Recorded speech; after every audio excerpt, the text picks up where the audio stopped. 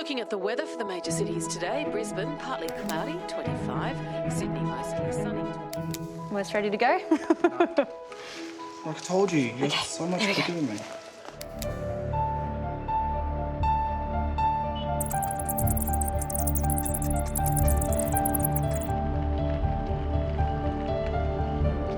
Okay, good morning everyone, and thanks for attending this briefing for today's warrant action.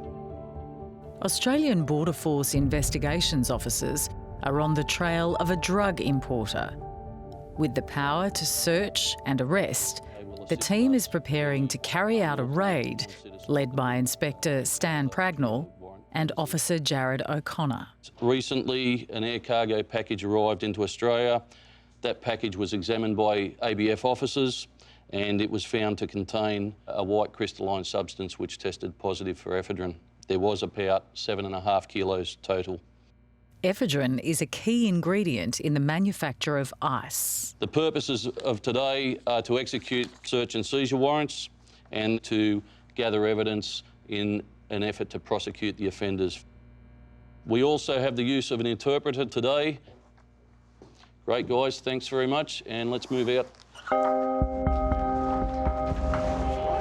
The best lead they have is the address listed on the intercepted parcel. However, the team believes there's a good chance that a false name may have been used by the criminals trying to import the ephedrine. Right, we're right to go. Let's hit it.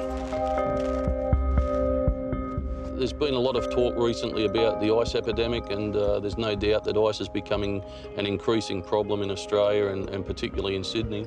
The way that ice comes about is through the manufacture using precursors such as ephedrine, and if we can get the ephedrine at the border before it gets into onto the streets, then we can hopefully prevent the ice from being manufactured, or at least minimise the amount that's being manufactured. 20 minutes, that's not too bad, we'll get there. Yeah. It'll be a very quick field briefing, and then once the field briefings, we'll move straight off. We should be still effecting entry pretty much on time.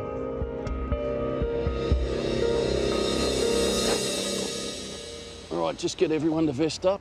8 officers attend the field briefing, Everybody ready?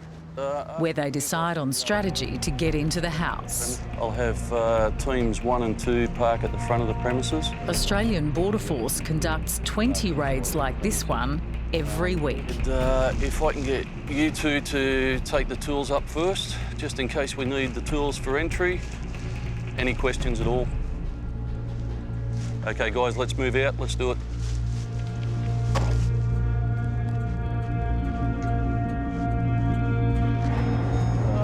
This one here. Door's open. It's a pen. Jared, just wait for tools. Yeah, I don't see the cars. Hey, Liz, we're just about to make entry now. Right. Australian Border Force search warrant. Search warrant, open the door. Australian Border Force, we have a warrant. Radio Sydney. Very heavy traffic already heading to the international airport. Heavy traffic, significant delays.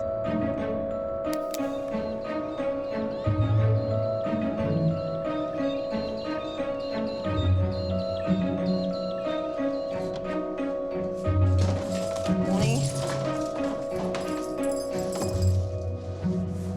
Started my career as a correctional officer at Mobilong 23 years ago, and I came up through the ranks. Please come a little closer to the camera. You know, I've done literally everything from drive the tractor to be the general manager and loads in between. Morning, how are you? Oh, good, thank you. That's the way. So the men at Mobilong are here for really the full suite of offences. Everything from driving offences through to armed robbery, all the sexual offences and murder. I have to be prepared to see the best and the worst in people, and I do. With 2/3 of Australian inmates reporting drug use before prison, Sandra is battling to stop the illegal trade inside Mobilong. Good morning, everyone. There's a couple of things that I want to do to speak about in relation to today's operations, and in particular around our searching operations and drug finds. Today we are going to be targeting 6 principal suspect prisoners suspected to be involved either in the supply or distribution of Suboxone within the prison at Mobilong. And those will be the subject of a major search operation that will be carried out today. One of the biggest problems we've got within Mobilong is Suboxone. Suboxone is a prescription drug and it's used as an opiate substitution therapy. It is addictive and it is highly problematic. And just to give you a bit of a snapshot, during April 2017, we recorded 66 incidents of all classes and types within our prison. 11 of those included Suboxone. 2 of these events included significant Suboxone fines. These 2 fines alone represent approximately $21,000 worth of value in prison dollars. What happens is that it is trafficked illegally into prisons, and the value of it goes through the roof. So typically what might be worth $5 in the community is worth about $1,000 in here. This was the mail fine that was found, so it's just a traditional express envelope, and it was actually under the tab. So Suboxone was under that. So I'll just leave that at that point. I won't be providing any information further to that. At this point, they don't know the details, and that's really critical to ensuring that the operation goes as we plan it to. If that information were to get out and be shared, it would basically undermine the whole thing. And thanks very much and have a good day. Thank you.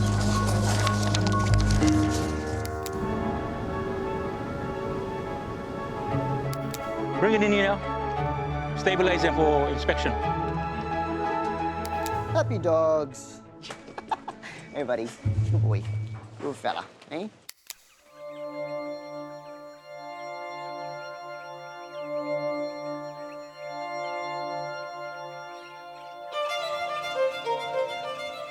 Other than some work and study things that took me away a couple of times to the United States, I've lived here ever since.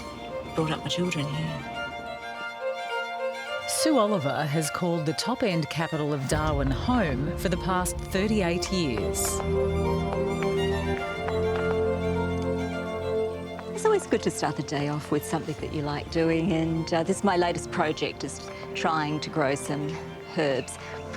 Looking not too bad at the moment, but we'll see whether I manage to keep them alive or not. I'm a judge, and I primarily sit in the Children's Court in Darwin. Dolly, with a wig that was a family wig. My first husband and I shared that wig when we were both young and doing matters in court, and I guess I just kept it for a long time, thinking maybe one of my children might become a barrister, but they haven't. We do have a Royal Commission happening here at the moment, and I think many of us welcomed the independent investigation of things which had caused us to have concern for a considerable period of time. In terms of day-to-day operation of the court, I don't think that it affects the way that I deal with matters, and it shouldn't. My job is to apply the law, and that is what the court is required to do.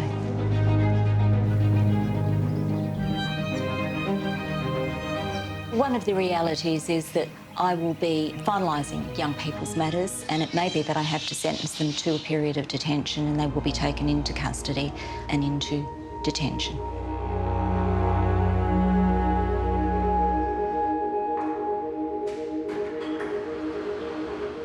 One of the cases Sue will be hearing today involves 17-year-old Teddy, who's being represented by legal aid lawyer Chrissy McConnell. He's charged with driving without displaying L plates and not being accompanied by a licensed driver. So what's the story? Why didn't you have L plates on the car? Why'd you have P plates instead? I don't know, because I never put them on. I told one of my mates that was in the back to put my plates up in the car, but They didn't do it. Yeah. It's your job to check that, hey? Yeah? No, I didn't know, because I'm feeling new to all this license thing. Okay. I'm just trying my best, you know. But what about having a licensed driver in the car? You know, you've got to have someone in the car with you. You did know that, didn't you? Yeah. Yeah? So what was the story with that? I don't know, I just forgot. Okay. I have a bad memory. So with this other one, Teddy, for driving without a licensed driver in the car, I understand that you're saying you're pleading not guilty to this one.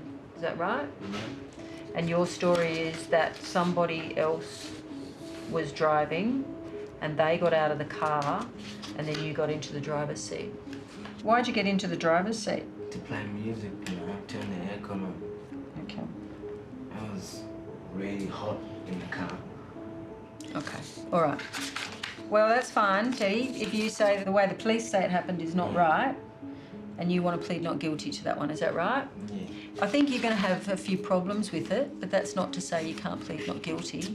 Anyway, that's okay. What we'll do is tell the judge that you're pleading not guilty to this one, and we'll have to get a hearing for that one. Okay? You know what a hearing is? Where you plead not guilty and the witnesses come along and they tell their story. And then the judge I've got to come back to court again. You will have to come back to court for this one, yeah, if you're pleading. I want to finish everything. Well, then if you want to finish it, the only way you can finish it today is pleading guilty to it. And if you plead guilty I don't want to lose my license because I just got it again. Yeah, I know. But look, it's up to you, Teddy. We can finish these today, but if we do, you're going to have to plead guilty to them and you have to agree that this is a true story. Okay.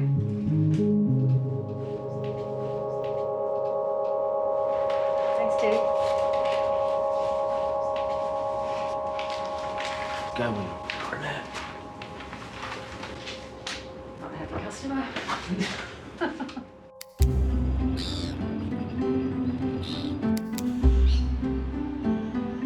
They must spend hours packing these.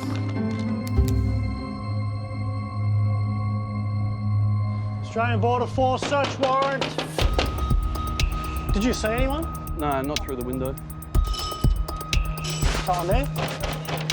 Yeah, we're too busy. Lights on, stand. Australian Border Force, open the door. Open the door, we have a warrant.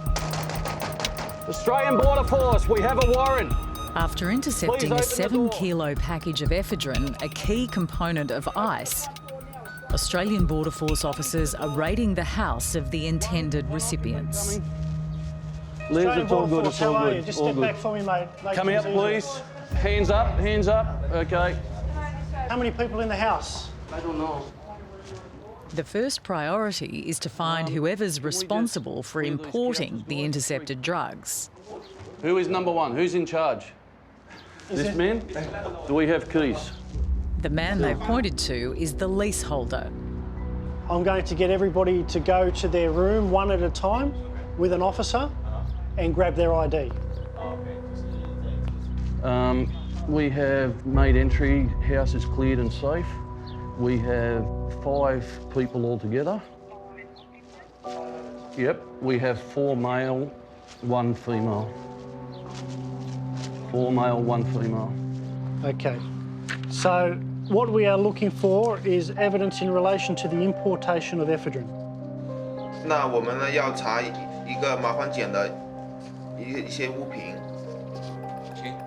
Our officers are going to start searching. 然后呢，我们的那个人员就会开始搜查。 Could be someone under the bed for all we know. So he rents it to all of these guys. Well, he's a principal occupant. We also have some compliance officers here today, and they're going to check everybody's immigration status. Everybody on a good visa? Any expired visas here? Sir, how do you spell your surname? Oh, you got your ID? Oh, okay, no problem. Thank you. The documents are valid, but further questioning reveals that 2 of the tenants who sublet a room have left the country. Okay, yeah. Where are they? 他们现在在哪里？中国 China。 Oh, they're in China. It's just the other two, I mean, they left 10 days ago. They're only going for a week. It's a bit suspicious. It's about the 24th. Okay, all good. If they were here to collect them. Well, I mean, I can understand it doesn't show up. They got spooked and they took it. Just as the team suspected, it appears the drug importers have used a false name to address the parcel of ephedrine. Yeah. What I recommend you do in future, though, is properly document your tenants with proper ID. Okay. Because if they do something wrong, you need to know who they are so you can report it. Thank you. Take care.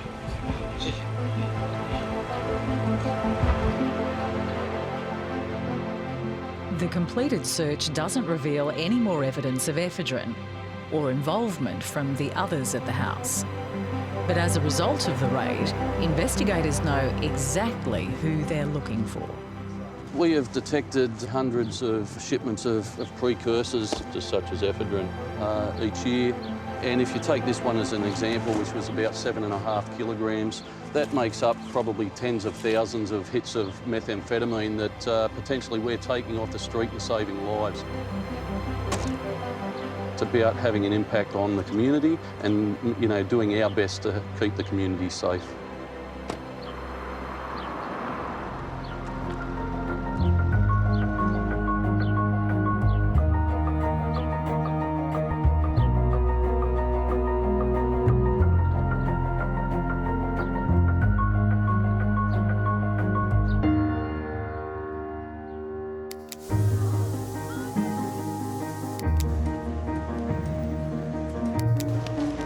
Hey, little bull coming out of her.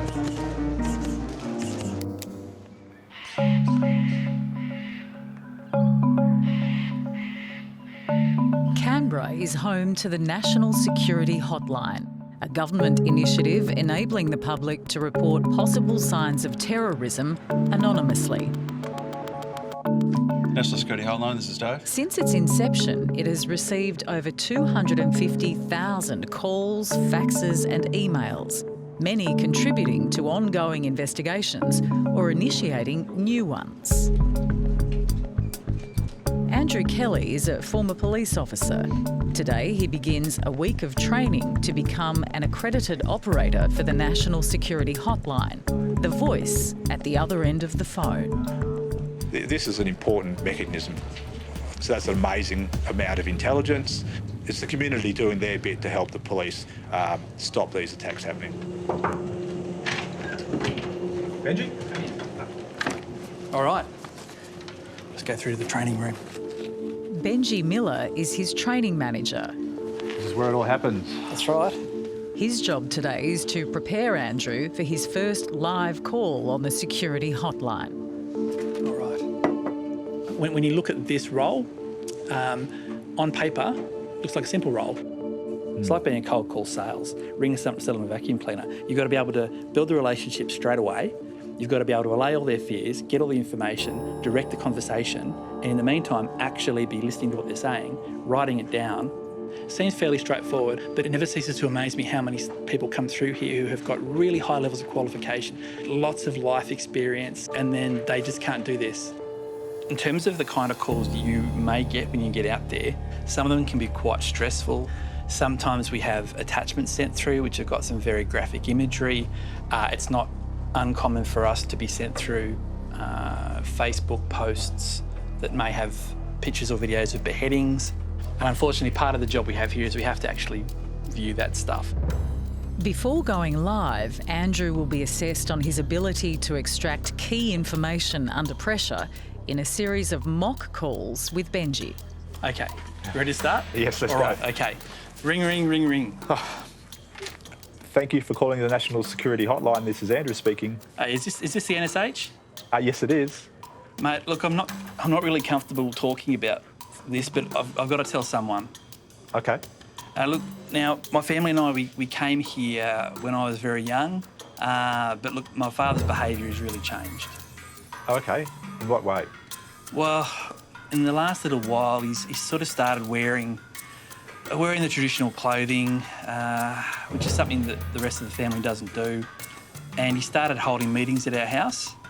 He's also grown the traditional beard, so like he's never done that before. And so I'm a bit concerned about where he's going and what's happening. Do you want to tell me your details? You can remain anonymous if you like. Calls to the security hotline are confidential, and callers have the right to remain anonymous. Yeah. Has he said anything hateful or angry or made any threats? Or? Oh no, there was a scene. There was a scene at our mosque. With the first mock call, we make it very generic on purpose so that it can stay very much fictional in their mind. Does he have any weapons or anything, any guns or anything? Have you seen anything like that? Not that I'm aware of. What can be hard for people is thinking on their feet and being able to ask questions while they're writing down answers. So I'm getting to a point where I'm running out of questions there. I guess when you're under pressure, you kind of forget. It seems logical, but yeah, you just. Well, once you do this enough, you'll start to have key phrases that you'll just be prompting yourself. It'll become a natural narrative for you. Okay. So, feedback time. Okay, right. how'd I go? So, which country did I come from? Yeah, okay. I made a big assumption, somewhere in the Middle East, but... Correct. Don't assume anything. So ask the question. So whenever anybody deals with travel, coming from somewhere, going to somewhere, always get as much detail as you can. It was surprisingly real, yeah. It felt like I was in a real situation. I know that's ridiculous, it wasn't real, and Benji's right there, and I know he's the trainer. You feel like you're under pressure, you're under the pump, and it was hard. It's not easy by any means, but the more you do this, the better you'll get at it, Practice, for sure. Yeah.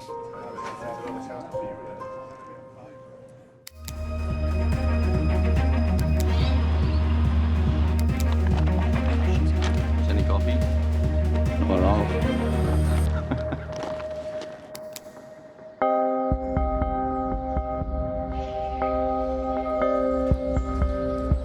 At Mobilong Prison, staff have identified a possible drug ring. In a few hours, they will raid the cells of the suspected inmates. We're looking for Suboxone. That's what we're after. We believe it's in there, we believe we've got the right targets, and we're after it. Morning, how are you? In this environment, a badly timed raid could trigger a riot. So for the next few hours, it's business as usual. Mobilong is a low to medium security prison, 2 inmates per guard. Through good behaviour, prisoners earn the right to work.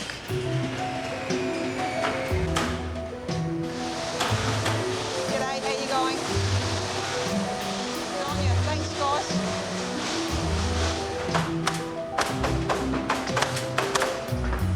This is called the assembly workshop. At the moment, we're doing pallets, concrete sleeper production. We've got the e-cycle or e-waste, so the recycling of TVs and other electronics. We've got the kindling production and bagging.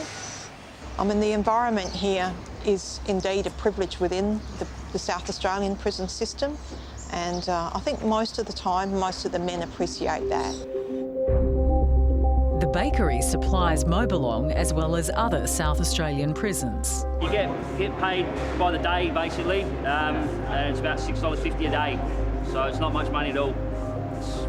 You get about $40 a week for 7 days labour, because you only get $12 a week if you don't work, so you work, at least you've got money to make phone calls to your family and stuff like that, Makes it easier.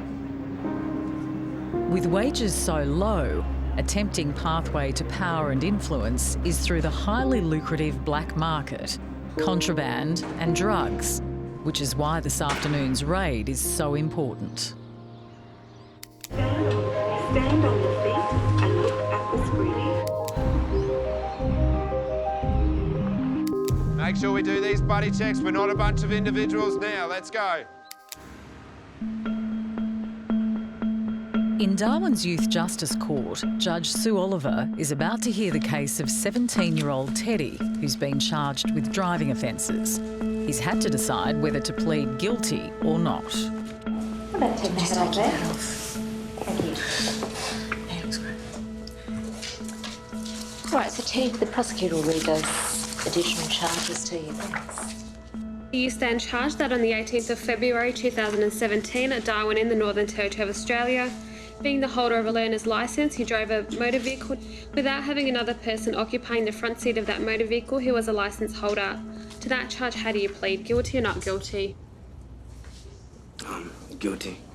And further, on the same date at the same place, you drove a motor vehicle whilst being the holder of a learner's licence and occupying the driver's seat of that motor vehicle, did not display L plates as required. To that charge, how do you plead? Guilty or not guilty? Guilty. Your Honour will see from his prior history that he has been before the courts for very serious matters in the past, including driving dangerously, for example, as an unlicensed driver, and also for unlawful use motor vehicle type charges. There's been a significant de-escalation, Your Honour, in the offending that Teddy has involved himself in. But he hasn't been in trouble for quite a while, has he? No, he was before the court in September last year for breaching a youth court order, but actual substantive offending there hasn't been for quite some time. Almost a year, 11 months. Yes, and that is one thing he did say to me today, is he just doesn't want to come back here again. He really wants this to be it. He wants it to be over today. And he worries, Your Honour, about having placed himself in a position where he could be vulnerable to losing his licence. So he has reflected on his offending and his poor choices with respect to these matters. Yes. These are matters, of course, that are ordinarily dealt with by way of fines. Teddy doesn't receive any allowance, any government allowance. Not be eligible for youth allowance, wouldn't he? Nah, I was on it, but ever since I got cut off like last year, I haven't been on it. Okay. Well, maybe it's time to go back and talk to them again. Nah, because I'm relaxing, like... Rather get a job? Yeah. I'd rather you got a job as well. The thing is, people get killed. Yeah. In vehicles. So you're the person who's in charge of it when you're driving. You're the person who's got responsibility for keeping yourself, people in your car safe, and keeping other people on the road safe. Teddy really sounds like somebody who needs some help. I'm just wondering whether there's some agencies who might be able to give you a hand just to, you know, find the right place to go to get where you want to be. No, I know what I'm doing. It's difficult.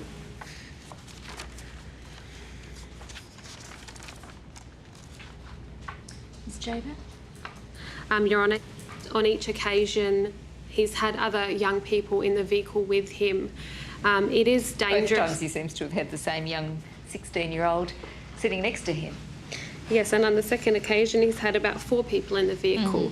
However, he does have a history in relation to traffic as well, of driving unlicensed and unlawful use of a motor vehicle. However, he has made a positive step in obtaining his learned licence, and he should be congratulated for that. In my submission, Your Honour, I think the appropriate sentence may be a short good behaviour order to show the court that he has prospects of staying out of the trouble and obeying by the orders of the court.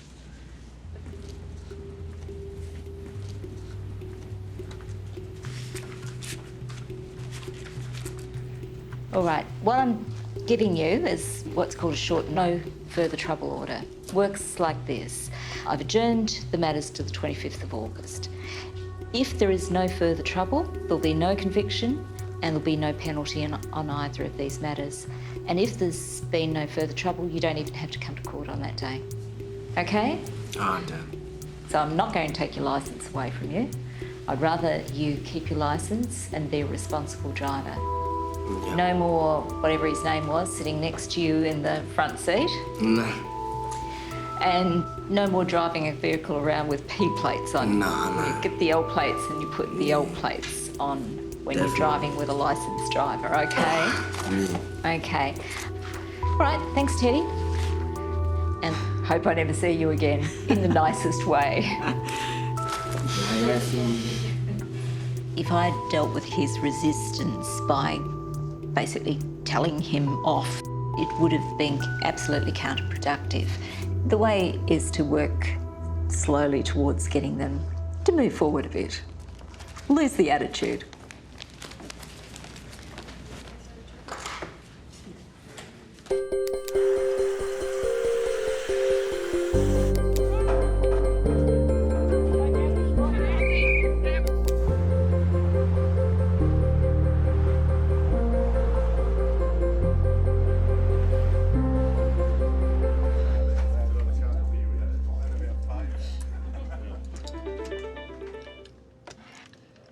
Thank you for calling the National Security Hotline. This is Andrew speaking. Mate, you've got to send some police around the Belconnen Mall. Belconnen Mall, what's happening at Belconnen Mall? Mate, around the side where the bus stop is. Could you tell me who I'm talking to, please? Yeah, my name's D'Angelo. What did you see? What have you seen? I told you, mate, it's a bag. Yeah, what's the bag look like, D'Angelo? Like black, big black bag. Okay, and you're obviously concerned, D'Angelo, about this bag. Why are you concerned? It's just sitting there. No one's anywhere near it. It's just sitting there. It could be a bomb, could be anything. It's been there. I got the hell out of there. What's your address? What do you need my address for? Just for my records, D'Angelo. We can treat it confidentially, and if you don't. At the National Security Hotline, Andrew is being put through a series of phone call scenarios by training manager Benji. Side of it. Yeah. Was anyone else around? Did you see anyone? Mate, it's Belconnen Mall. There's people everywhere. People everywhere. Coming from a police background, Andrew is hoping to join the hotline surge team, who handle any excess calls during a major incident. Right. What did you do then? How long ago was this? When did you see it? Oh, about 10 minutes ago. Are you going to send some police around, mate? Yeah. No, I'm just notifying my supervisor now, so they're listening. They're overhearing my call, so we can make a call to Belconnen Police. Okay, good. And this is suspicious, mate. You got to get the police there. Yeah, no worries at all. But yeah, don't get too close. You're doing the right thing, and I'll let the police know, and they can come and talk to you about it. All right, thanks, mate. Thanks, D'Angelo. Bye. That one was tougher. I was a little bit flustered, to be honest. I was panicking. There's a bag. I know there's probably nothing in the bag. It's probably not a bomb. It's probably not going to blow up. And this is not a real one. So I imagine if it was real. Hey, how you going? I'm good. How are you? A little bit flustered after that one. That was harder. Yeah. Yeah. Well, we intentionally try to make at least one or two of them a bit more aggressive, a little bit more. It's very confronting. Some people won't be rude, but they'll be short. Yeah. It's like, I'm ringing to tell you this is happening. You got to deal with it. Goodbye. You asked all the right questions. You remain calm. Even if you were flapped by the whole process, you didn't show it in the way you came across. And I was really, really happy with how you kept it together. Oh, good. There you go. You're learning when you don't realise it, maybe. So go ahead and write that call up, draft it up, I'll have a look at it, we'll discuss it, and then we'll see when you feel like you're ready to go and take a real one. I certainly have an appreciation of the hotline operators and what they do and what they have to put up with. It's an important responsibility that I have, and that I really need to focus on the caller and on what I'm doing, and I want to not be one of those people who don't make the grade. Come on! Put some effort into it! Get that strike happening! This is not just a problem about narcotics and solving it with police resources. We need the resources of all our partners.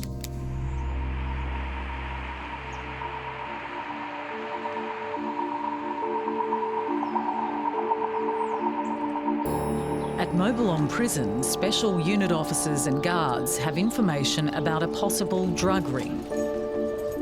They're about to raid the cells of the suspected inmates. Today we'll be targeting 6 of the principal subjects that reside in Light Unit, and that'll be the focus of our search. The method that we'll be using is that as a group we'll be accessing Light Unit by stealth and access the 5 targeted cells simultaneously. Okay, get your gear together, out the front, form up in a group, check your keys, check for rattling gear.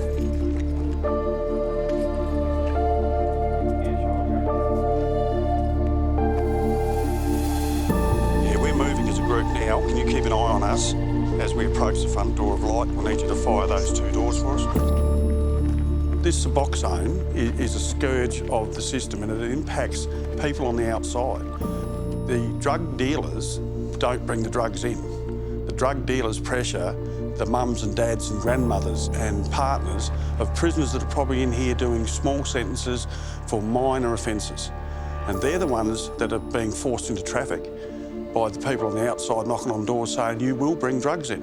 And if you don't, your partner, loved one in here will pay a penalty. Beautiful. Let's do the lines.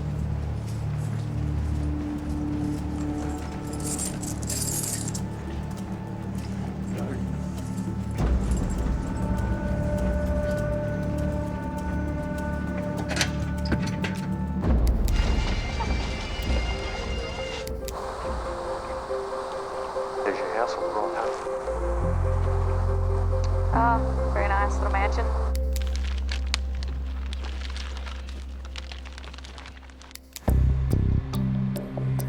You remember your rules on your bail, don't you? Yeah. Okay. Was he refused bail last night? Do we know? As Judge Oliver continues to get through the day's long court list, I'll change his good behaviour bond. Aboriginal legal aid lawyer Crystal Triggs consults with a 20-year-old defendant who, under mandatory sentencing laws, is facing jail time.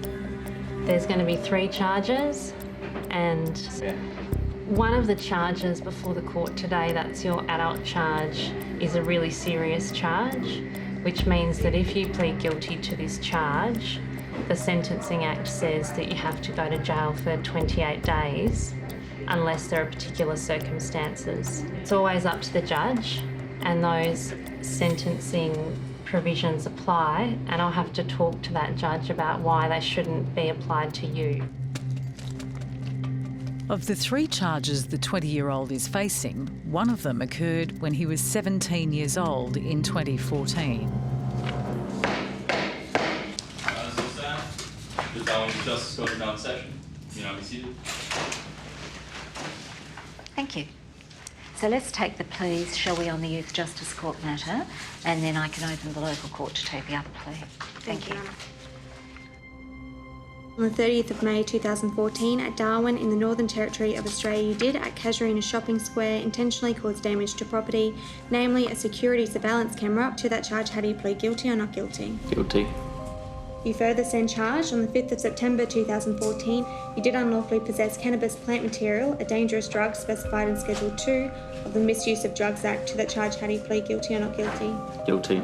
You further stand charged the same day, the same place, unlawfully supply a dangerous drug, namely cannabis, specified Schedule 2, and the dangerous drug was supplied to a person in an Indigenous community. To that charge, how do you plead guilty or not guilty? Guilty. The 20-year-old has pleaded guilty to all charges, including the serious adult charge carrying mandatory jail time. Unless his lawyer can convince Judge Oliver there are special circumstances, he's going to jail. Ms. Triggs. Your Honour, I might start by just outlining some background information about my client. He does describe that he had a rough childhood. He said it was pretty bad. He said it wasn't his parents' fault, but his mum had a lot of exes that were very abusive, and he was exposed to domestic violence for a number of years as a young person. And he said no kid should be exposed to that at such a young age. He also said there was a toll on the family of people passing away, and he said it affected their family badly. Every year of his life, a family member has passed away, and it's had a big impact upon them. Your Honour, I have some material to hand to you that I might hand in a bundle. There's 2 certificates of attainment. There's a photograph of my client playing football. Which one are you in the photo? This? I'm the one that's taking the hanger on top of the bloke. This one? Yeah. Right. He instructs that he started playing football when he was 11, and football's a big part of their family. He started in WA and he moved to Melbourne, and that's when he really kicked off his career and he started getting paid for football. He now has an opportunity to play for VFL in Victoria. Oh, that's impressive. And he said they're waiting for him to hurry up and come down, and he's waiting to finalise these court matters, which he's been very anxious about.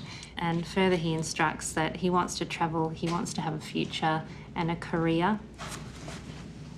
I'll address his youth file. In relation to the charge of criminal damage, it occurred on the 30th of May 2014. He said he was with his friend pulled down the camera, he high-fived it. It's the sort of kind of slightly thoughtless thing that young people do, high-fiving a camera. Yes, Your Honour. So, Your Honour, the seriousness of Count 2, the supply cannabis, is reflected in the legislation, which does impose a mandatory sentence of imprisonment.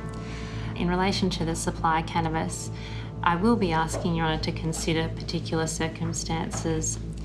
He fully acknowledges he's made those mistakes, and the serious nature of this matter has really weighed him down, and he has been very despairing about coming to court and dealing with this matter, and he understands he is in Your Honour's hands. Thank you.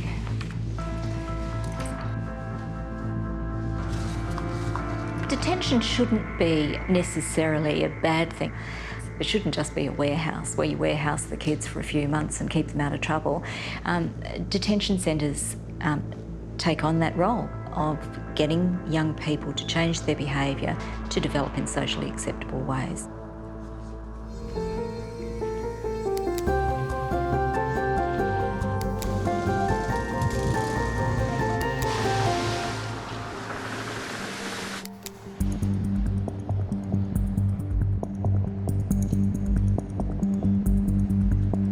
At the National Security Hotline, where the public phones in tip-offs about suspicious behaviour, trainee Andrew is about to face his first real call.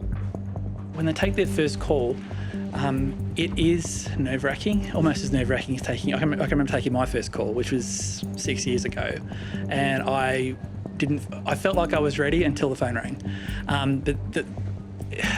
You really want to give them everything they can have to succeed, knowing full well that you can't predict the call that's coming in. So it's a real unknown. You look the part? Thanks. Looks good. Right. Yeah.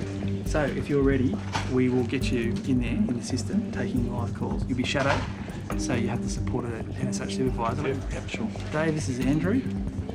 Andrew. Happy? Yeah. All right. Get into it, I guess. All right. Best of luck to you, mate. Thanks, Benji, for all that. Yeah. See how it all goes. Yeah, hopefully I won't let you down. The best thing we can do is being here with them, so being able to shadow their first few calls. You've given them all you can give them, you've prepared them as best you can, and now they fly or they don't, and you see what happens.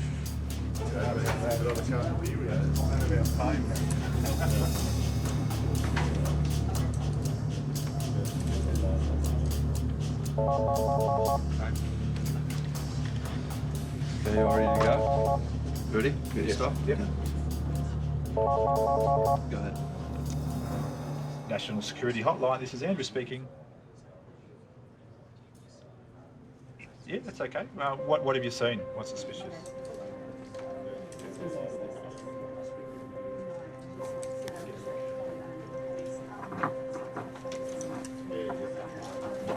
It's exciting, vicarious sort of experience.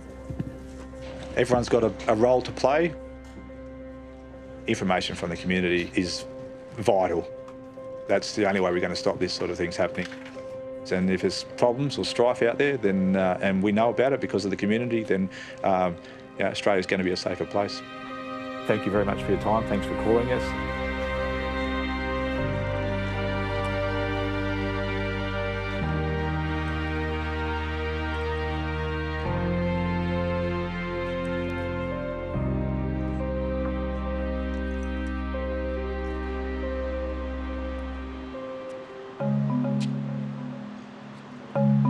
In the Darwin Youth Justice Court, the 20-year-old defendant has pleaded guilty to 3 offences. Your Honour, in relation to the charges, one of the charges is quite serious. It is supply drugs, namely cannabis, in an Indigenous community. And Your Honour, I'm sure, is quite aware of the effect of cannabis in Indigenous communities. Mm-hmm. Thanks. Thank you. He now faces a mandatory jail sentence. But Judge Oliver can exercise her power of discretion if she's convinced there are particular circumstances in his case. Kind of reckless sort of behaviour that young people, particularly perhaps young men, sometimes engage in. Just not really kind of thinking through exactly what you're doing when your mate grabs the camera and you decide to high-five it, and it's caused considerable damage. Other charges as an adult, of course, are much more serious. You've participated in a deal exchanging a small amount of cannabis for a carton of beer. Neither of those things are particularly good things to be doing, but they're certainly not in the high range of drug offending. Yep. So, let's deal with these matters and get them finalised. So on count 1 on the youth file, there'll be no conviction and discharge without any penalty. For the adult offending on counts 1 and 2, I do accept there are particular circumstances. He is an impressive young man. This is out of character offending, in my view. He's also only just into adulthood when this occurred. So again, there'll be no conviction recorded on those charges and he will be released. You are an impressive young man. You have, set about getting all sorts of qualifications. You've got this opportunity to play VFL. So Yeah. You're an impressive young man. Half the young people I saw was as good as that. There'd be no need for me. All right? Yep. You don't have to sign anything. That finalises your matters, so you're free to go. Thank you. Good luck with your future. Okay, thank you. Yeah. Thank you. Thank you. It's very important that judges have discretion in sentencing. No one person is the same, no set of offences is the same. So the idea that a particular sort of offence should attract a particular sort of penalty really is absolutely at the antithesis of a just system. That concludes all the matters we have for today. Thank you. A lot of the young people that we see, nobody has ever told them one good thing that they have done.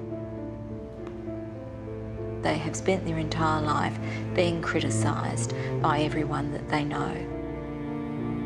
And so to be able to say a positive thing about them and their behaviour can have a really significant impact on them. And I see that. But I hope each day that I've made a small difference to what might happen to other people in the future and that I've made some small difference to the lives of the young people that I've dealt with today.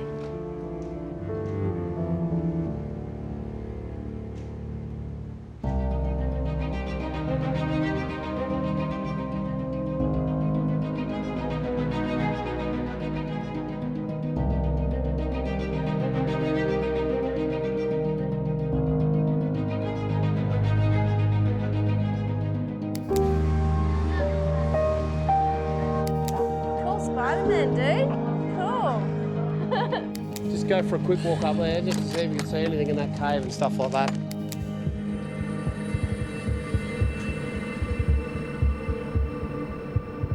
At Mobilong Prison, special unit officers and guards are acting on intelligence of a drug ring.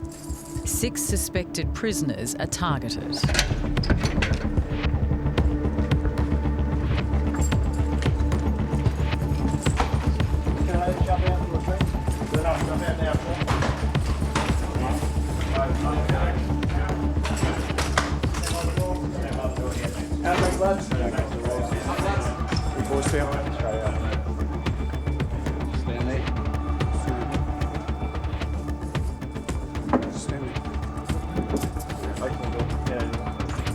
We go in quiet, very quiet, do not raise voices.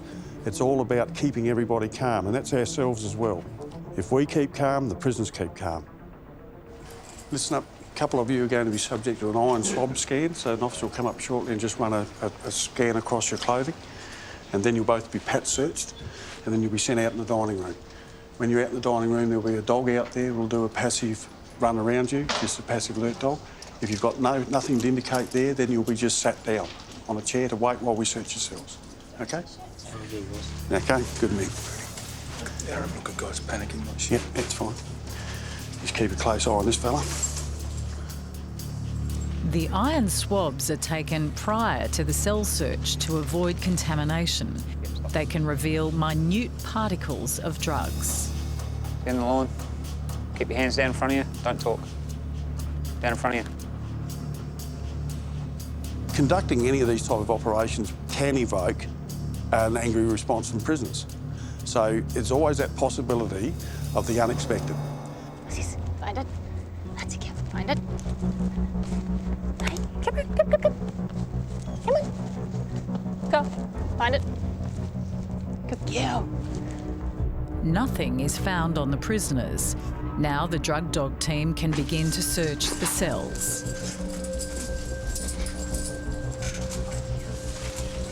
Go, come here. One side. Good dog. That's a girl. Find it.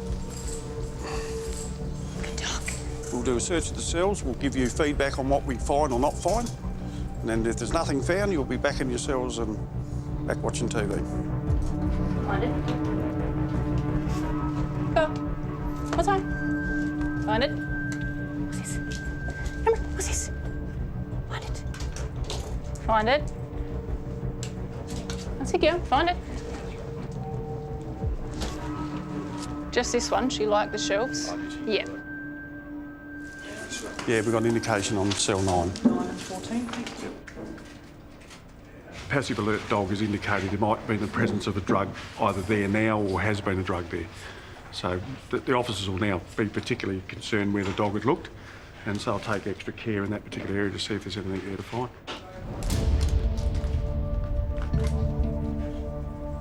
These people have got lots of time and very inventive in where they can hide stuff, and just a sealed drink can't be taken for granted. And when we're talking about Suboxone, it can be hidden in the crack of a piece of timber. And if you know where it is and no one else does, it's going to be a hard thing to find.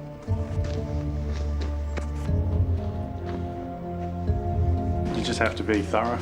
That's all you have to do. Just be thorough and be careful. Search scenes, search pockets, leg cuffs. So far, no drugs, but suspicions are raised by the relative affluence of Cell 9. It's a nice clean cell. Yeah, it is a nice clean cell, which is a fair indication, isn't it, that we've got it pretty right. The other indication is that all these clothes are brand new, so someone's looking up. Yeah. You just don't get that. Yeah. I mean, this is two guys at the beginning stage of their sentence, and look at the state of the new clothing and the amount of gear that they've got in there for two guys. Yeah, already. This brand new towel, brand new gear. Trading. Yep. Yeah, they've got uniforms, Bernie. Yeah. We're on the track. Yeah. And this one, the lad was particularly nervous when we cracked the cell. Yeah, he was indeed. He was indeed, yeah. The suspected prisoners are led back to their cells. What's it, we 1810 still? The next step is to test the swabs that were taken. Okay, these are prisoner swabs taken off individual prisoners, as well as the desk swabs.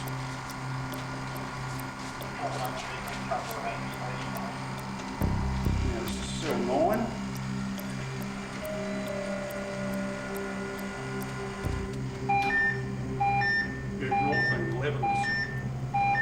Buprenorphine is the primary active ingredient in Suboxone. We've got a positive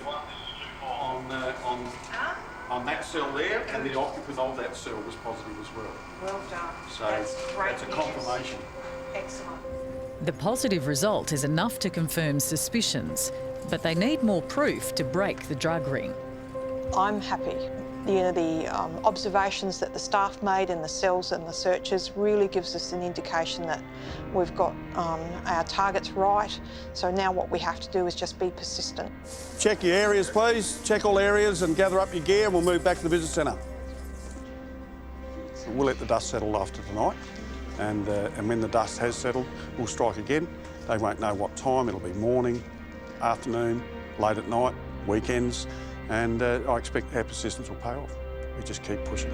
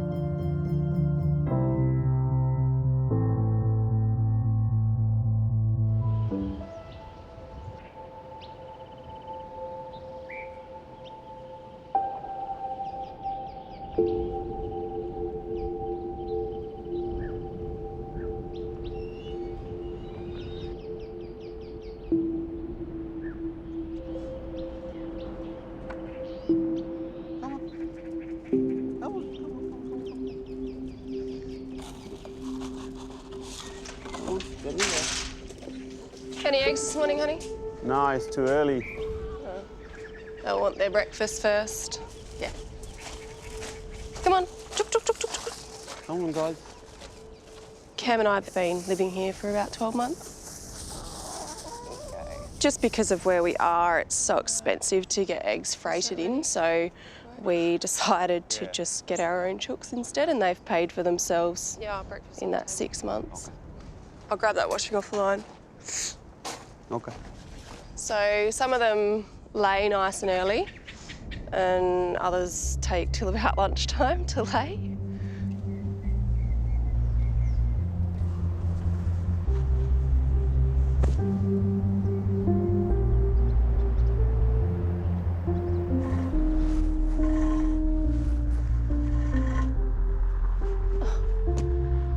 It doesn't want to play the game. Right, so what are you going on today? Oh, pretty much nothing. We just do a normal business. Right. Cam and I have been married for, about 2.5 years. Well, the other two blokes are already out on the road. Yep. So if you need a hand, make sure you call them. We have the same thought process, and we're on the same wavelength. You know how to do your business better than anyone else, so just do it. Okay. There are lots of policing couples, and some of them just don't have that sort of level of cohesion, I suppose, at work.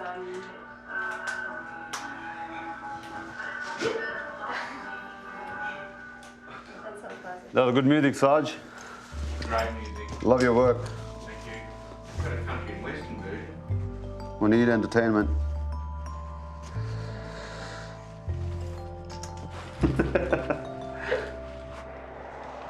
All right, so I'll see you a bit later. Yeah, mate. See ya. See you. The work out here is very different from what I was used to before in the city. It's very proactive what we do out on the highway. We create our own work.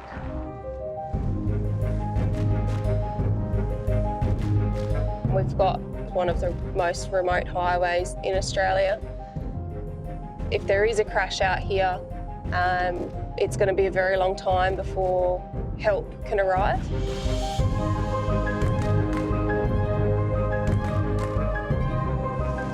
Eucla is one of the most remote police stations in Western Australia.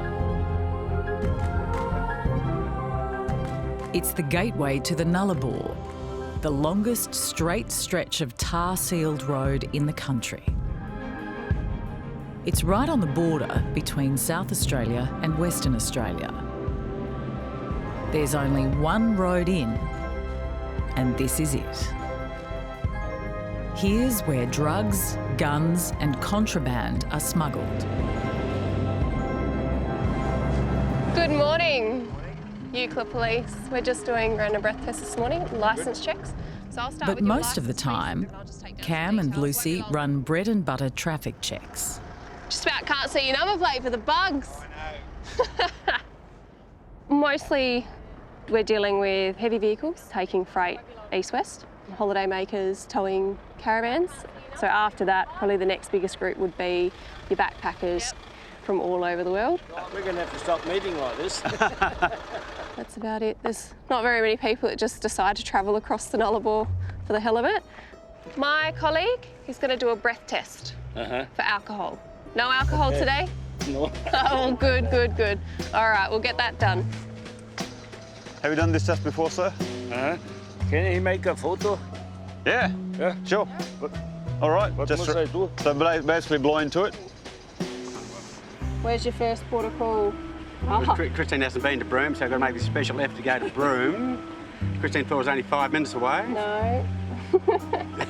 Up the other end of the state. Yeah. We've got the biggest state in It the must country. be. I'm going to give Christine one of those maps of Australia so she knows where she is. Yeah.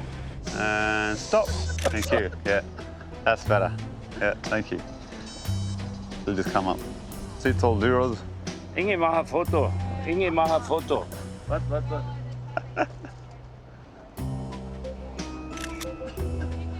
It's okay. Yeah.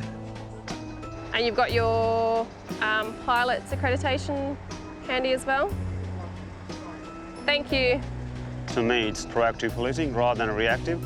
So we're just trying our best to basically stop it before it happens. Oh, that was a good stop.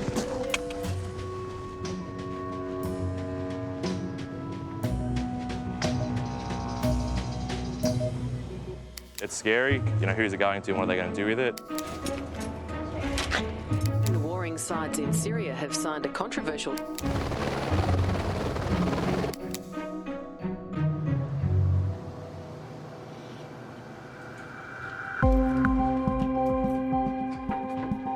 Acting Sergeant Mick Finlay is preparing to lead a series of raids with the Southwestern Sydney Region Enforcement Squad.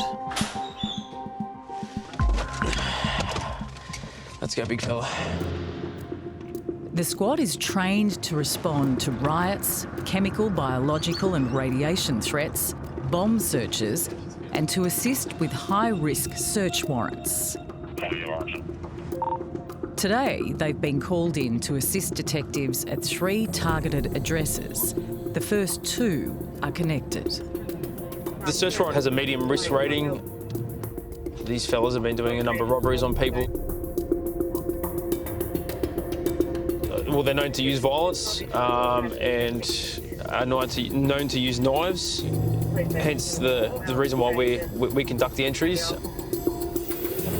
Mick's enforcement squad is briefed on the possible dangers by the investigating detectives. And these were 3 offenders of 5 involved in a robbery in company and steal from motor vehicle and subsequent frauds. The first search warrant will be at the family home of one of the suspects, an 18-year-old male. There's a bit of a domestic issue a while ago where our offender punched holes in the wall and he's got a history for robbery, custody of a knife, fray, assault. He's got a temper problem. It looks like there's quite a few people that live there. There'll be little kids, there'll be cousins. It's going to be the first search warrant at the addresses, so it's going to be a bit of a shock for the families. We've handled these sort of matters before where there's multiple people in the house. We'll go in, we'll clear the house, and then once it's all cleared and safe, I'll come and get you guys and we'll roll on to the next one. Well, that's all for us. Yeah, we're right to go.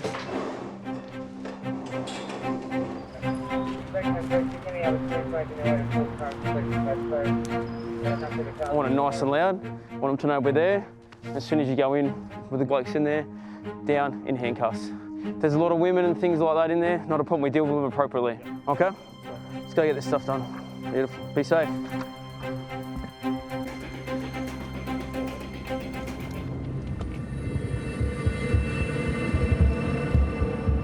Robbery rates in Australia have been declining since the year 2000. Go in now. Yet around 71,000 people are still victim to at least one robbery each year. We're turning onto the target street.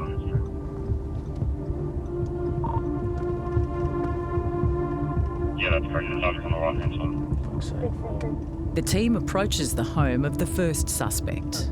Go quick. Go. Come on, nice and quick, nice and quick. That's all right. Come on, get it sorted. Get it sorted. Come on, boys.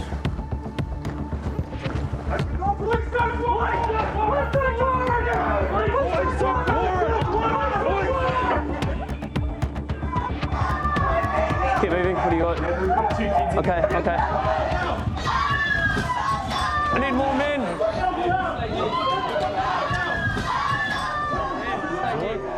A woman, unaware of what is happening, arrives at the property. She's the mother of 2 small children still inside.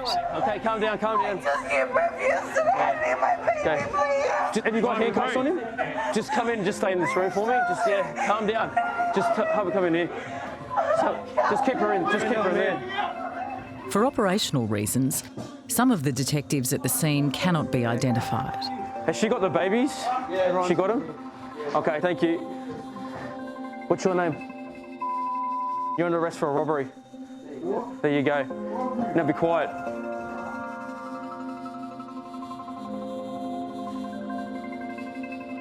Mate, it's clear, but the babies are safe. We've got the offender in custody. He's quite very violent, so we've taken him down and effected the arrest. He's highly agitated, so we're just keeping him in handcuffs. Yeah, he's aggressive at the moment. Robbery in company involves 2 or more offenders. It carries up to 20 years imprisonment in New South Wales. If you want to grab them and take them. Now they have the 18-year-old in custody. There are 2 juveniles to arrest on related charges. Just get your kit back on, boys, because we're rolling over the next one. We're just taking the handcuffs off. That's the next job for Mick and the team. So it was good work today by the detectives. We've got one off the street and we've got another couple to go. Yeah, serious offences, doing some serious stuff, hurting people, so it's a good job. Okay? Okay, let's roll.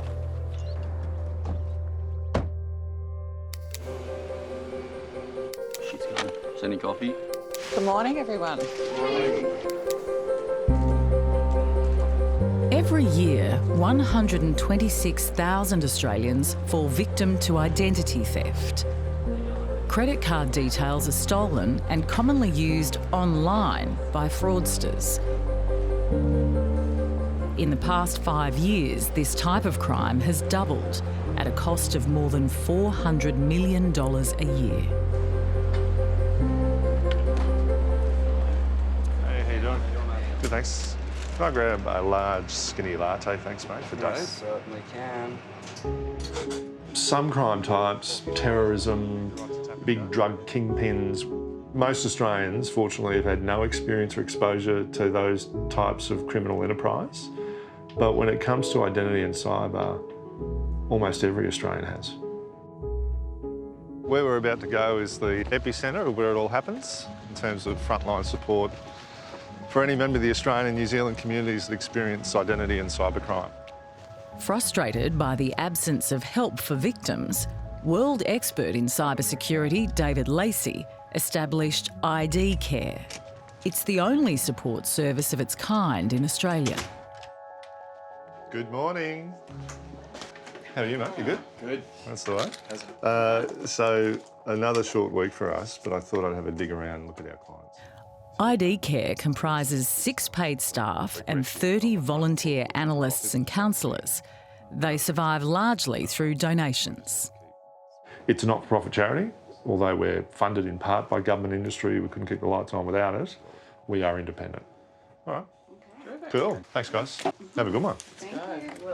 With hundreds of calls coming in each week to this small office, the caseload is overwhelming. Good morning, ID Care. This is Suli. Oh, hi.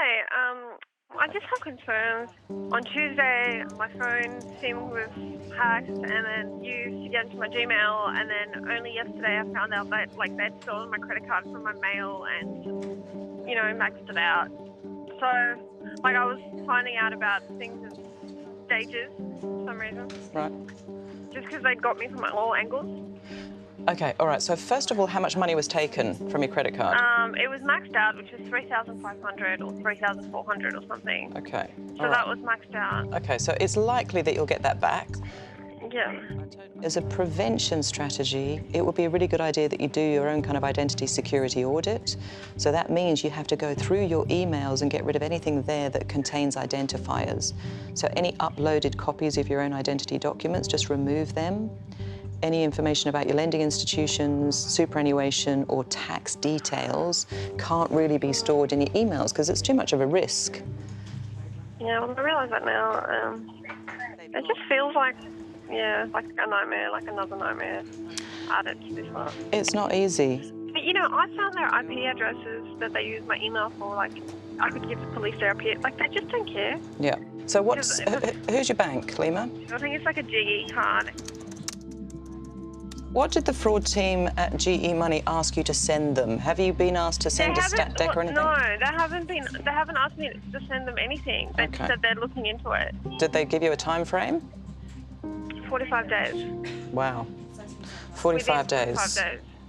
They said it takes up to 45 days, so I don't know. Okay, all right. Normal from other people I've spoken to. All right, I'll give them a call and just find out whether there are any other procedures that you need to be doing. I don't have the energy to push any more people. I know. The Territory Government is wasting millions of dollars on police services without results in remote areas. I love Snapchat, but I also know the dangers associated with it. One of the fastest growing areas of crime in Australia is child exploitation. Every 9 minutes, a web page is viewed showing a child being sexually abused. At least 750,000 child predators are active online.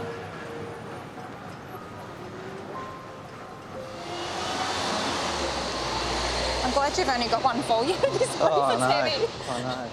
The Joint Anti-Child Exploitation Team is a partnership between the Australian Federal Police and Victoria Police. For a little job, there's a lot of paperwork. Together, they investigate some of Australia's most secretive and prevalent crimes. We investigate online offences against children, child exploitation, grooming offences, people uploading, downloading child pornography, and also with an international element, so Australian offenders travelling overseas to sexually abuse children. Leading Senior Constable Jane Walsh Matt, are you right to come over to the computer now? is about to show Detective Senior Constable Matt Lee examples of child porn. Matt will gradually be exposed to confronting material he'll need to view as a member of the team. All right, so what we'll do today is just the second part of your exposure. Yep. You're feeling okay to go ahead with that? Yep. So viewing the videos isn't easy, but Matt needs to be able to do that to perform his duties in this team, and it's a substantial part of our job. And people find the videos a little bit more confronting. When you're actually viewing them, it's best just to either view the video or listen to the sound. Okay. Don't do it together. Yeah, don't put it together. Matt must learn to classify material, which escalates in severity from Category 1 to Category 5. So when we're looking at it at this stage, it's a Category 1. Mm-hmm. So that's now gone up a further level because of the act that's being performed. Yeah. To some members, there has been a cost of doing this work. I've seen members that just cannot do this work any longer. Some of them cannot police any longer. If any of it plays on you or you've got any worries, just let me know. Absolutely. Okay, so Thank you. all right. Officers exposed to this material receive counselling. At each stage of exposure, they can choose to discontinue as a member of the team. I'll take this home and absorb it all and see how it goes, and then if I'm all good, I'll go to the next stage. And the common misconception is that your child sex offender is the bloke in the dark alley who's wearing a trench coat. The fact of the matter is the majority of the offending is conducted by family members or close friends. So it's trusted adults that are offending against these kids, so these kids the behaviour just becomes the norm, and we've got to come in and break the cycle, because otherwise, you know, they just keep getting harmed.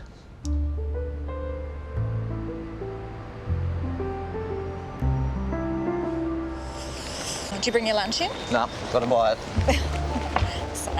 I feel that I've been able to manage myself well. I have a lot of friends that are outside the police force, so speaking to them I realise that not everyone in the world is like this. Not every child is being abused. And I think looking after yourself first. And have you got much planned for the weekend? The best thing for me is speaking to other colleagues because they understand, and talking about what I saw today was really crap. And we all understand that not every day is a good day, and that some images are very difficult to view.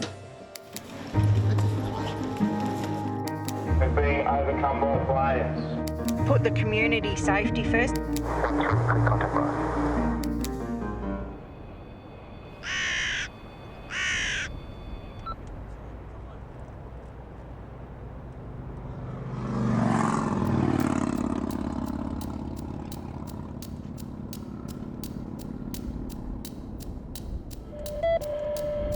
Towing? Yep. We'll be stopping him. So we've just detected a dark four-wheel drive travelling at 117 kilometres an hour. This vehicle is towing a enclosed trailer, and of course the speed limit when you're towing anything out here is 100 kilometres an hour, so we'll have a chat with him or her. Good afternoon, ma'am. How are you? Good, thank you. This is Euclid Police. Have you got a driving licence handy, please? No. Have you got a valid licence? Anything? No. Okay, when you say that you don't have a licence, you're suspended or? I just don't have a licence. You've never held a licence? No, not Australian, no. Okay. All right. All right, Give it back to you. You just hold here a moment. I'm just going to have to make some checks. Yeah. Okay. I hope that somebody else in the vehicle's got a licence, because otherwise it's going to be a bit of a bother for them. They're not going to have a way of leaving here. Well, not legally anyway. Oh, yeah, that's good. So, one of them does have a licence. Happy days. But not for her. She'll end up with a court suspension. Also, it'll incur a fine as well. So, and she's been charged with that offence several times. Okay. You will be charged for the offence of no authority to drive, never held today. Yeah. All right. I'll go get that paperwork started for. So you just gone for a leak. Oh, maybe not there, mate. A bit further up, where we can't see you. Otherwise, you get done for disorderly. Yeah. Processing court offenders usually takes place in police stations. But here on the Nullarbor, hours from base, it'd take the police out of action for too long. In our vehicles, we have the ability to take people's fingerprints, photograph and DNA.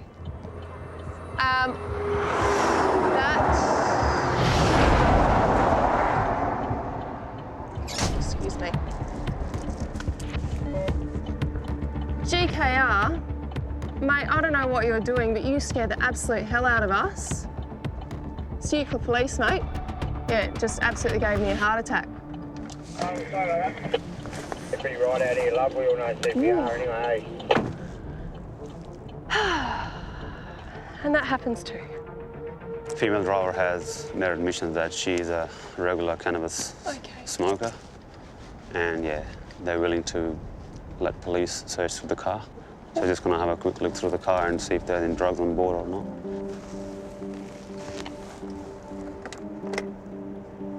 We are also looking for people with arrest warrants, people that are conveying drugs, weapons. So with the unlicensed firearms, they are coming across the border. We had one late last year, and that was actually a homemade firearm. So things like that are quite sobering. Searches like these have nabbed some big hauls. 2 years ago, a routine stop uncovered 42 kilograms of cannabis. But today, there's nothing of interest to Cam. Okay, this is the easy bit. So just like you see in the movies, it goes straight underneath the chin. Had it been an arrestable offence, the offender would have to be taken to Kalgoorlie, 900 kilometres away. Perfect, thank you. UCLA doesn't have the staff to keep a 24-hour watch on prisoners. So we'll start with your right thumb. Yep, that's the one. Okay, so I'm just going to roll it. There's nothing else we need, Cam? No. Get yourself a licence. Yeah. All right. Okay, so your partner's going to drive now because his licence is fine. Okay, wonderful. Drive safe.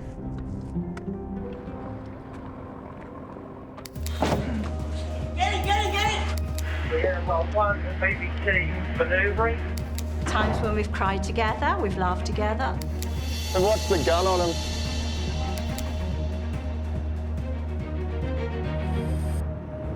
The Region Enforcement Squad is about to conduct its second raid for the day. Yeah, it's all right. It's all right. Just take your time, get out. Make sure everyone's out before you walk up.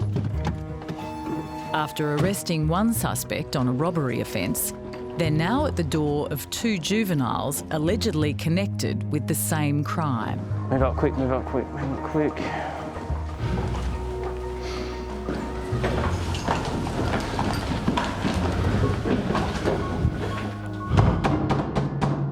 Police search warrant! Open the door!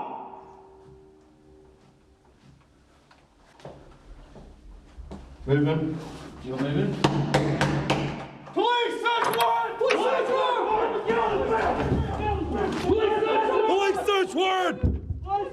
Police search warrant! Police search warrant! Police search warrant! Clear, clear. Room clear, police coming out. What's your name, brother? Okay, I've got a search warrant to search the premises. Okay, you are under arrest for robbery offences. Gonna get some detectives going to come and going to talk to you, okay? Have a search of the couches and just sit them up on there, man, they're compliant. Stand by. Okay. So we've located both targets. At present now, the detectives are in there speaking to them, and they're going to be taken back to the police station for the robbery offences. While the detectives search for evidence to connect them to the alleged crimes, the juveniles are taken into custody. Their parents will be informed before further action can be taken. It's been a busy morning, so what we're going to do now, we'll move on to the next lot of search warrants.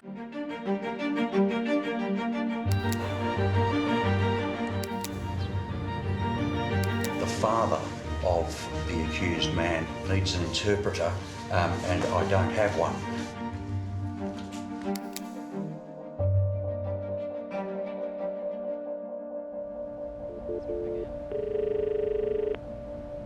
First, please enter your 16-digit card number or account number, followed by the hash key. Sorry, I didn't hear the full 16 digits. Sully is stuck on an automated customer service line. I'm sorry, that didn't work either. Let's try to find your account in a different way.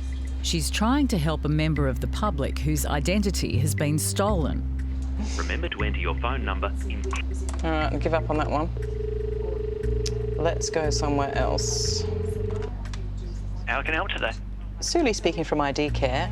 Just trying to get to you guys' fraud department. I've been given one number, but it took me through somewhere completely different. Are you it? Okay. No, I'm sorry about that. I'll see if I can reach them for you now. Just bear with me one moment. Uh-huh.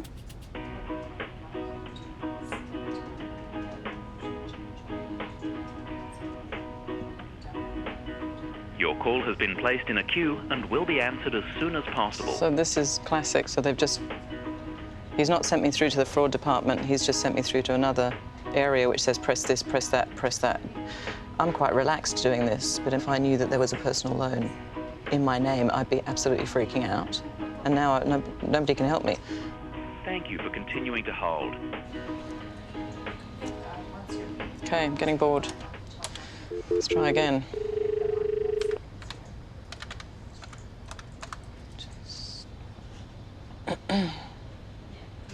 Hi there, it's Sully speaking from ID Care. Just called 3 times. I'm trying to get through to the fraud department. And hold again. Am I speaking with someone from the fraud department? Oh, terrific, great. One of our clients has just rung up because there's been fraudulent activity on her credit card. Now, how can we expedite the time that it takes? Because 45 days is a long time for her to be out without the money. Okay, so if she contacts her local police station, you're saying that if they can act on her behalf, they can call you, right, at the number that I just called, and you might be able to investigate this a bit quicker. Is that possible? All right, thanks for your help. Okay, bye then. Well, I'm not convinced that it's going to be any quicker. So she was a little bit vague. So this is one of our classic issues. She's been asked to go back to law enforcement. Law enforcement are going to go, we've got nothing to investigate. She's going to go, but I need you guys to act on my behalf to say that there's something happened. And I'll say, well, we need an evidence bank. Well, a lot of the time there is no evidence bank. Good afternoon, ID Care. Christine speaking.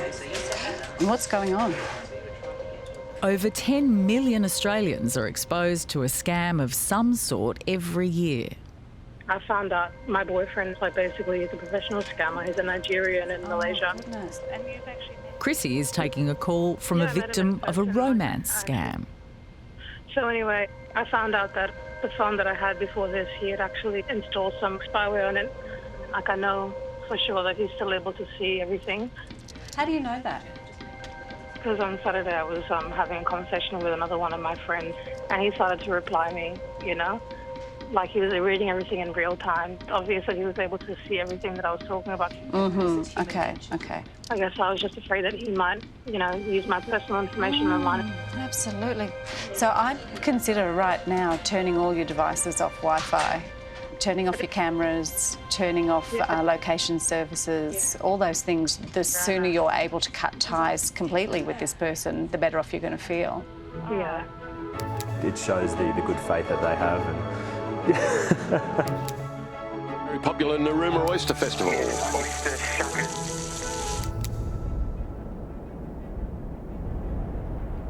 Okay. Is there anything else wrong with the truck?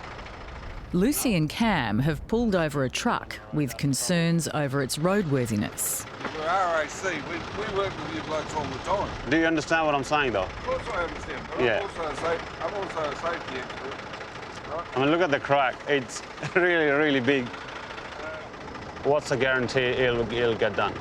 That's the thing. Well, the guarantee is that I work with the police all the time. I think it looks like he's oversized. Huh? I'd say the load's probably oversized. I need to get out and measure. But all the straps are frayed. With so few police out here, they often call on truckers for tip-offs and backup. Are you actually going to be able to reload this so you're not oversized? Of course I can. If that's what you want me to do, that's what I'll do. All right, I'll get it out the way.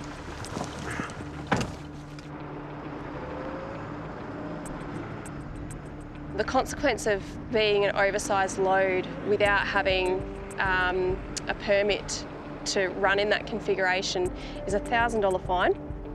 The good thing is he's going to be able to reload the caravan so that the vehicle's no longer running in an oversized configuration. But the truck itself has got a few issues with it, starting with the windscreen. So I'll get that defect notice written up. We can't let you pass on the windscreen, mate. Do what you got to do. Okay, no, I'm just advising you, okay? All right. So you know what's happening? So I'll give you 2 bits of paperwork. One's for you because you're the driver, and the other one's going to be for the owner of the vehicle. Yep. But the next time you ask me to do something for you, I'll remember this. Okay. Well, Daryl, just remember that right now, okay, we could have dealt with this differently today, and you could be walking out of here with a $1,000 fine, which we don't think that's the right thing to do by you if you're in a position where you can reload this. All right, so you can be as upset as you like, but we tried to do the right thing by you today. So for you to say that you're not going to help us in the future, that's fine, but do remember today that you could have been walking out of here with a $1,000 fine. Thank you very much. All right. All right, you drive safe, mate.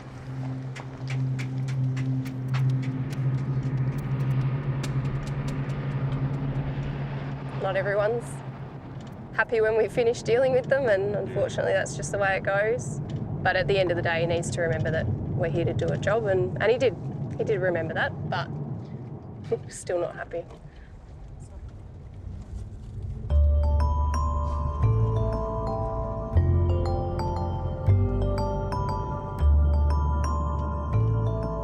So out here we see some unusual, interesting, funny stuff. Things like it'll be a hot day and you'll have quite often motorists that are travelling without pants on. That's always a little surprise when you walk up to their vehicle to speak to them.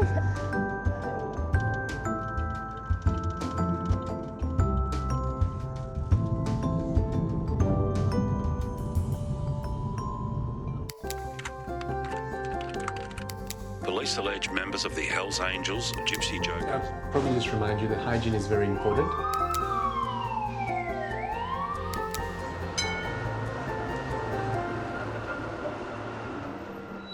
What time did you say, Shameen? When a child exploitation case reaches court, it's important that the material is classified correctly so the punishment fits the crime. You said the disc's in here? Yep, you've got the disc in there. Jane and Matt are heading to the Magistrates Court to resolve a dispute over the classification of child porn photographs. We'll just go in and we'll go straight up to the meeting rooms? Yep, sounds good. Okay. We've got a meeting with a representative from the Commonwealth Department of Public Prosecutions. Brett Stevens is the prosecuting solicitor. We'll be discussing categorisation of an image. The offender believes that the image has been classified incorrectly. The issue today is we anticipate that it will resolve subject to the solicitor's satisfaction that those images constitute child pornography. Fighter.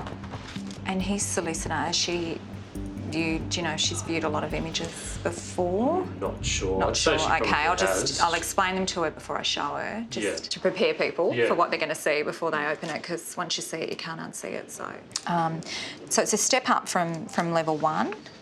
Categories range from Cat 1 to Cat 5, with 5 being the worst. All right. I'll close that one. I won't leave that up. No. And last one. Okay. Much of the... More of the same, really. Yeah, so it's obviously a series of that child. Right. Okay. I just need some time to talk to my client. All right. Yeah. Thanks for that. No, thank you. We'll catch you soon. Thank you. The courts do look on these offences really quite seriously, as you can understand. The penalty is up to 15 years imprisonment. Oh, you got the disc? I got the disc. Jane, Matt and Brett go into court 12 for the committal hearing. The defendant pleads guilty to the charges, accepting the AFP's classification of the child exploitation images. Good. Thank you. All right, thanks very much, guys. Thanks, Brett. Catch you later. Take it easy. Right. See ya. We are investigating these crimes because if they weren't investigated, more children would be harmed. If we didn't have people doing the work of trying to identify children, then, they'd just keep producing it.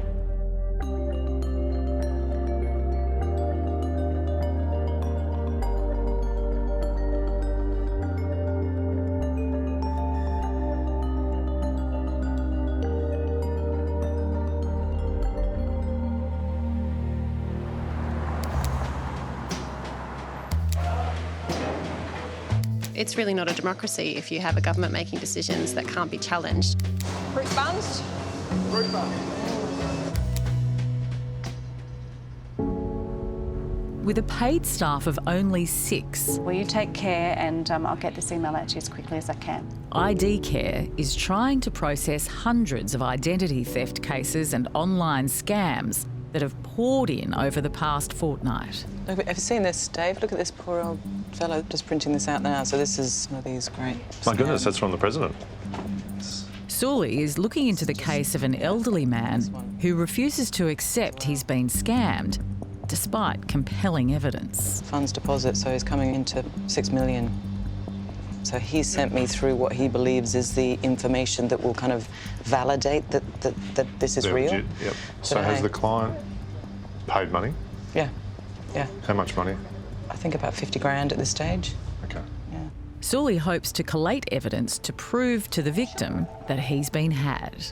But I've picked out a few things about these certificates that I think is going to be really useful, hopefully to be able to tip him over. Correspondence from Federal High Court at graduate.com. Obviously that doesn't exist. They would say gov in it if it was the Federal High Court of America. Oh, yeah. And hopefully, fingers crossed, he'll be able to see it for what it is. Yeah. We've had people who have been involved in investment scams that have parted with $500,000, and the money's not coming back, and it never will. And this year, there's already been over 25,000 reports of phishing scams. That's when criminals impersonate reputable entities in order to steal personal information like login details and passwords. We've had a number of clients ring us about some criminals who are purporting to be from Centrelink, and what you'll hear is a recording that sounds as though you're speaking with Centrelink, because the criminals have copied that recording, but it's actually the scammers. Welcome to Department of Human Services Centrelink. Our pension rates are now changed. This particular number points to Primus Telecommunications, who is the current holder of that number, so the number's actually being carried on Primus's network. I've actually written to Primus, and I've written to their privacy officer, and I've said you currently have a Centrelink telephone scam operating on your network. The scam requests personal information and the payment from those who are contacted to pay in iTunes cards. And they've responded by saying, thank you, regrettably the number you've provided us is on our system. In this case, you can go to ScamWatch and report it. So that unfortunately is representative of the system response to these types of events. It would seem as though these people actually don't know what to do when organised crime is using their network. Those that could do something don't quite know what to do, and that's pretty alarming. And the criminals are winning. The criminals are winning. We're not.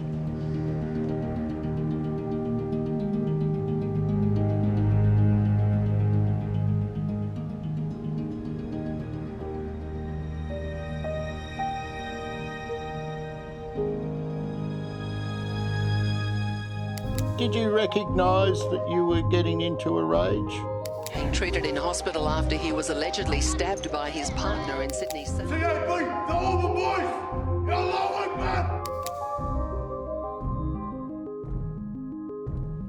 Yeah, the phone's indicating to keep on here. It says that the traffic is going to clear up. I really need to wash this ballot cover. I probably should. It's very rough. It'd be good to put a bit of fabric softener to it.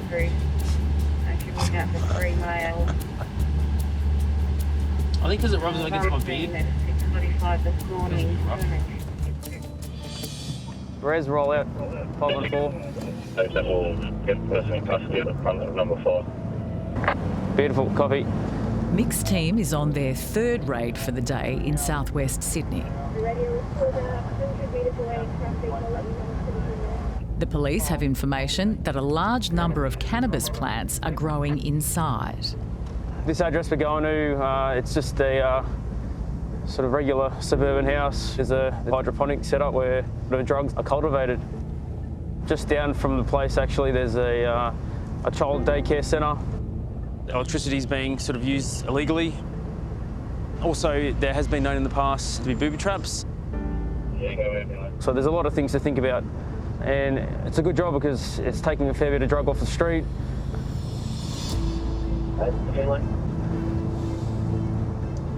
Yeah, mate, just go ahead.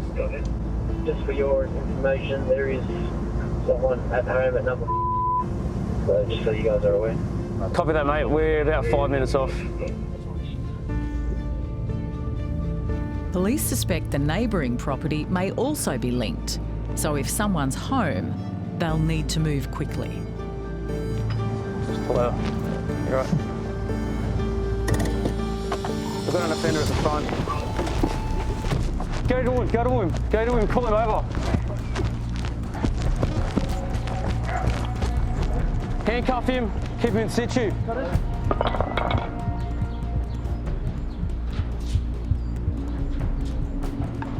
Just take him over with the sergeant and redeploy to me. It's all right. That's it, move through. Move through. Police search warrant! Open the door! No, break it. Get through. Police search warrant! Police search warrant! Police search warrant! Police search warrant! Heaps of planes. Heaps. Police search warrant! Cannabis is the most widely used illicit drug in Australia. Guys, water everywhere. Police search warrant! And it's the high demand for the drug that drives these illegal operations. Although there is no one inside, police intel about the contents was on the money. Once we gained entry, I could see that it was a fairly elaborate hydroponic setup, numerous cannabis plants. I estimate about 150 to 200 plants in that house alone, which is getting into the hundreds of thousands of dollars worth in profit for the criminals. The investigators have located another possible house directly next door. Looks like it's owned by the same people that own the hydroponics setup. The police are applying for another search warrant so they can enter the neighbouring home. The warrant's been applied for. It is currently being emailed to the boss. I'm going to cite the warrant and then from there to force entry. We still don't know what's in there. We treat it as we do all warrants. Nice, loud, clear voices. and we clear it as per usual. It's been sighted, boys. That's all. Police! Search warrant! Open the door! Hit it. Police search warrant! Police search warrant! Police search warrant! Police search warrant!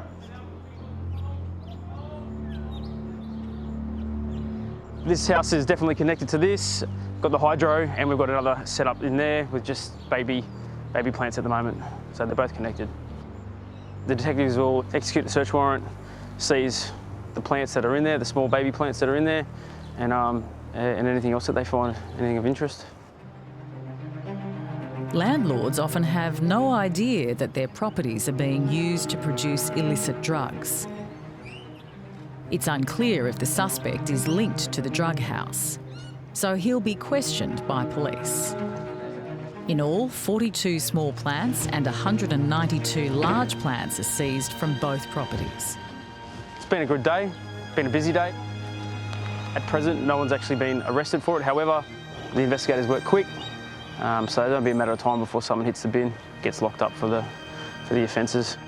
So that was a good little job today, and yeah, that'll be taken out and destroyed.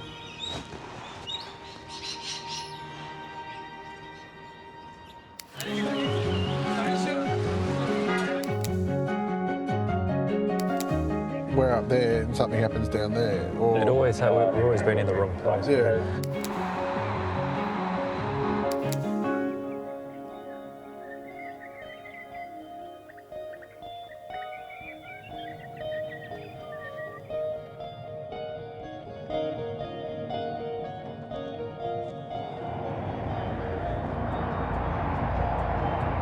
Just going to stop this oversized vehicle. So he could very well be over his time, not complying with his conditions. Oversized vehicles are not allowed to run after the hour or after sunset in the hours of darkness. Trucks running at night with oversized loads present a danger to drivers of oncoming vehicles. So yeah, so he's in trouble. Who see the cabin lights, but not the extra width of the load.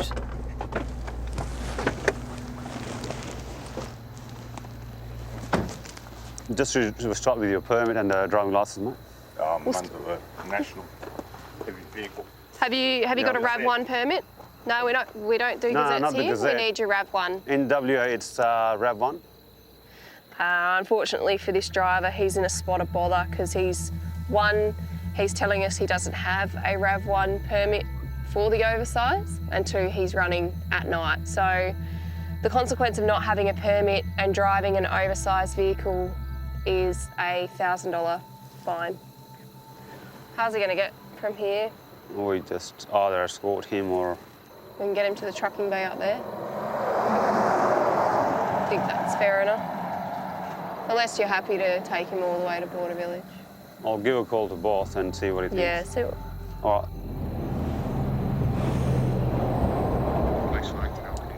G'day, boss. How are ya? Is that Cam? Yep.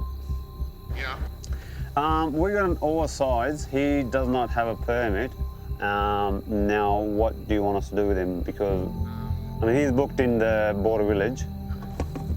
He's got into the Border Village. Yeah, all right. No dramas. Basically, we can ground him if we wanted to. But, yeah, being on the highway is just a duty of care we have for him as well. Yeah, we can't just abandon him on the side of the road. Yeah, so I'm going to tell him that we're going to escort him up to the Border Village. Yep. Yeah, all right, so give me a few minutes. I'll jump in the front, and once we start to move, I'll give you a thumbs up. Okay. All right, thanks, mate.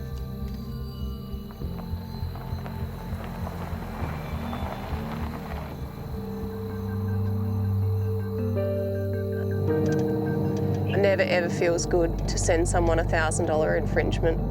It's never nice. It doesn't really matter who it is we're issuing it to and what our dealings were with that person. That is a lot of money. For most people, that's more than a week's wages. and generally the people we're dealing with are just working class people. They've got kids, family relying on them to provide, and there are times that there is just no getting around it. We have to issue the infringements. They've committed the offence and there is nothing else we can do, but I know that if I got issued a $1,000 fine, I'd probably cry.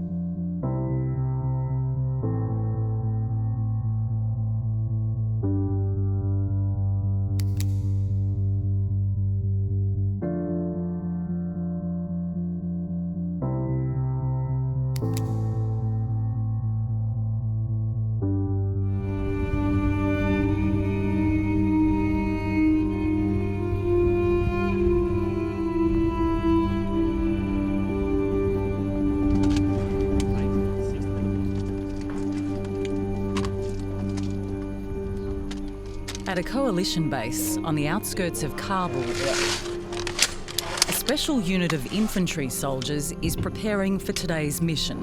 They're known as the Guardian Angels, or GAs. Yeah, bro.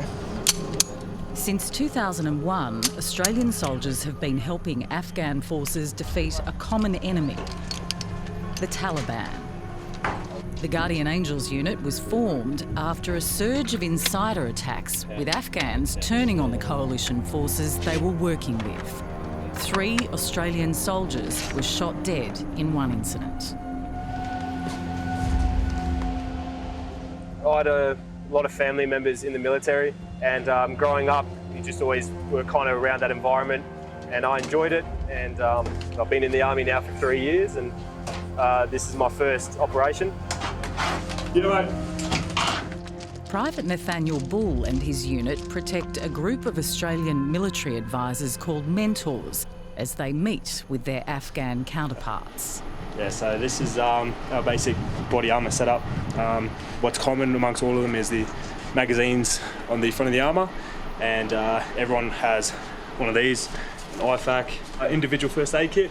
It just has basic medical stores in it to treat someone in case of an injury. Their first task is to ensure safe passage across the city to the Kabul Garrison Command, or KGC. Okay, so mission today, KGC Guardian Angels are to provide cross protection to the KGC mentors in order to enable the Train Advise Assist mission.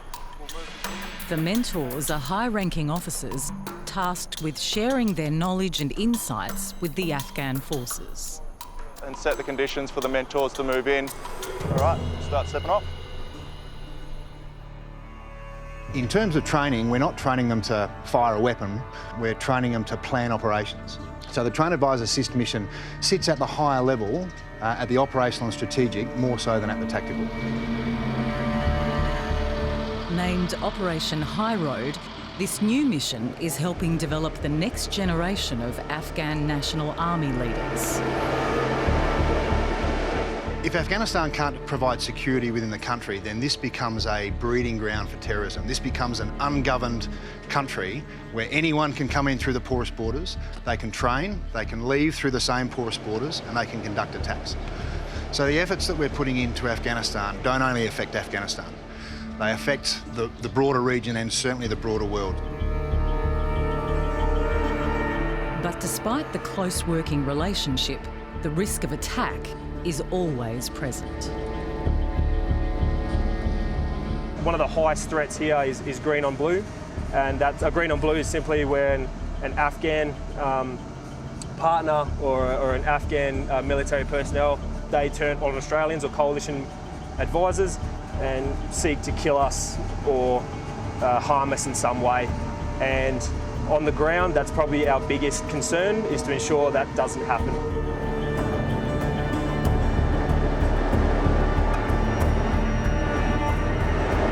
While we're moving to different bases, there's always multiple threats. Possibly the biggest threat to us would be vehicle-borne or person-borne IEDs. 3 days ago, a NATO convoy was attacked by a suicide bomber. The Americans the other day were moving from one coalition base to another coalition base, and a vehicle-borne IED impacted the convoy, killing multiple civilians and harming some of the American personnel that were in those vehicles.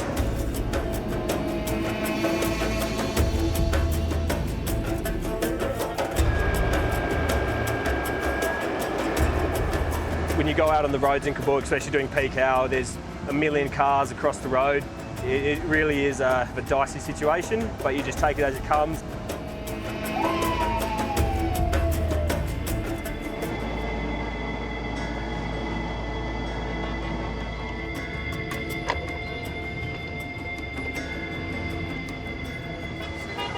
Yeah. Oh, and what's the gun on him? Did he knock him? Yeah, he must have. His old mate stuck it, yeah. Oi, don't point it.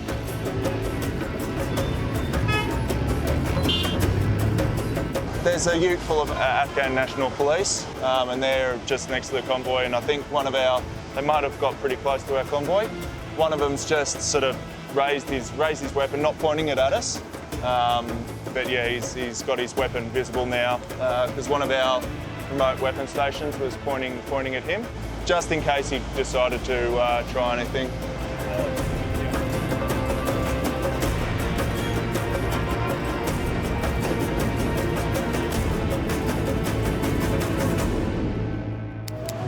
Police will resume searching this morning for a boy missing in Sydney's southwest. Good morning. You going to be a good boy at school today? Always do.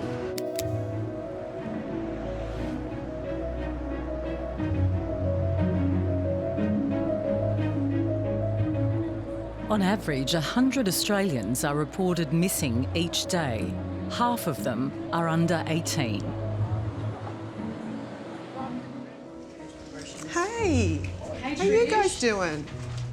Today, Australian Federal Police member Trish Halligan Trish, you've met Mark, haven't you? has called a meeting with her team to discuss 6 missing children. Sounds good.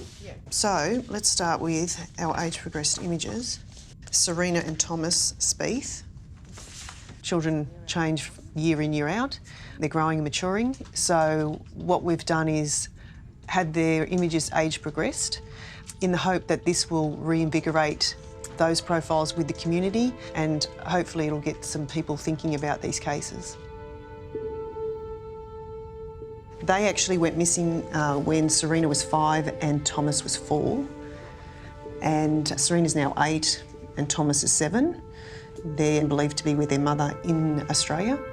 So our next one. We've spoken to the grandparents of Leela because she's actually missing with her mother and her father and another gentleman that used to live with the family. All 4 are missing. Dad was believed to be running a cult. Leela was 6 when she went missing, and if she was found today, she'd be 15. Yeah, and the greater the gap between when the person's gone missing, that's when these things really become more important. Yeah. It's the Water children, twins. The father had custody of these 2, and he dropped them off at school one day, and they haven't been seen since. We're still actively pursuing this one from a child recovery perspective. Okay, and then our last family, Matthew. So this one's a family law one, Mark. And this is the one that's believed to be in France or Belgium. Yeah. Trish has invited Rob Blount from Interpol to the meeting. She needs his help to progress the case of missing teenager Matthew McIntosh, a victim of international child abduction. He went missing when he was 9. He's now 13. He went overseas with his mother on a holiday and she didn't bring him back. Dad's been to the Federal Circuit Court and the Hague Convention, and she hasn't returned. Well, that's actually an ideal opportunity to update the yellow notice.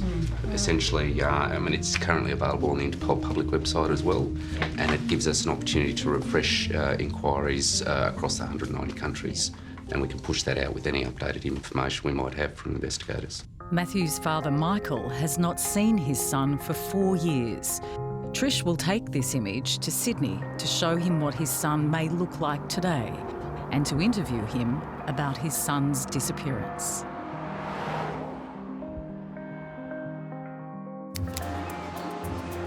First of all, how much money was taken from your credit card? Minister Malcolm Turnbull says the relationship between the US and Australia remains strong.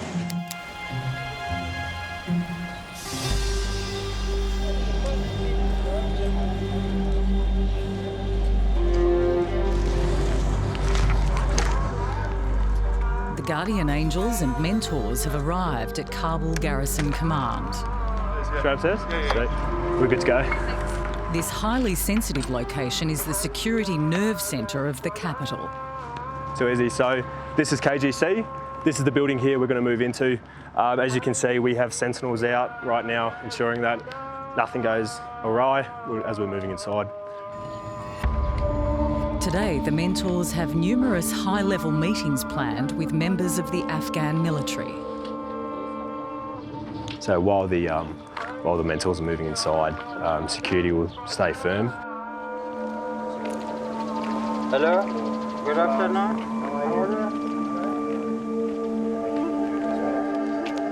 So we'll head into the building now.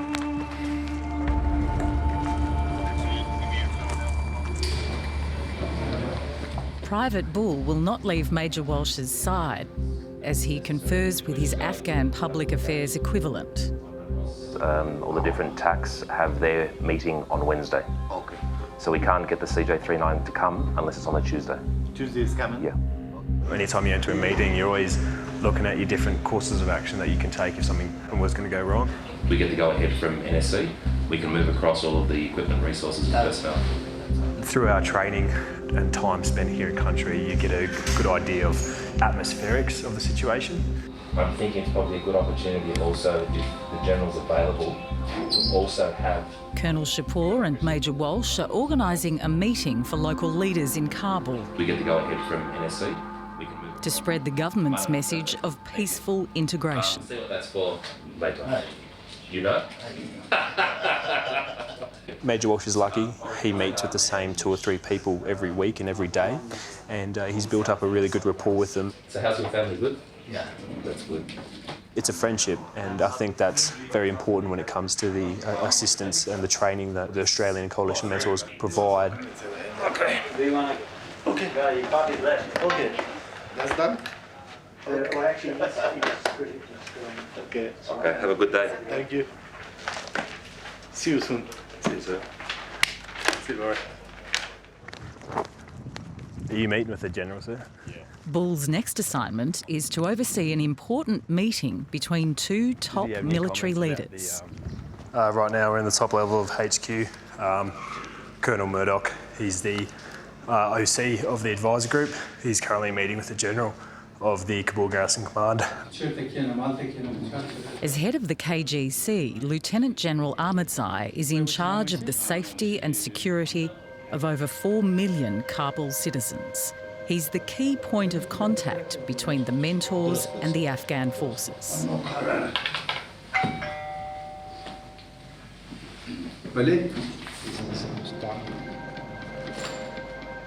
The Guardian Angels are on high alert with the ever-present threat of a sudden attack from rogue Afghan soldiers. You know, with a lot of commanding officers here at the KGC and around Afghanistan, when they're conducting their own meetings, they have their own force protection, as you can see to my left. And as a Guardian Angel, you just have to maintain that situational awareness, not get complacent, because as you can see, their force protection also aren't. You know, everyone here is trying to achieve the same thing, and this is as important to them as it is to us. So just be aware, but don't be distrusting. And if you have a bad gut feeling, or if you don't like what's happening or what's going on, you have every right to pull your mentor out of the meeting and move to a safer location. It's a difficult relationship. The GAs have to work closely with their hosts, but remain guarded in case of attack. Watermelon. it's actually rude to deny food, so we're going to have to eat some of that. But no, it shows the good faith that they have. And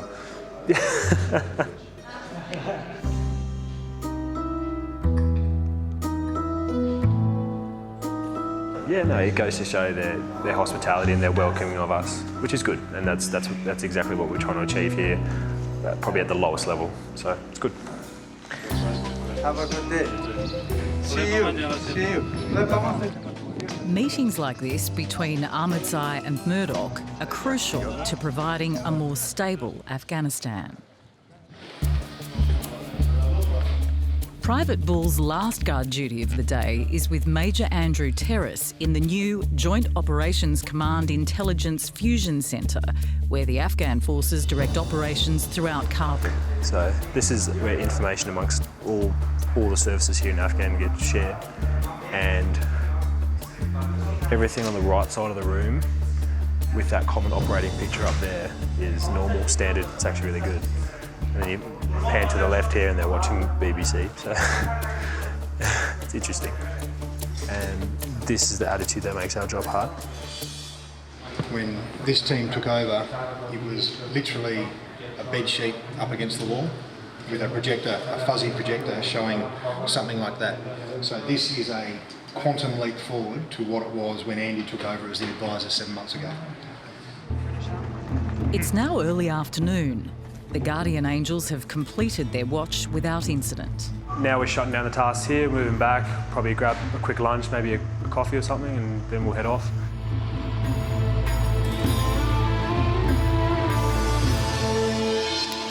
The state government's announced $12 million in funding to boost social and affordable housing. They look beautiful.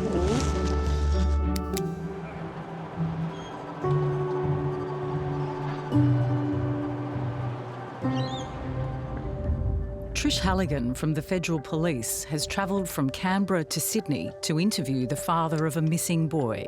The boy was taken by his mother 4 years ago. I'm a mother, I have 4 children, so, you know, people that are dealing with these issues is something I could certainly relate to. As much as you're bringing them hope, they've also, got a lot of other emotions that they're dealing with, and it's really a roller coaster for a lot of them. Finding missing people is very, very difficult, and especially parentally abducted children, because quite often there's members of the community that actually hide them, and we really need those people to come forward and provide the information as to where they are.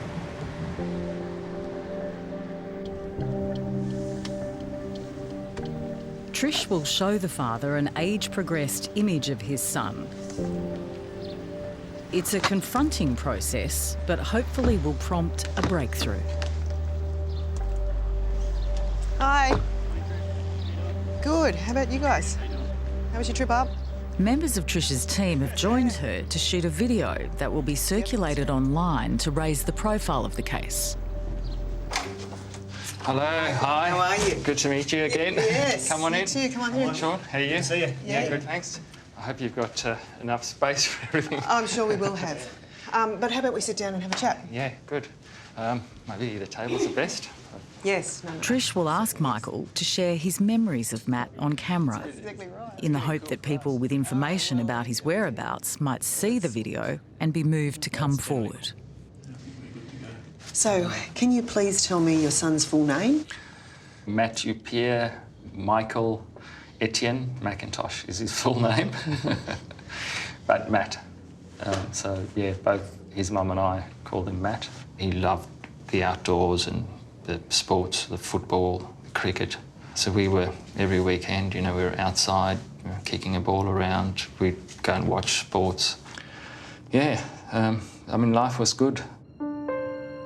In September 2013, Michael agreed that Matt's mum could take him to France for a 6-week holiday, but they never returned. After 8 months working closely with police, Michael travelled to France, where he sought a court order to bring Matt home. I came back to Australia, and then the judge decided he wanted to hear Matt's side of the story. And I do believe that, Matt would have been nervous about that. So he rang me, and I distinctly remember that phone call simply because I felt that he was doing it sort of hidden away in a room possibly, and it sounded like he was trying to sort of just make that last bit of contact. You know, and I sort of reiterated to him, you know, I love you, you know, you're doing your best. And that was the last time I've spoken to him.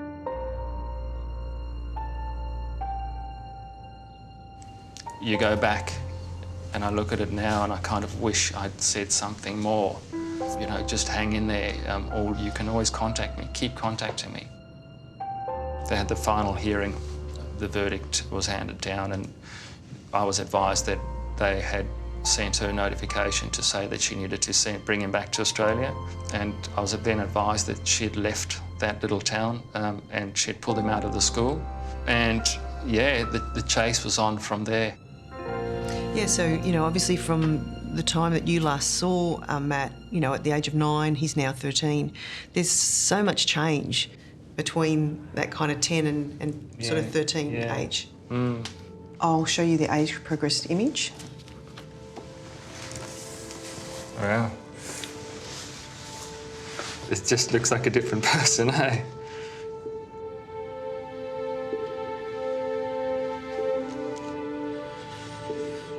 Even at the age of 9, he still liked his cuddles, and I'd pick him up, you know. I loved holding him, and the soft skin of a little child. And there was an innocence about him, and if I look at that picture, that's, you know, that kind of innocence is gone, really. Mm-hmm. It's quite sad, actually. Wow. We were coming to make you hopeful and happy. I didn't want to make you sad. It definitely brings home the importance of parenthood.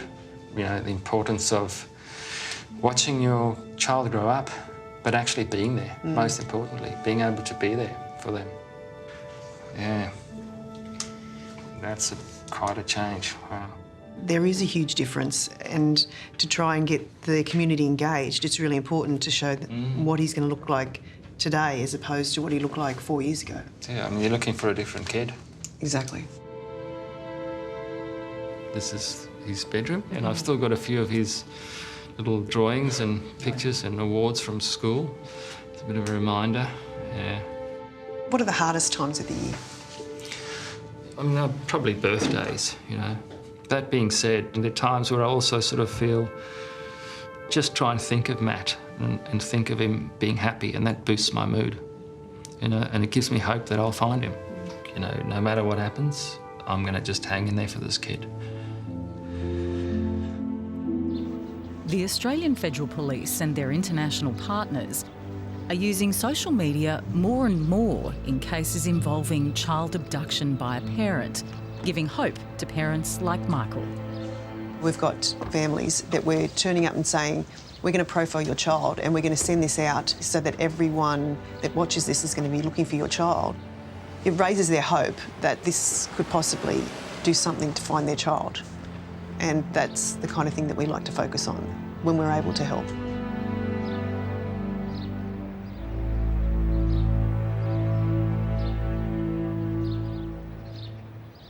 You want to get out tomorrow? Move away. Crude oil prices have hit their lowest.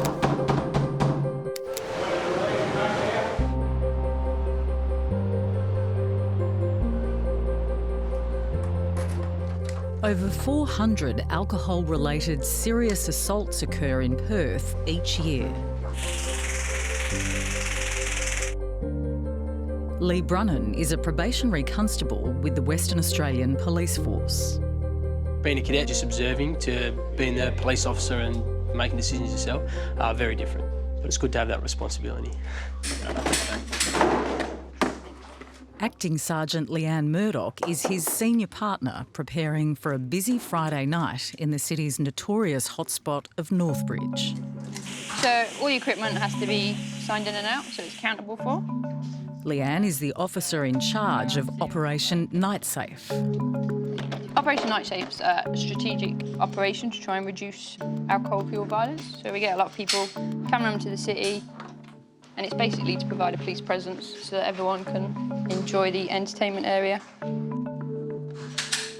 Listening to members of the public, they're really happy that they can see us when they're on a night out. It makes people feel safe. There's people in cars, there's people on bikes, there's people walking, so we're kind of everywhere. Has anyone not done night safe before? I'll run through this very quickly. Our major concern is alcohol-fueled violence and youths at risk. So night safe commander, that'll be me this evening. Bob's in the camera room and Nathan will be in there as well. Has anyone got any questions about night safe? No? Awesome. Cheers. I've worked a lot with Leanne. She knows how to talk to people. Yeah, she's very good at what she does. Yeah, should be right. You trust each other a lot. You got to trust each other and know that your ability and their ability is going to help each other out. Go ahead. Leanne and Lee head out to patrol the so-called party precinct.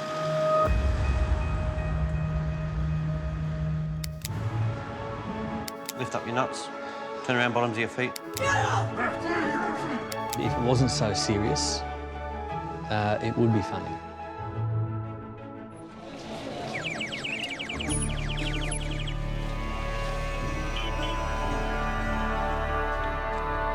After nearly 2 decades of conflict, Afghanistan is still considered an active war zone.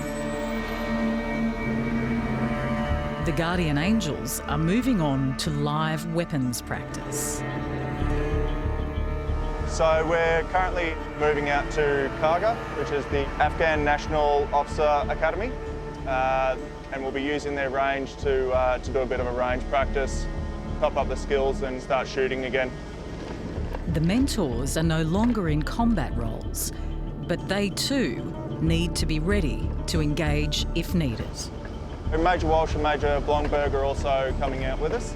Same reason. If the mentors can shoot, it means that there's another person in the fight rather than us just protecting someone that can't fight.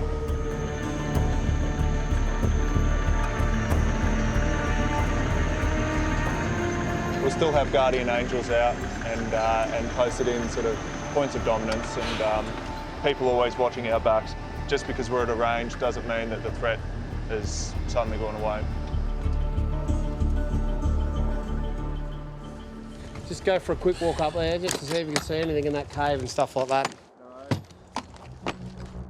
So the Guardian Angels are pushing out to an outer area, providing points of dominance for us. So they're providing what we call a sentinel screen, just to provide or give us a bubble to work within, so we don't have to always be facing out. With the perimeters secure, the remaining Guardian Angels are able to train alongside their mentors. And all we're going to do is the first Magger style. We're just going to stay there, you're going to go up, you're going to engage with 2 shots, your post sequences, just getting the feel for the trigger again, making sure your feet, everything's built up, nice posture. Once you've done that, just holster your pistol again, keep your weapon at the low, and then we'll move on to other practices.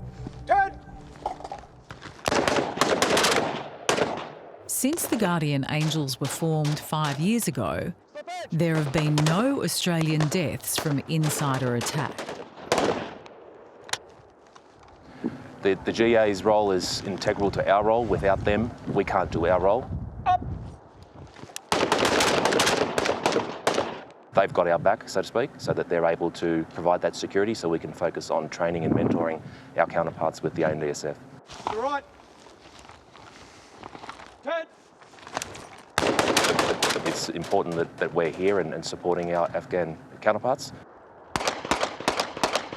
because by bringing the skills, capability to the Afghans, we're reducing the potential for insurgent groups and extremists to come to Australia and cause harm on Australian soil. All right, re-bomb all your 5.56. Make sure your mags and everything are picked up. There are currently no signs of when or if Australia will end its involvement in our longest-standing war.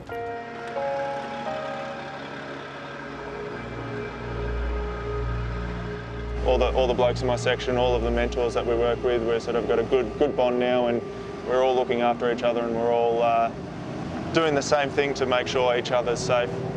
So I'm happy to be here because I'm protecting my mates.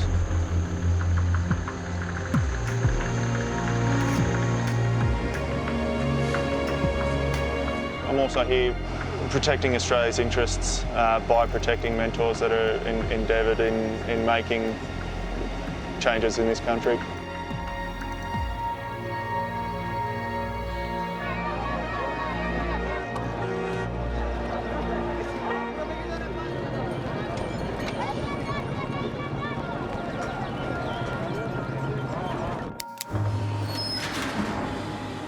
So you came back here to study, Yeah. but now you got a medical certificate saying you're too ill to study. Yeah.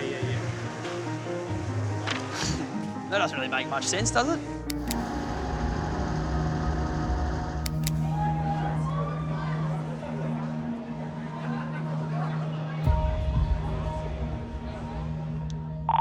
Golf India 110 for a radio check, please. City support. Officers Lee and Leanne are on their way to the volatile party district of Northbridge.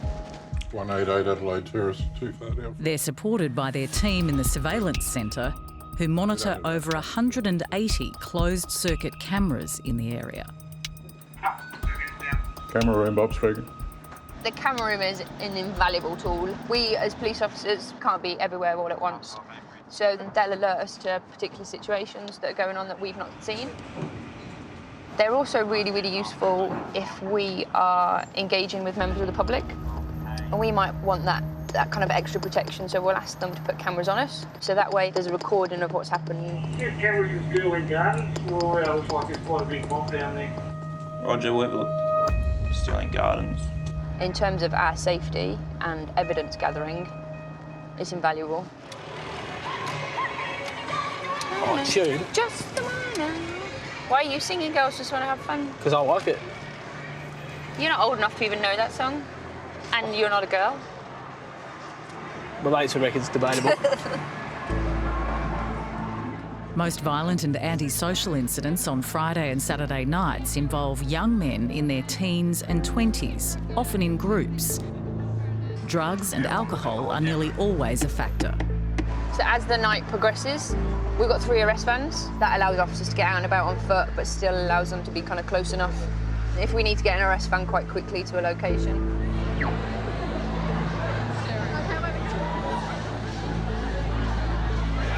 Do you have a good feeling or a bad feeling about tonight? I think the night's going to go all right. Hey. Hello.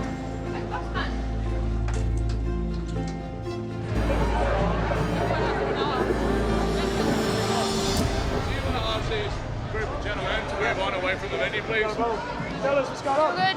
How you going? We're just sort of standing here waiting for a friend. Okay. So licensed premises, and ask you to leave. All I ask you is to save the dramas, make this... I mean, we didn't do anything, to be honest. I understand, quite frankly. No. Listen to me. I've had a report that you've been acting disorderly, whether you agree with that or not. Listen. Listen. Go and wait for your mate elsewhere. Okay, so I'll give you a move-on notice. If you remain, then you get arrested for breach of move-on.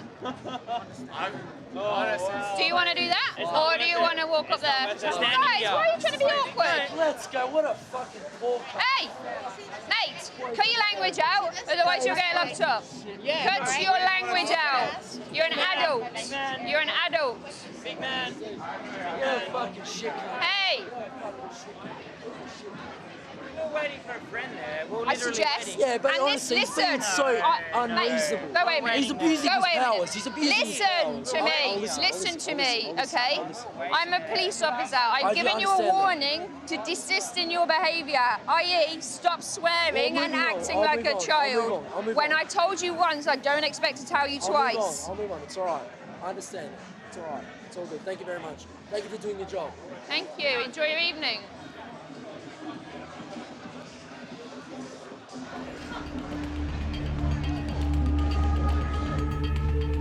Cameras outside Club X. Club X. Oh, I got a fight. Roger, thank you. Any other units to 10 William Street? Fight in progress. Leanne. Golf India 110, we're just around the corner. Sorry, fellas. There's a fight on. Where? Just down here.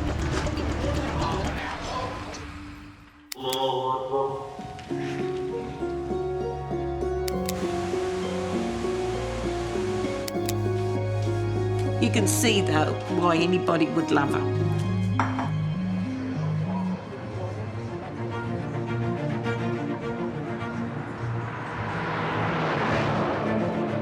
It's a lively night in Queensland's capital, and staff at the Brisbane Watch House are preparing themselves for a busy shift. When offenders are first arrested, they're brought here for processing. Come over here, matey. I'll get the cuffs off you, all right? This hand needs to come through. Thank you. Sure you don't want to stay? Sorry? I guess the worst aspect is that you work with people that hate you every single day. You never really get to deal with the people that appreciate your efforts. So everyone that walks through the door have done nothing wrong in their eyes, so they think you're the bad person. That's probably the worst thing, being hated all the time, every day.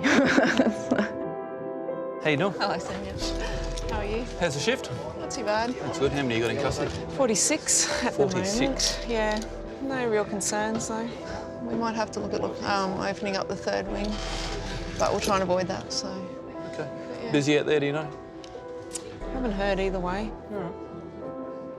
Well, hopefully it'll be a an okay night. Thank you. I wouldn't do that to you. Thanks, mate. Pat down, holding cell 2. Thank you.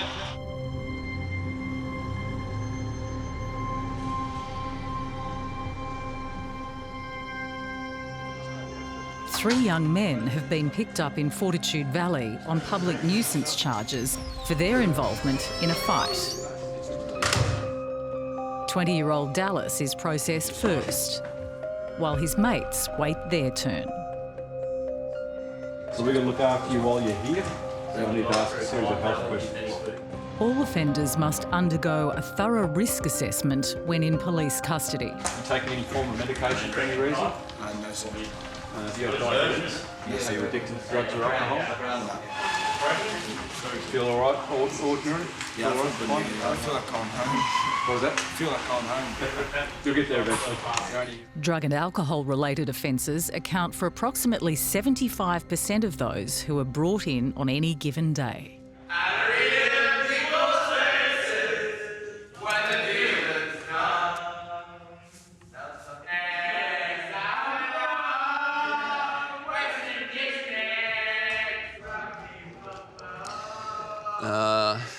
What to say?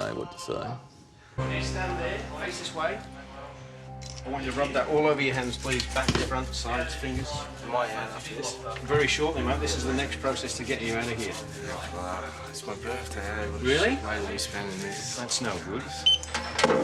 You had this done before? Yeah. Unfortunately. When people are fingerprinted within the watch house, we have what's called a live scan machine, and that gets downloaded from here across to the national database, and that'll either let us know if that person is wanted for a crime anywhere in Australia and or if they're all clear. Okay, your left hand? Yeah. If they're clear, we'll get a message to say they can go and we'll release them, but if they come back for what we call as a hit, we will then determine if they have to be held in custody. Now, what I want you to do is just stand back up here. It's about an hour turnaround for the fingerprints. So if Dallas has been a good young man in society, he'll have nothing to worry about. So just head back round there for me. Yeah. You can go home. There you go.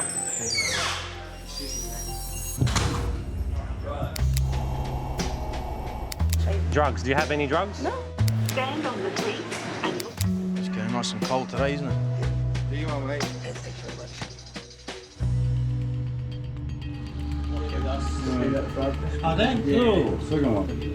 Officers are reviewing the security camera pictures of a brawl that's just broken out in Northbridge, Perth. Down, I'll do the chase. Okay, got a couple on the ground on 41. Police officers Leanne and Lee are moving into the area. Lee, you're very muffled. Go ahead. So, mate, what I was saying, is there anything on camera? Yeah, we're just having a look back through it, so we'll update you. Well, actually, I think that's one of the guys that was in the fight. And the red jacket? So he's going to the cops now. Yeah, those two are involved. Yeah. 5 young males have assaulted 3 victims. India 110, the guy in the red jacket there was involved. Where did this happen? They literally were like, hey, can we have a cigarette? And I was like, yeah, no worries. Roll them a cigarette, and then they literally started trying to smash the 5 by 50 gram pouch. 109, go ahead. Yeah, with any of those caught on camera. Still reviewing it, so. Yeah, mate, we're still reviewing the footage. Righto, so the one that's talking to Lee was the initial victim. The one in the red shirt apparently went to assist him. Pair-wise, dark-skinned males, about 5 of them, fled down James Street towards the turnaround and possibly through the Rose Street car park to Rose Street. Roger, we'll try and track them through the cameras. And... You would have seen me throwing punches, but I was literally just getting mobbed, okay? And it fucking hurt. Okay, come sit over here for me. Police try to piece together the chain of events leading to the assault. What's your name, mate? Callum. Callum? Yeah. What's happened tonight? We're just walking back from the pub, and bunch of, like, it was, I think you were shouting someone a cigarette, and then a bunch of dudes just jumped him, basically. Can you describe any of them? I know it's hard because it happens so quick. Yeah, just took body hits, so I was like blocking up. Okay, and what injuries have you got? Elbows are really, really sore. I got a couple of hits. They threw me to the ground, and then I just got stomped and kicked, and I was just trying to block every... Do you think maybe you should go to the hospital just to get checked out? I'll be fine. You sure? It's just stiffness. I've been hit before. Cool. So you got a split lip and oh yeah. It's quite intimidating for us young people in a way to have the police around. But at the end of the day, for something like this, isn't this extreme to have a bashing in just a normal Northwood Street? It's nice to knowing that you can just be like, oh my God, where is someone to help? And that they are just there. African boy wearing shorts was what Go ahead. Yeah, he's the one that did the kick. Yeah. The attackers have moved out of the area. Right now we've got other units looking for them to try and locate them. Lee and Leanne have collected what evidence they can from the victims. They can't provide any statements due to levels of intoxication and the crowds are getting rowdier. They're both unsure if they want to actually provide a statement or a complaint regarding what's happened, and they're going to attend their local police stations if they do want to make a complaint. Just like my buddy.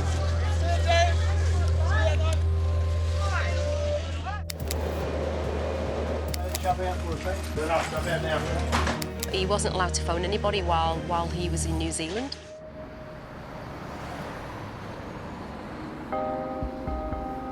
The Brisbane Watch House is the largest in Queensland and processes up to 17,500 prisoners per year. As I explained earlier on, you were brought in here on a public nuisance matter? Yep. Birthday boy Dallas's fingerprints came back all clear, so he's good to go home. You agree to turn up to court? Yep. Sign there? Of course. Yes. Now, sign over here to say you understand what happens if you don't turn up to court? Yep. So you understand all that? I understand, yes, mate. Just make sure you turn up to court and you've got no dramas, all right? You think you'd be here for your birthday, or...? No, I never thought it would be. Nah. What happened, do you reckon? I just got caught up. Wrong people. I was just hanging around wrong people, caught in, dragged into it. Nah, it was shit. I think I was here on my 17th birthday as well. You're here for your 17th? Yeah. Love, good on you, boys. It's your birthday, mate. Have a good one, eh? All right, mate.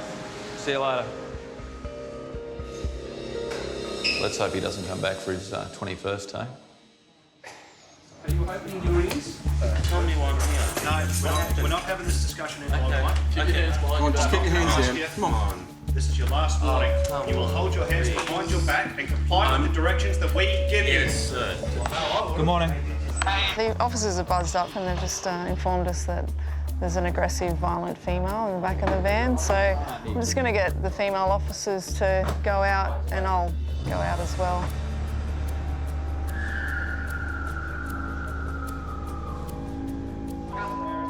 Are you all right?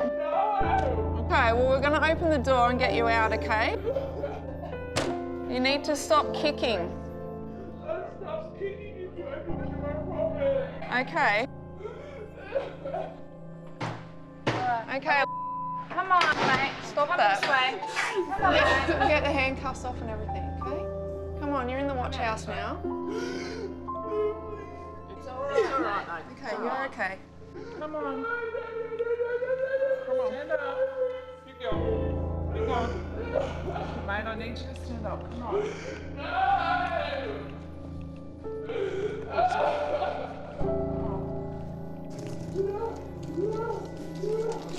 3 assault police 1 obstruct and public nuisance, I think, as well.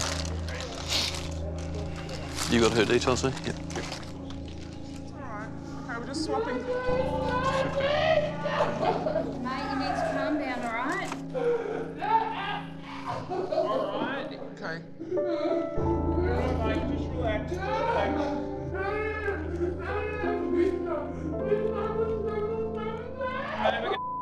You need to stay calm, okay? Found her asleep somewhere and woke her up and she just went off. So And when we go... her phone's ringing, so someone's looking for her.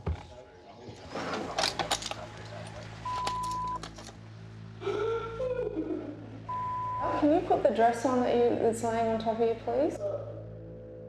So she's currently in our padded cell. Now, just to show you how bad, like, we would normally, it would be like every 1 in 5,000 would actually hit that padded cell. We don't normally use it. It's not blowing properly.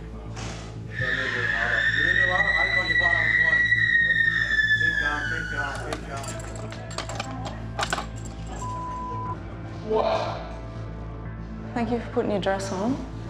We need to get you processed, okay? Can you come and talk to the side? I don't know what she was, looked like she was wearing a nightie or something, so I think she got woken up somewhere and just went off, so.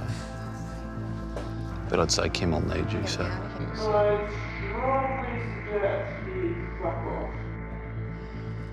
We need to get you up and ask you some questions.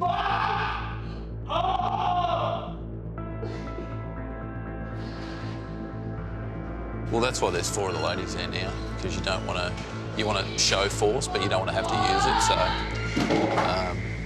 But we just be careful that we're not spat on. And if she's just a bad behaviour. She's quite comprehensive. She can understand. Like she was having a conversation with Kim in the back of the van there before. Quite conducive to conversation, but just that bad behaviour now. So. She doesn't want to come out.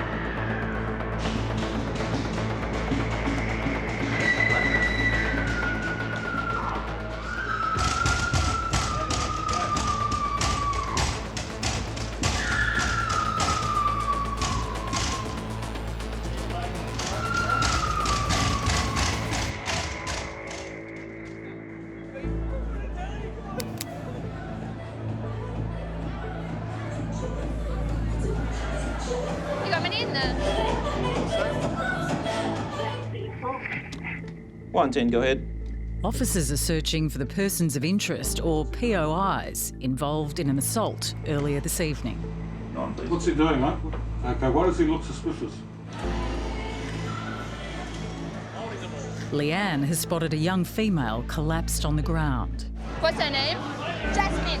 Have you been speaking to her? No, she got a little aggressive. Has anyone called an ambulance? Got video 110. Cooper's had cameras on inside brass buck.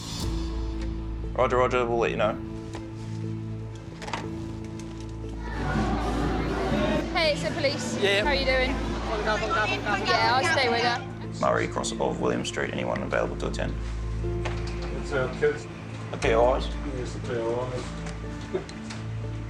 Yeah, ex-city supporters, the POIs for the assault on James Street. Got video 109, we'll head over there. Small update, the persons of interest from the assault on James Street, the city support cameras have tracked them, and we've got a couple of guys going to speak to them now. Yeah, 109, they're outside McDonald's by the bus stop at the minute, changing clothes. Thank you for looking after her. Yeah. Hello. She was completely like eyes rolling in the back of her head when we got here though, like. India 109, is it the guy, dark-skinned guy in the red t-shirt that I'm walking up to? A police arrest van has stopped one of the suspects. Yeah, the guy with the black t-shirt, white baseball cap, Caucasian, he's the main offender. A second suspect is also spotted. There's another offender, or POI, 4 years, dark-skinned male wearing camo shorts with a black Adidas backpack. Roger that, I'll keep an eye out for him. They're walking straight towards the van, aren't they? 109 from city support, that pair was practically walking straight into you.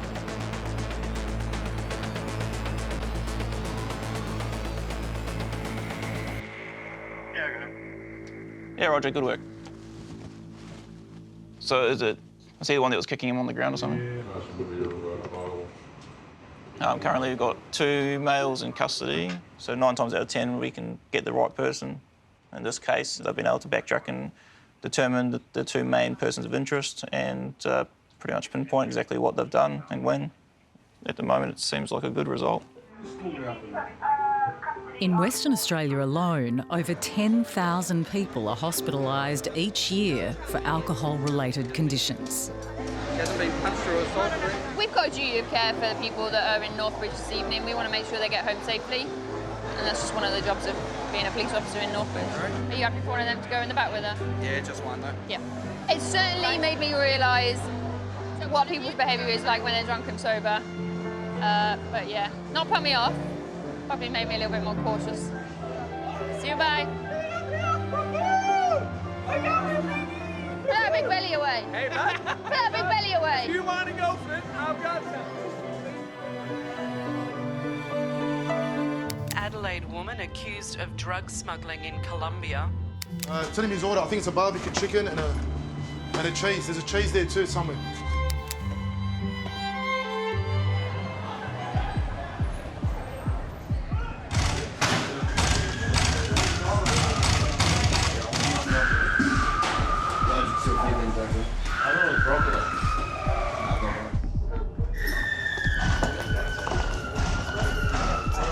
The arrest crews come and go, how do you work in here with that noise and that smell and that, like, it's like, you just drown it out.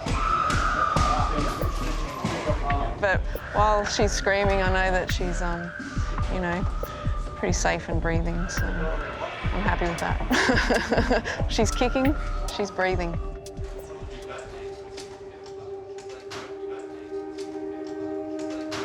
The young woman has finally agreed to be processed. All right, now while you're here, I do need to know about your health. You taking any medication at the moment? Antidepressants? Have you consumed alcohol in the last 24 hours? Yes? What have you been drinking? Beers, wine, spirits? Everything?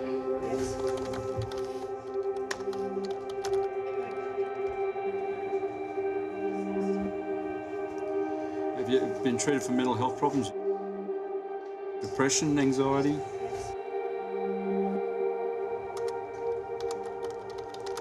Have you ever attempted suicide or self-harm?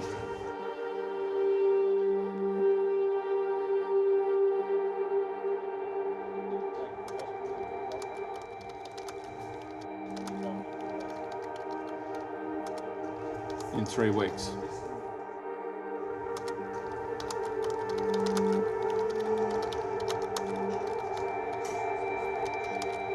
The young woman has calmed down considerably, but is still deemed to be in the high-risk category, so is transferred to a special observation cell where she can be closely monitored. We've given her a blanket and now she's just under observation. And we've contacted her mother and her mother's going to actually come and pick her up. Thanks, mate. Okay, bye-bye. We're a processing centre. Sort of Groundhog Day, but with different people. We have the same funny things happen every day. We have the same sad things happen every day. It can wear you down, but you just got to keep coming back because there's a lot of vulnerable people out there that can't stay out on the street. They've got to come somewhere, and that's why they end up here.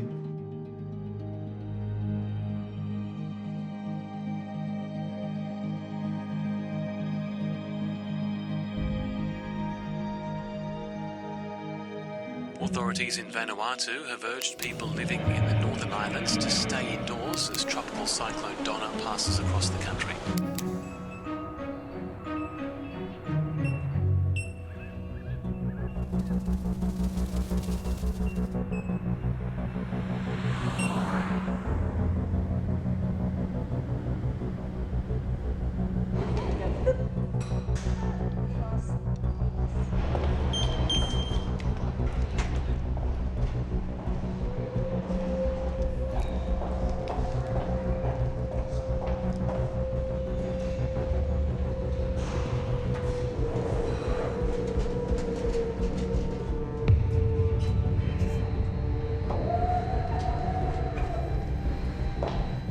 There's about 6 security doors you've got to get through. We're in a basement kind of bunker. Some people may call it the dungeon.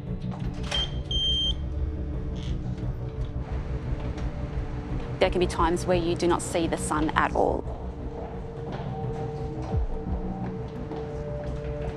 We have no phones allowed in here. No phones, no laptops, no USBs.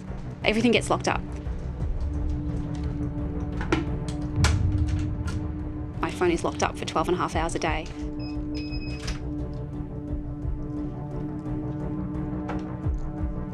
It's not your standard public service job.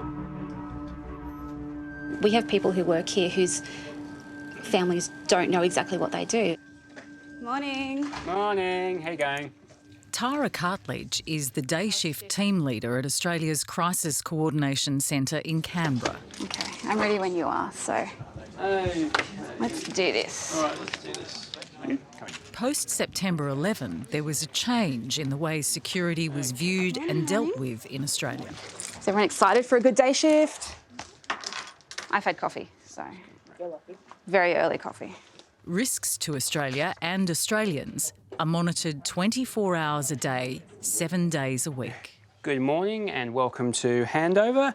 It was a pretty uneventful night as far as things go in here, but we did have a couple of things to keep us busy during the night.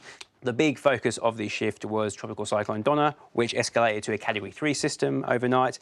It's currently located approximately 195 kilometres north of Espiritu Santo in Vanuatu, and they're expecting ocean swells of up to 5 metres, which may lead to a significant storm surge and flash flooding in parts of the country. It's estimated that up to 76,000 people could be affected by this, by the system, so it's definitely something to keep a watch on during your shift. I've been here for about 3 or 4 years. We are sort of the eyes that start the ball rolling on informing on big incidents. So going through from the top, we've got your suspicious package from yesterday. So that suspicious package at Edmonds Wright College in Wollongong. School was evacuated precaution while authorities carried out a search of the premises. Deemed safe, students allowed to return, no reported security concerns.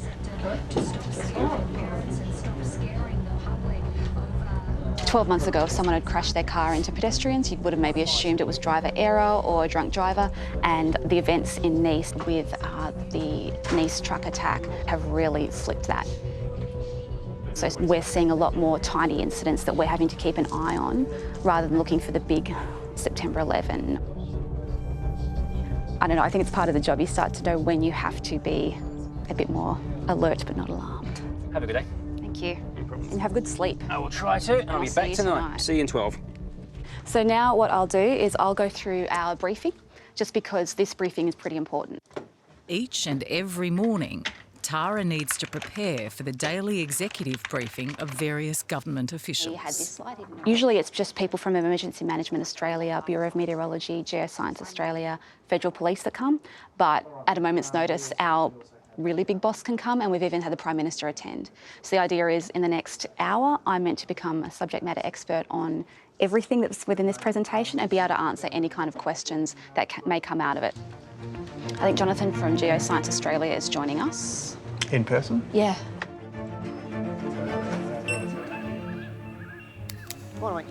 Looking at the weather for the major cities today, Brisbane partly cloudy, 25, Sydney mostly sunny, 23. So you just come for a leak? Oh, maybe not there, mate. A bit further up, where we can't see you.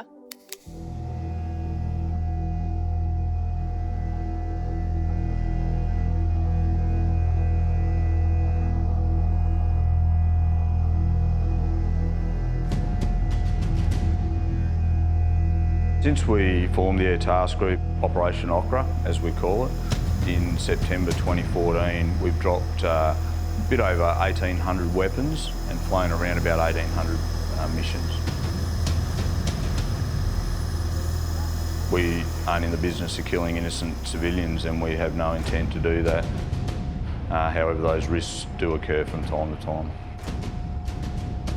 We are aided by having some very good precision weapons. The pilots are the ones flying the missions on the day and coordinating the release of those weapons. Wing Commander Brad Clark, I'm the temporary commander of Task Unit 630.1.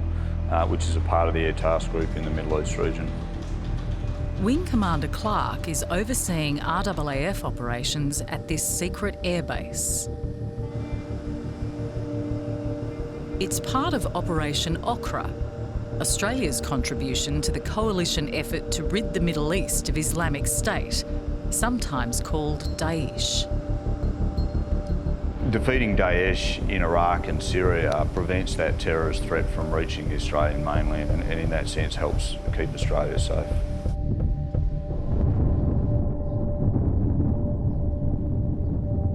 So this is Iraq here, bounded by this red line, and off to the west is Syria, to the northwest of Iraq.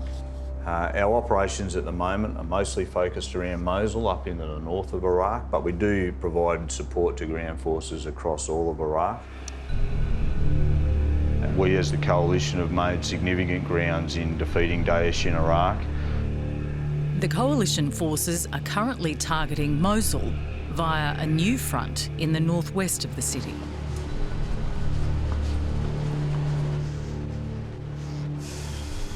So I'm just going to grab the pilot's CSV and their G-suit just to help them out when they carry everything to the front. The Air Task Group is made up of about 400 Air and Defence Force personnel. At the moment we have 7 FA-18A Hornet aircraft which are conducting close air support and strike missions over Iraq. We also have an Australian KC-30 air-to-air refuelling aircraft. It's a highly utilised asset.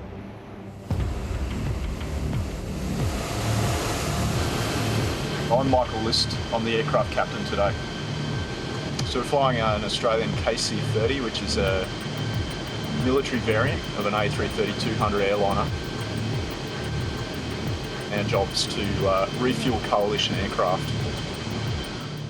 Today, they'll be servicing 3 FA-18 Classic Hornet strike fighter jets.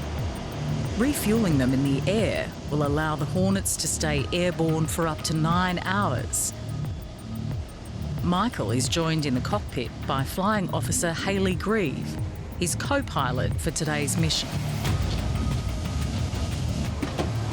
We're going to go out for about 8.5 hours, so it's a fairly long mission. We're going to take them from here up into Iraq for the operation. So we'll be with the Australian Hornets for most of the days.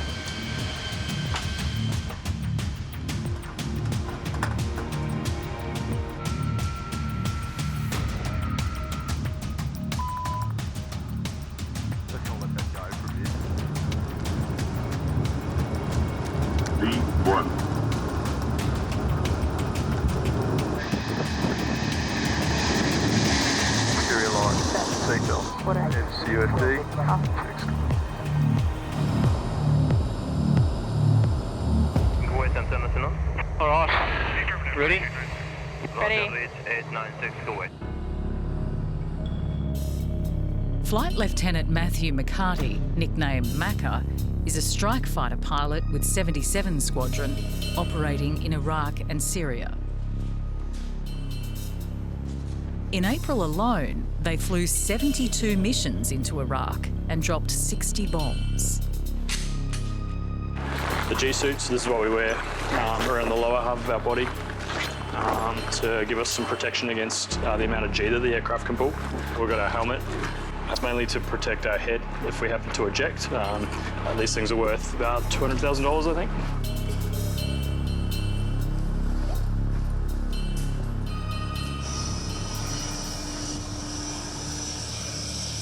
I was sort of born into aviation.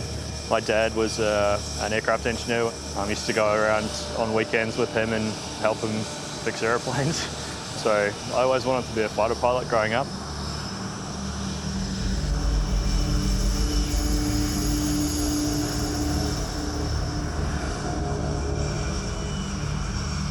When we're up there dropping bombs, you know, you don't tend to think too much into it because you're up there doing a job. There's guys on the ground that are getting shot at by Daesh. They've requested our assistance, so you're there to help them and keep them safe, basically.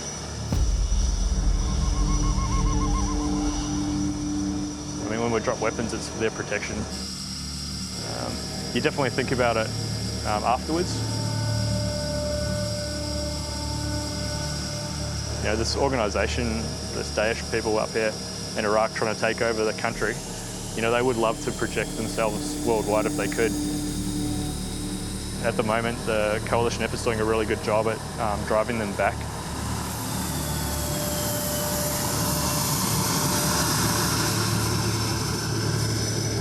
I think if we weren't here to do that, then I think they'd gladly just spread themselves as far as they could and try and get their ideologies out there.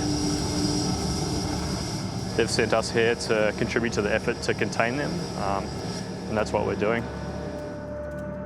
Macca's mission will see him fly over Iraq and into one of the most dangerous war zones anywhere in the world.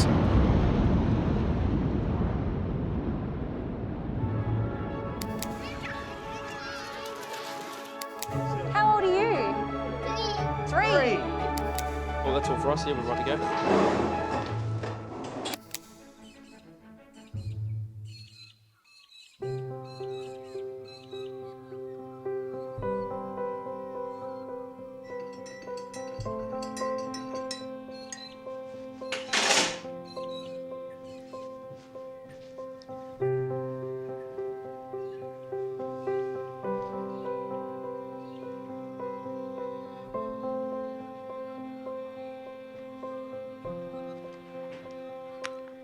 Looking at these photos, mixed emotions, because some of the photos are of when he's younger and when he was happy. Sean started work straight from school, always worked hard to get all the toys that he wanted. But then he decided it was, you know, he'd play hard, and that's when the drugs took over.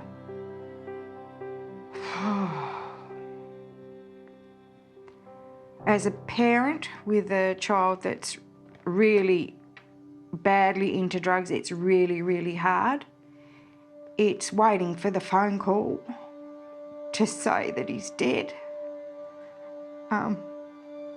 Whether it be from an overdose of the drugs or in an accident of some sort, some description, or whether it could be from suicide, because he did at times threaten suicide when, like, obviously it was at times when he couldn't get the drug and he'd be coming down and the mood swings were really, really bad.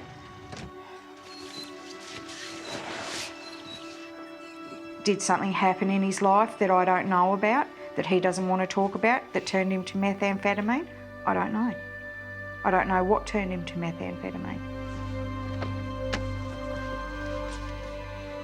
My view is I brought this boy into the world, and yes, he did take the wrong path, but as a parent, I've got to be there to pick up the pieces.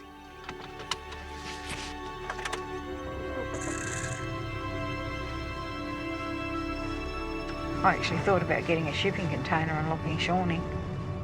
But I actually thought about it. I thought if I fit out a shipping container with a shower and a toilet and just lock him in there, then he has to come down off drugs. We actually found out that Sean was using methamphetamine because he got pulled up by the police and they drug tested him, and he came up positive for methamphetamine, and he actually got caught twice more actually, and the third time resulted in the prison sentence. I just burst into tears, and I just remember my husband holding me up, and it was like, what's going to happen to him in jail? Sean was sentenced to 9 months in prison, but Mum Trina fought to secure him a place on the court-mandated diversion program, also known as the CMD program. Under the program, Sean can serve his sentence in the community with a drug treatment order. Hello, mate. Morning. How you going? Good. Today, Sean must appear in court to have his case reviewed. My life was good. I had a fiancée and my own house, ran my own business, and then started using methamphetamine.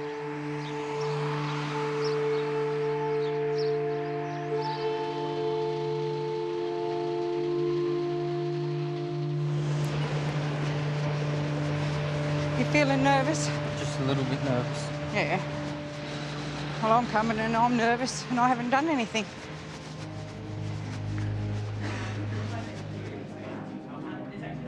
I spent about over 100,000 on methamphetamine. I lost a couple of cars, jet ski, a couple of bikes. I sold them to get more methamphetamine. Wasn't a very nice person. I was just running amok really on the meth. Driving whilst disqualified, driving under the influence. Yeah, it didn't really take me anywhere good. Took me straight to jail, so I'd still be in jail if I wasn't on the CMD program. Sean must work through 3 phases of the CMD program aimed at breaking the drug crime cycle. If he breaks the rules, he can be sent back to jail by the presiding authority, Magistrate Michael Daly. Yeah, good on you. Thanks for your help this week. Wonderful. Thank you. Bye. I am trying to get them to submit to supervision, comply with treatment, reduce their offending and abstain from using drugs. It's important that I do show empathy with their situation. I acknowledge their struggle, but they need also to know that I'm a magistrate. I'm sitting as a court. I'm not sitting there as their friend. I'm not their counsellor.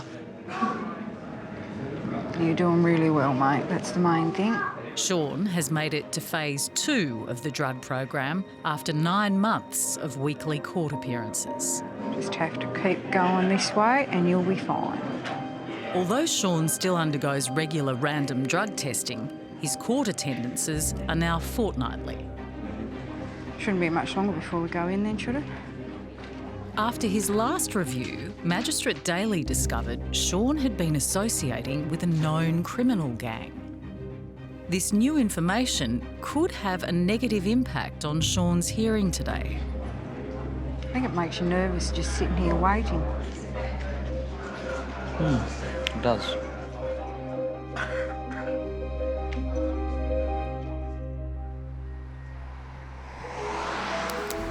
The fiancé of an Australian woman accused of trying to smuggle cocaine out of Colombia says he'll fly there soon to help her prove her innocence. Oh, thanks, mate.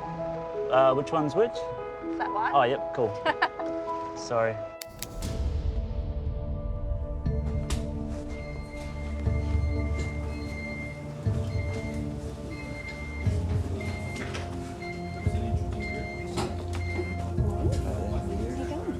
At the Crisis Coordination Centre, the daily executive briefing is about to begin. It's a really good opportunity for everyone to kind of go, OK, what's the plan for the next 24 hours? And particularly being a Friday, with an incident going on, what's the plan for the weekend? Good morning, everyone. Welcome to the Daily Executive Brief for Friday the 5th of May. My name is Tara. I'll be presenting today. Just be mindful that we do have an open phone line today, so any information discussed needs to be of an unclassified nature. OK, so looking at our previous 24 hours, in New South Wales yesterday, approximately 20 representatives of an unspecified issue-motivated group demonstrated outside the electorate office of the Prime Minister in Edgecliff against proposed changes to university funding. The PM was actually on a plane to New York at the time, so there were no security concerns related to that one. We also had a magnitude 2.1 earthquake overnight. I'll cover that in a subsequent slide. And then we'll go to Tropical Cyclone Donna.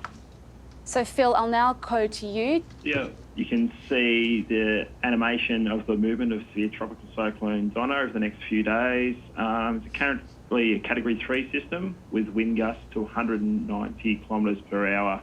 Phil, just in relation to TC Donna, when do you think it's going to have landfall? So it has made landfall this morning on those islands. With the cyclone that's currently impacting Vanuatu, if Vanuatu does need help, DFAT, Department of Foreign Affairs and Trade, can reach back and provide assistance as soon as humanly possible. So now going to cross to Geoscience Australia to cover their domestic earthquakes and international. 2 or 3 earthquakes in South Australia at the northern edge of the Mount Lofty Ranges and the southern edge of the Flinders. So we work super closely with Geoscience Australia about earthquakes, and they also house the Joint Australian Tsunami Warning Centre. So crossing to National Security Hotline, Benji. Thanks, Tara. We had just under 2,000 calls in total for April. Worth noting is that the NSH did get a significant spike in calls straight after the Paris terror attack, so 3 days of heightened activity there. Today's meeting is between 17 core agency members. But in the event of a major incident, their numbers will swell to include senior members of several key departments, including the Department of Prime Minister and Cabinet. So looking at our key office holders, only one of note overseas is the Prime Minister. We just received confirmation that he has landed at JFK and is being met by President Trump. All of our other holders of high office are in the country. The Prime Minister Malcolm Turnbull and US President Donald Trump have vowed to stand together in their fight against terrorism. We reaffirmed the tremendous friendship between the United States and Australia and the vital importance of our security and our alliance.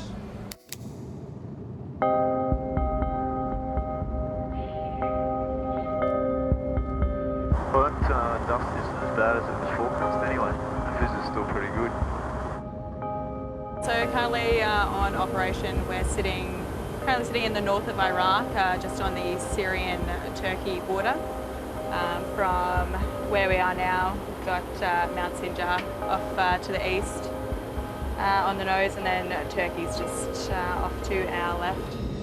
Australian KC-30 pilots Hayley Grieve and Michael List are flying high above the war zone in Iraq. They've been airborne for 2 hours. They're almost fully loaded with 91 tonnes of fuel. That's 91,000 litres spread across 5 tanks. Update, we've got LB13 coming. So they're going to come out of their op area. They'll meet us here.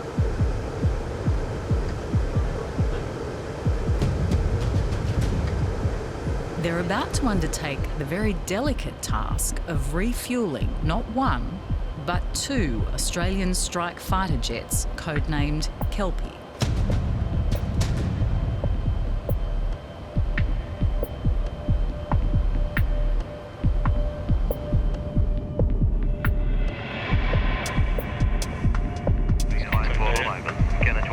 So we got a visual, they're at about 10 o'clock.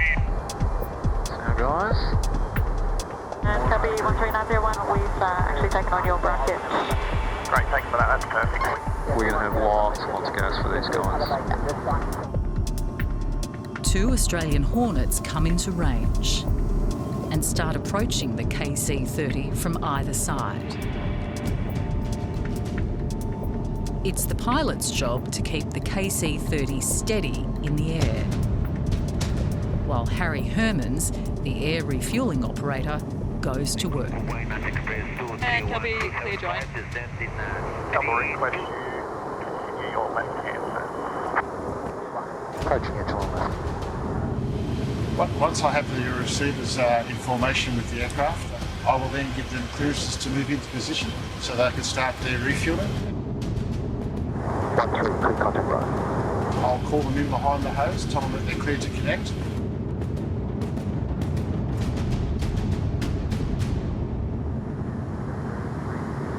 They'll need about 10,000 pounds to fill up. Yeah, we're just going to have to manage their total offload.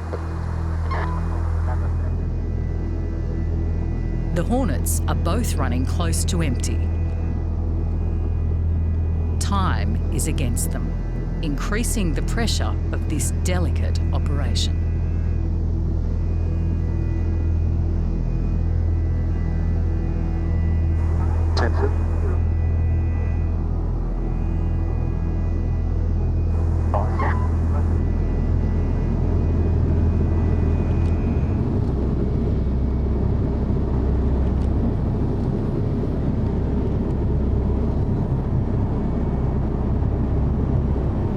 Contact list.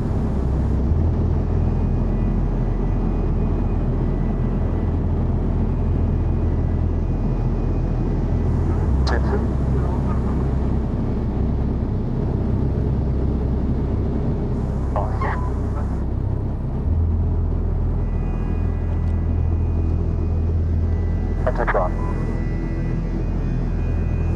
Good combo. Stay. The Hornets are locked onto the KC-30. All 3 aircraft need to fly in close formation for up to 7 minutes while the tanker unloads. This is the most critical part of the operation. 2,000 stand. Flying at 540 kilometres per hour, there's the risk of collision between the aircraft and risk of being attacked from below. 4,000 stand. You're always on the ball, just in case something happens, and also, I guess, being on operation in Iraq in certain areas, you're very cognizant of what's below you.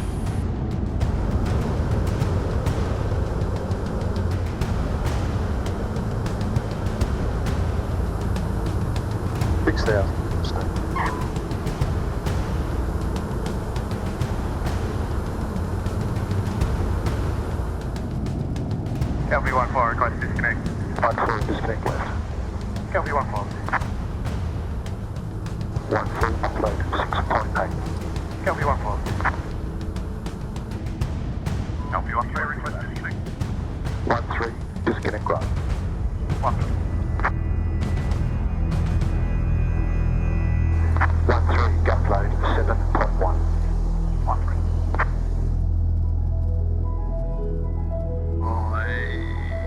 You're in a hurry. It's the first of 8 refuels the crew will do today. That went very standard, actually. Yeah. Oh, sweet, Harry. Man of many words. What else can you say? Feeling great. Ready to go again.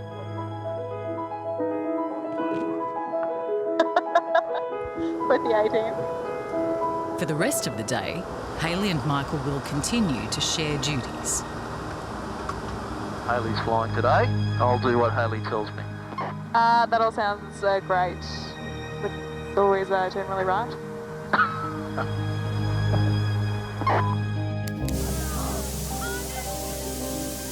I want it nice and loud.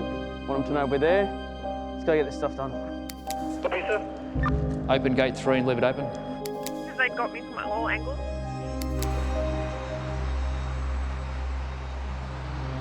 In Tasmania, Magistrate Daly has called his court to session.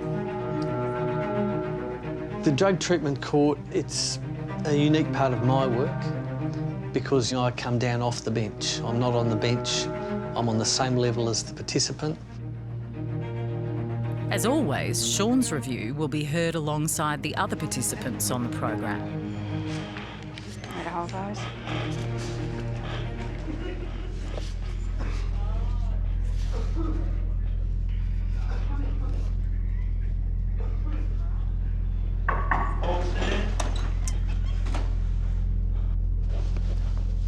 Good morning, everyone. Have a seat, please. Mr. Bowman. Good or bad, each review serves as an example to the other drug program participants in the room. Why are you shaking your head, Mr. Bowman? I just want to get today out of the way. Do you? Yeah. Why? I'm disappointed. I've annoyed myself to the max. Are you going to try that terrible excuse on me? Yeah, I'm talking to them, I think, in a respectful, human, informal way. It is unique, and the drug treatment court is really all about me trying to get the sort of relationship with a participant that helps them to keep focused on their change. Dean has failed a random drug test. His explanation is that he was helping out a mate. What I've been told is that you thought it was a good idea to intervene in a drug purchase where you thought quality was an issue and thought that you could, by tasting it, detect purity. I mean, even saying that to me, I have to stifle a laugh. And if it wasn't so serious, it would be funny. But that you would, you know, put ice in your body in that way in those circumstances is a huge surprise to me. I didn't intervene in a deal. The deal was already done, and he told me what he got for how much he got it for, and I just thought he got had. So yeah, and then it was, if I'd have thought about it, I'd never have done it. But I didn't think for one moment that I'd blow a. What, you think by putting ice in your mouth, it wouldn't end up in your blood? I've never had it that way before. So I'm just casting my eyes back at some experienced people in the back of the court who know a thing or two about drugs. They're all giggling. They've all giggled this morning at me. Rightio. Look, I just shake my head. I won't say too much more. I've heard some creative excuses in this court. That's a good one, though. That is a really good one. And I don't mean that in a good way.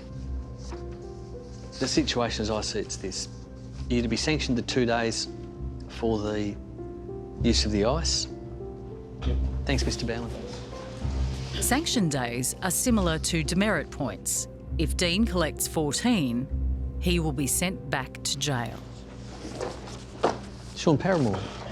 It's Sean's turn to find out what damage has been done by his association with the bikie gang. Magistrate Daly has the power to regress Sean on the program or even send him back to jail. You've had to think about the motorbike club business. Yep.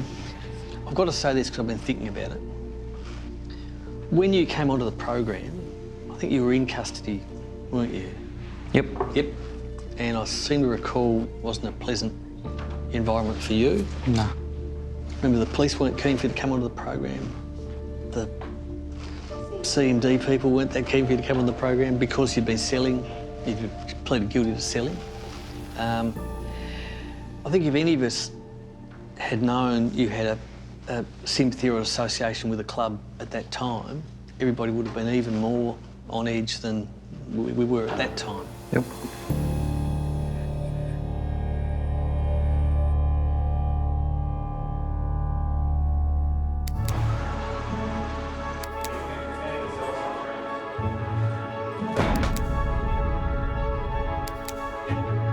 Just been keeping an eye on the Prime Minister overseas, making sure that there's no demonstration activity or anything like that during his visit to New York with President Trump.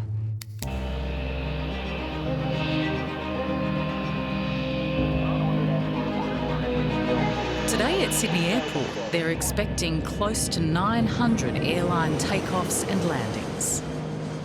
At the international terminal alone, there will be more than 40,000 outgoing and incoming passengers. I've been in Australia for about 18 years.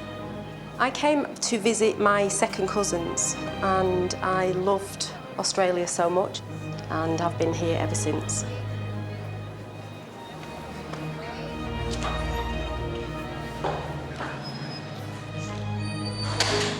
I've been interested in airports since I was a child, from when my parents took me away on holiday when I was 6 years old, and from 18 years old when I was flying as a flight attendant. It's been in my blood since then.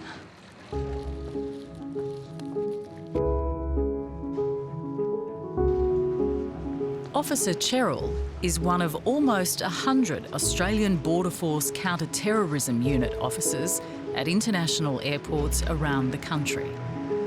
It was a unit formed in 2014 after an escalation of terrorism around the world, and Australia's threat level was raised from medium to high. Mag off. So I'm one of the use of force trained officers at the airport. Clear. We do 4 weeks training, which is in firearm handling, in the Glock 17, capsicum spray, handcuffs, baton, and defence techniques. It was quite an unusual thing to have to learn, and obviously quite scary at first. It's important because of the people that we're dealing with and also for officer safety. And we don't have to rely on other, like AFP or New South Wales Police, to assist us at the airport. All right, we've got quite a number of jobs on this evening. We've got 10 in total of persons that have come to interest to Border Force. I'm the counter-terrorism supervisor. and so I run the team. I have to make sure that everyone's doing the job correctly, and then oversee each job for the evening, and then refer on to other agencies if there's a possibility that somebody's of national security. We do have an outwards job, which is going on the EK 419. So they're actually departing on the EK 419, which departs at 6:30. That's a person that's going to Lebanon. Let's stay safe and have a good night. This is it. This is the moment of truth.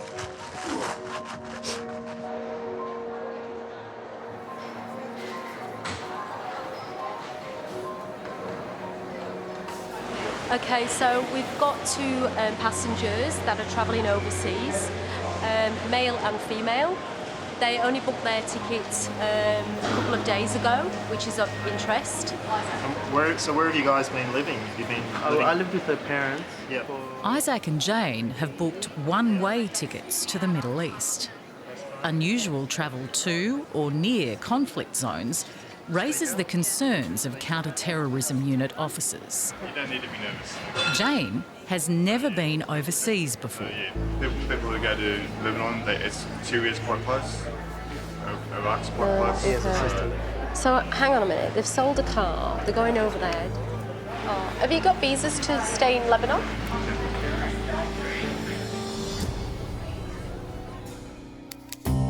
Hey guys, how you going? Good, it's been a big good game?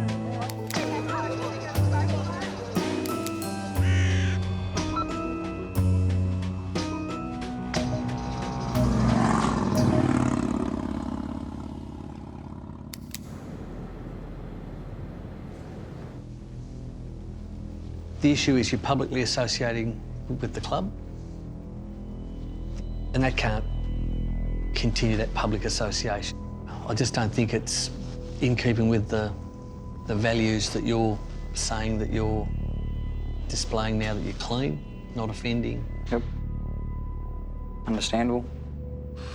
Is that your mum with you today? Yep. How have you found Mr. Paramore since you last came here? Oh, brilliant. Yeah, I think he's going great guns. Really proud of him. Have you had any discussion with him about this association that we've just been speaking about? Not a great deal, basically because, well, I don't think it's affecting his progress. I don't totally agree with the association, but he's over 18 and I can't tell him what to do, unfortunately. Look, you know, it hasn't, I don't think, affected your progress that we can see at all. So, what I'll do now then is formally vary your drug treatment order, that you're not to attend any meetings of motorcycle club, including attendance at the clubhouse, or to take part in any events affiliated with motorcycle club, and you must not identify as a member of that club on social media. Okay, so your drug treatment order is now varied. And look, I acknowledge the ease with which you've dealt with this issue, and we need to keep that in perspective and not deprive you of the credit that you've probably earned. How long have you been abstinent today, do you know? 3 months, maybe. 70 days. Yep. 70 days. I think it's worth a round of applause. Did you want to say anything? No. No? All right. Well, thanks for coming. I'll see you on the 19th of May. Good luck until then. Okay. Thank you. I'm far more emotionally invested in these cases than in any other. You're privy to details of their lives that are really intimate, that you would never really be privy to in any other sentencing exercise. So we commit together to go on this journey of their recovery. You just can't humanly disengage from that reality. How do you think that went, Sean? Yeah, I think it went well. Yeah. I'd be glad to get my life back and live a normal life and see the end of this place. See the end of this place. Yeah. Be good to get back into work, like, properly, won't it? where you don't have to come and go all the time. Do you want to go somewhere for lunch now? Might as well. Hungry? Suppose we could go shopping. With your money.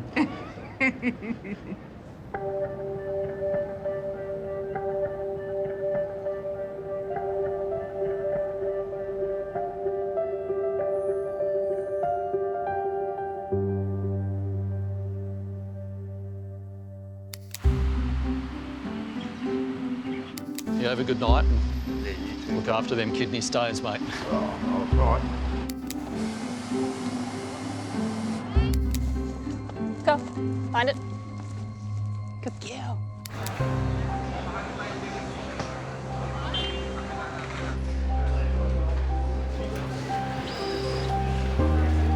I have actually an ID card. So what about actual visas for your girlfriend?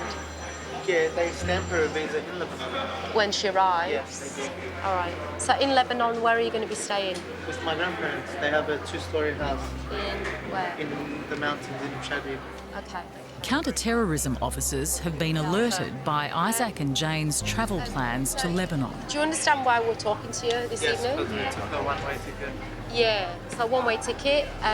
You've recently sold your car?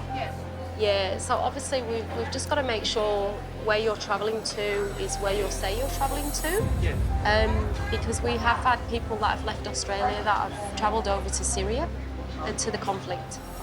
We obviously don't want those people travelling to Australia. That could potentially be a threat to us. And also we don't want our Australian citizens travelling over there either, because they can pick up skills which would obviously be detrimental to the Australian society and the people of Australia. Are you happy with their story? Yeah.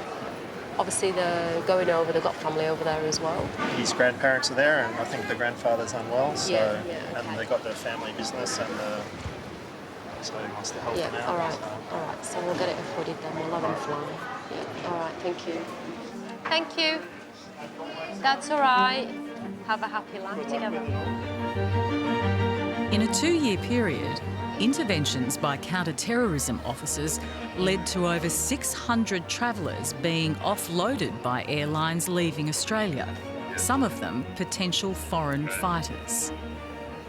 But Cheryl and her team are equally vigilant with incoming arrivals.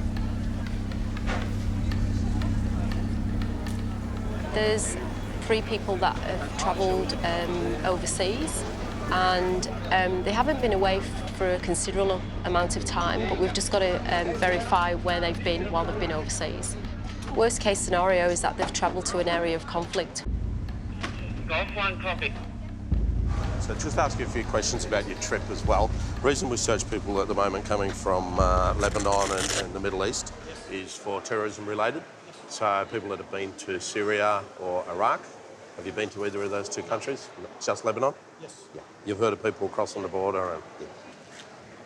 If you want to have a little look through the phone, if you want to have a quick look through the phone. Yeah, sure. Has it got a pin? Just get you down to the pin. The officer will have a quick look through it, make sure there's no videos that we need to be concerned about. Under the Customs Act, the Australian Border Force can examine any goods subject to customs control, including mobile phones. Do you share videos? Yes. Any of them of concern to do with the war or anything like that? No. No worries. It's got Quran, things like that. Verses and all that. Oh, yeah, that's fine. Yeah, but nothing you've got to do nothing with of violence on the phone. Yeah. Okay. Yeah, just open up the side of it somehow, or just to the back maybe. You see what it is?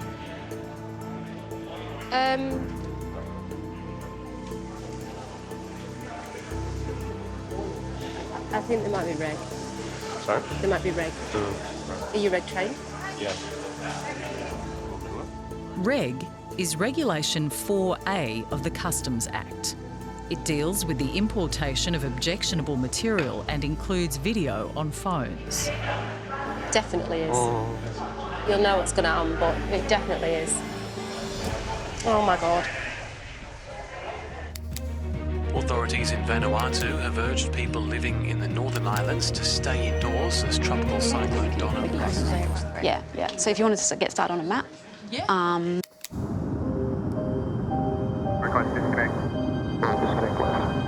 In the skies above war-torn Iraq, Australian Hornets have been coming and going all day.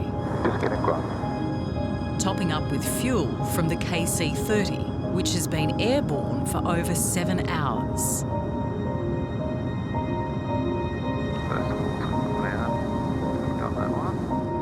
Two-star checklist complete, right? Going back to CARA.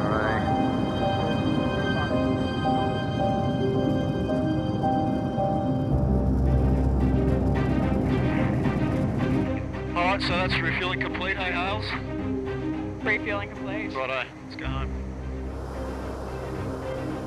We did a total offload of 82,000 pounds, and so we took off with 91 tonne, and we'll be landing with 5 tonne. We just separated from the Australian Classic Hornets, so we'll meet them back at base. I've always wanted to fly. I grew up in the cockpit with Dad, he's a pilot as well, and so ever since I was a child I think it was in the blood, and so I absolutely love it. There's no telling how much I love it.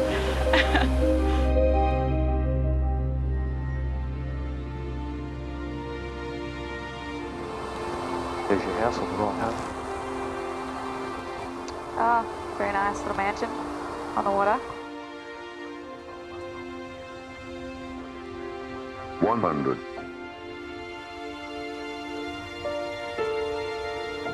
50, 40, 30, 20, retard. And everything. 6.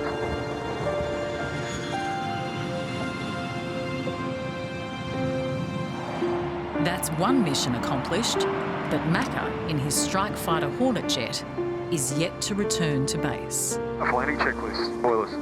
Start. APU. Start. Radar. Off. EWSP. Off. Predicted wind shear system. Off. Off landing checklist complete. Okay, so what is this?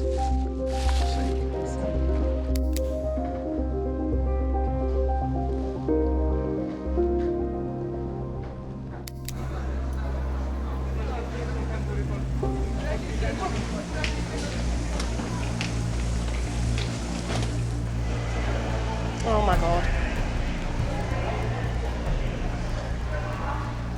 We'll have to you just get the PIN number for it. During questioning, counter-terrorism officer Cheryl believes she's found prohibited material on a passenger's phone. There's a video on the phone of someone setting themselves on fire. Have you seen that video on there? Indian one. Yeah. Yeah, I saw it. Somebody posted it to me. That's what I'm talking about. Stuff like that on your phones. It's got nothing to do with Islam or anything. No, I know. But what it is it's abhorrent. Seeing someone burn like that is abhorrent. And we classify it out as prohibited when it's on your phone. So can I just grab the PIN number for your phone? We're just going to have a further look at your phone. While his two friends are cleared of any national security concerns, the video found on the passenger's phone raises more questions. Why is he burning himself to death? I think he's a Sikh. And a Sikh, don't get me wrong, I think if they want to repent or he's done something, they put fuel on themselves and they burn themselves. If the officers believe the material is objectionable, they can seize the phone. In the context of what it is, it's a protest against something. Yeah, but somebody else is setting him on fire. But he's tipped the petrol himself all over his Yeah, but why would somebody light him though? As I said to Lynn, something is very disturbing. It's very disturbing. It's never ending, you know, you never know what you're going to see during the day. And you know, it is quite distressing. It's not something I particularly like to see. He's basically doing it to himself. It's not someone killing someone else, do you know what I mean? No, but somebody else has set him on fire. A husband setting their wife on fire or something like that. Setting himself on fire.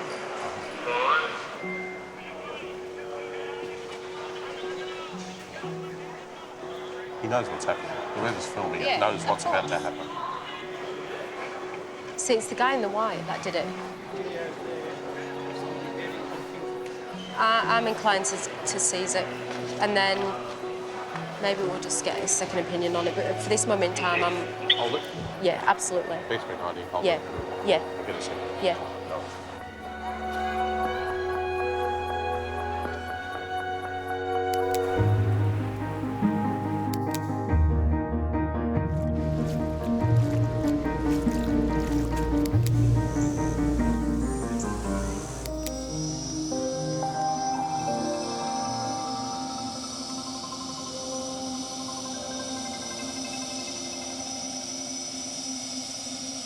After a gruelling 10-hour mission to Iraq, RAAF Flight Lieutenant Matthew Macca McCarty finally returns to base with his FA-18 Super Hornet.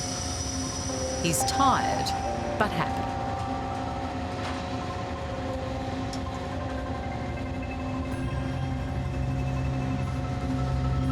The mission went for a little bit longer than it was meant to. That was probably the most satisfying mission I've ever done over here to date. So we didn't drop any weapons, but we provided some direct support to guys on the ground who needed help, and we basically kept them safe when they needed it the most.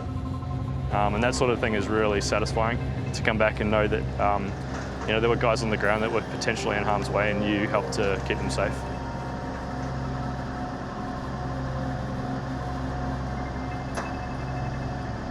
The actual physical side of it isn't too bad. You've obviously been in the cockpit for a long time. You are quite mentally tired though, for having focused for those periods of time. And that's often where you just kind of crash and have a really solid night's sleep. How's it feel to be back on the ground though? Yeah, good. Yeah, good. Yeah, it's always good to be back after a mission, long mission. Yeah. What's the first thing you're going to do now? We're just going to go and release the jets back into maintenance, so it's ready to go for tomorrow. And then from there we're going to go debrief and talk to the intellos and the intel people. All right, sweet. Thanks.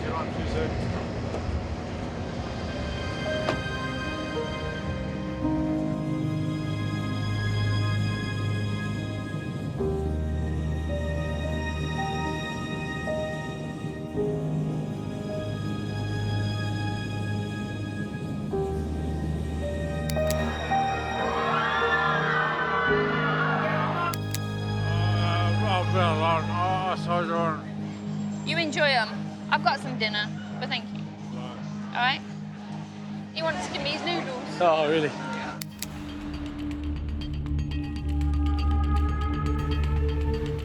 So, there's a video of a person pouring petrol on themselves. Can I see the video? Yeah. What sort of context is it? Officer Cheryl has found disturbing video on a passenger's phone. The team have to decide whether it should be seized and possibly destroyed. Any other videos like that? It's just whether it comes under the classification of prohibited. So we'll get a second opinion. I'll hold it, the whole phone, and we'll get back to you, okay? Officer Catherine is called over for her take on the material. What's your opinion? This looks like some kind of protest. They're actually rendering aid to them. They're trying to help them out the fire. Yeah. So It's disturbing, but it's like... He sort of done it to himself. Yeah. But then somebody set him on fire. That's they're what actually was... killed in the video. Execution style. Yeah. Yeah. There's like three wrecked people here. And we're sort of leaning on the other side of... Yeah. It's disturbing, but not how.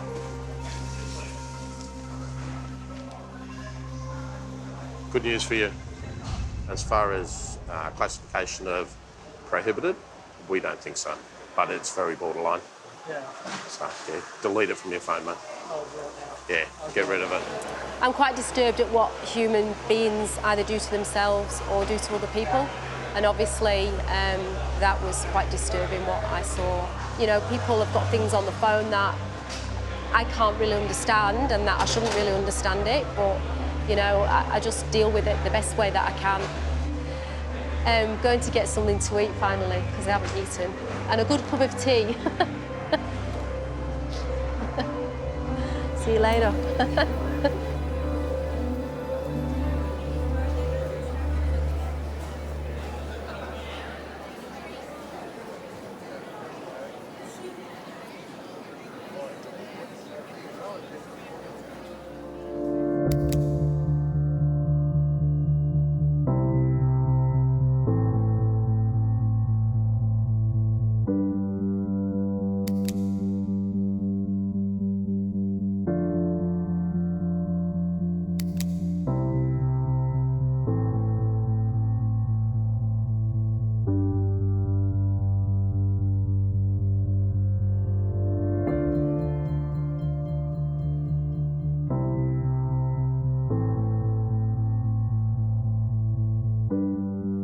Looking at the weather for the major cities today, Brisbane, partly cloudy, 25. Sydney, mostly sunny, 23. Are you alright? Yeah? Okay.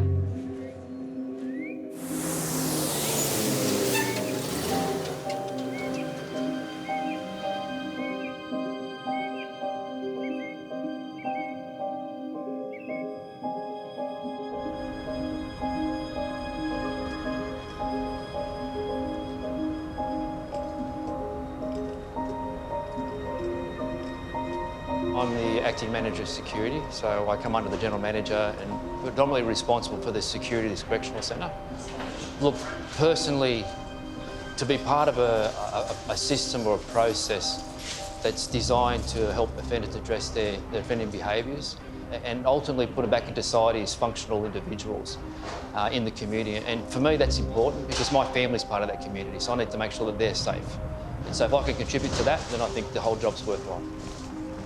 The Metropolitan Remand and Reception Centre in Sydney's Silverwater is the busiest of its kind in Australia.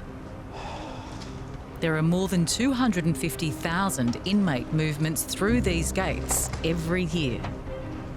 And that includes remand inmates, fresh custodies, inmates attending courts or moving around between the correctional centres. So we've got one coming from Bathurst, or from here to Bathurst. We've got one from here to John Rainey Correctional Centre, one from here to Lithgow today, one to Goulburn. And we've got another coming in to this centre here for remand bed placement.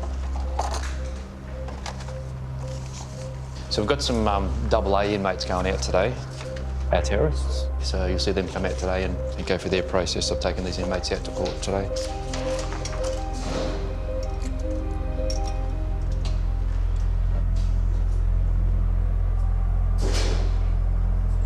Prisoners can stay on remand for anything from a few days to a few years, depending on the length of their trial. Morning, just scan your eyes for us, please. This morning, about 50 prisoners are scheduled for transport to various courts around Sydney. Yep, thank you. Just grab a seat over there for us. Everyone leaving the jail today must be ID'd with photos, finger scans and an iris scan. Thank you. Next stop, the property area.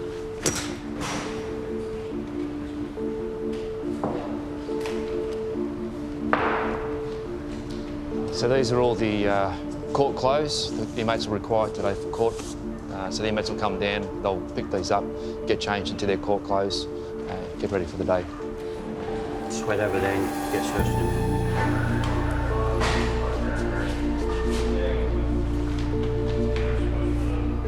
As the prisoners get changed, they're searched for contraband.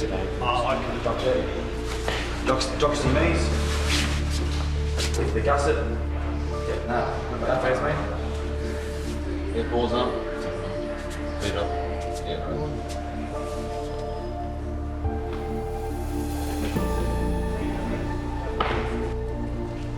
We thoroughly strip search and make sure there's nothing that's secreted on their person anywhere. We check their clothing, which includes the court clothing they're taking with them.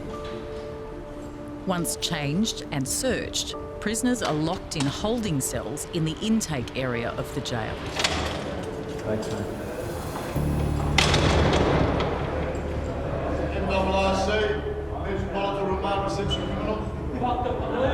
Each cell holds inmates bound for a particular court. Are you starting trial? Nah? Yeah, I'm still just coming from 5A. Okay. Why, you here at Silverwater? It's good to see you anyway, man. No over, boys! Allahu Akbar! 2144! Allahu Akbar! Me.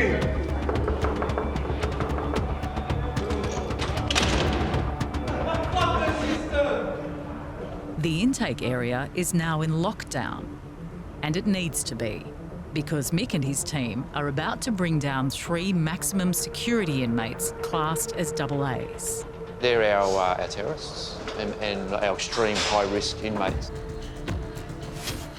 Yeah, normally the movements of the jail are stopped so that they can get down straight away. The people that bring them down are specialised trained officers, and they go in different types of transport. The AA inmates will be dressed in orange to make them stand out from the general prison population. Sorry to disturb again. Can we get that here soon, please? It's very clear that these inmates are of a significant concern as far as the organisation is concerned.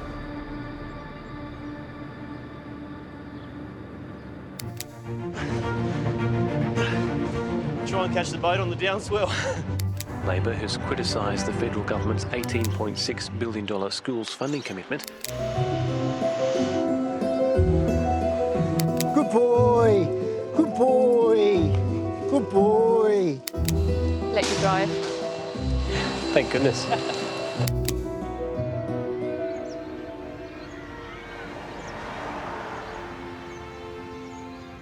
All right, Jaden, can you sit down? We'll have some brekkie.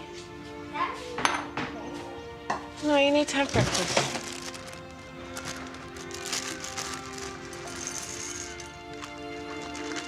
Did you want butter on your pancakes, Leah?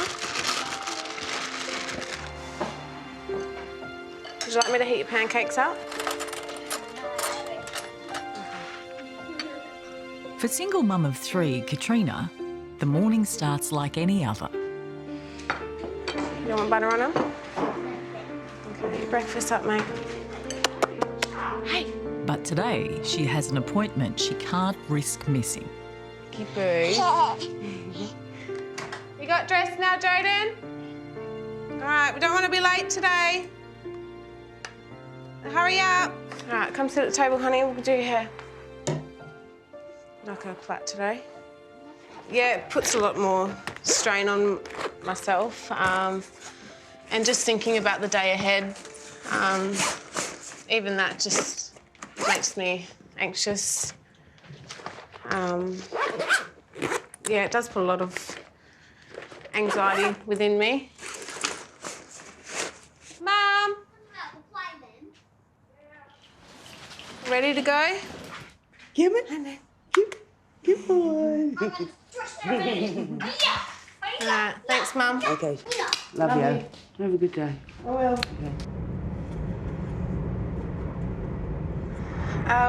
We're going to court today as I have a couple of charges that I committed maybe 4 months ago. One is burglary and the other one is assault on a police officer. I was not mentally stable at the time. And yeah, I did some silly things that I regret doing, which I've never done anything like that in my life.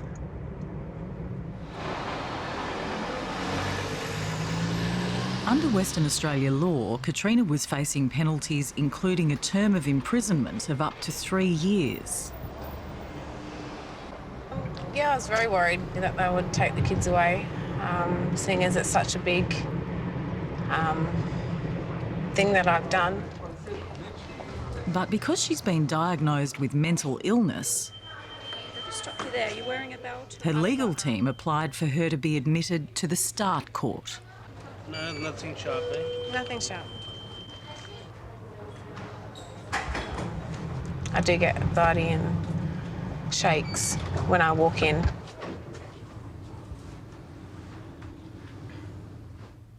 Magistrate Felicity Zemplis heads a team that provides a therapeutic approach to deal with offenders with unique needs. This court has been around for about 4 years, but it is still very new, very young. It operates 4 days a week with a dedicated magistrate, dedicated team. In Western Australia, more than 50% of prisoners suffer from a mental illness of some kind. The statistics demonstrate how futile prison is for people who have a mental illness. Mentally ill people are seriously overrepresented in prisons. Because I've got 2 charges. One's assault on a police officer. Mental health issues are treated suboptimally in the prison environment, and it's common sense that then people who spend time in prison and then release back into the same circumstances, the same situation, with the same issues, are going to repeat the same behaviour. In addition to Katrina, Magistrate Zemplis will be seeing a total of 9 offenders today. Luke Davies has suffered from numerous mental health issues, including drug-induced psychosis and clinical depression. He committed a string of serious offences that could have seen him imprisoned for up to 10 years. Luke's been on the program for 18 months, always with Gran by his side. It's stressful because we want Luke to succeed, and sometimes you think, oh God, is he going backwards? But then you think, come on, you've got to be positive, because if you're not, it's not going to work for you or Luke or... So, yeah, I've been there for him. I've shouted at him a few times, and... I got a second chance, so... Yeah. You know what I mean? Like, I could have been in jail. I could have been elsewhere, I could have been dead, but I got a community mental health team, a team of nurses and psychologists and psychiatrists, and gave me all the help I needed. Instead of sending offenders with mental health issues to jail, they're diverted to the court's 20-strong team of mental health nurses, social workers, a psychiatrist and other specialists who provide much-needed help. Good morning, everyone. The team then delivers regular report cards to the magistrate before court. So, Ms Orish. Ms Orish is a 24-year-old woman with a 2-year history of bipolar affective disorder. Katrina's going to meet with Outcare after court today, so they're going to spend some time together and kind of work on a plan for the next kind of couple of weeks. So it's here where they figure out who deserves to advance, remain where they are, or regress in the program. Acting Australian Prime Minister Barnaby Joyce commended Prince Philip's 7 decades of service. Oh, it's all good. Okay.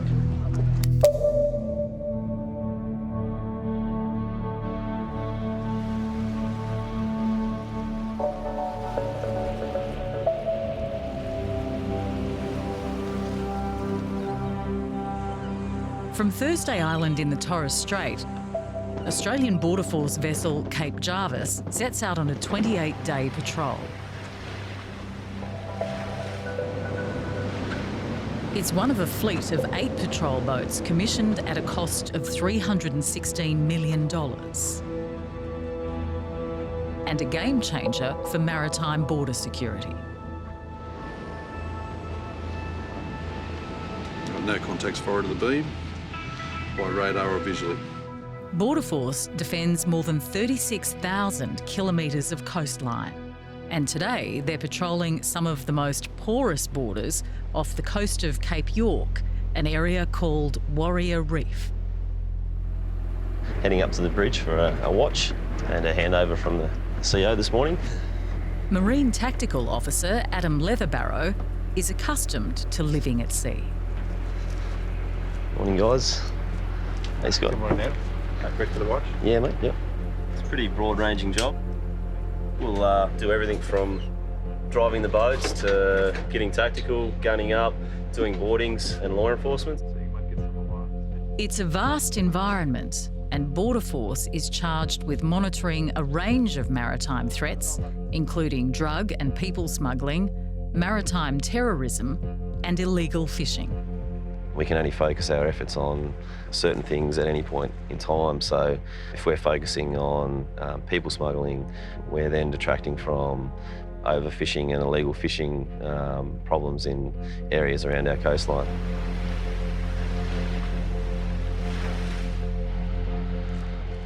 So we have a SAT-C system here that gives us all sorts of information from overseas piracy attacks to local weather, which is probably more important to us. Weather and fast-changing tides are a problem for patrols in the Torres Strait. Cape Jervis, it's portable 350, Montagne to Gentry, over. Quarter Force 350 is Cape Jarvis, go ahead. In the vicinity of Warrior Reef, we have one PNG Albinger, 3 miles north of the line with 10 people on board. Here so. Young sir, over. Roger, understood all.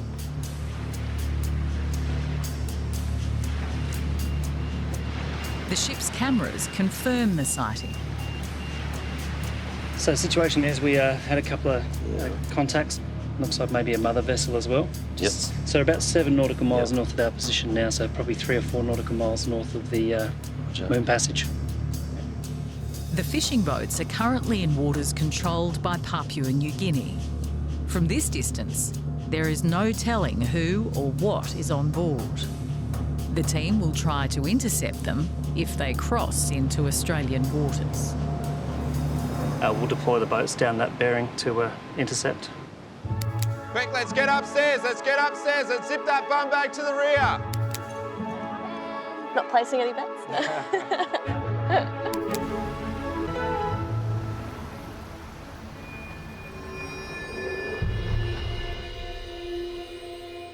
Three high-risk AA prisoners are about to be led down from the cells.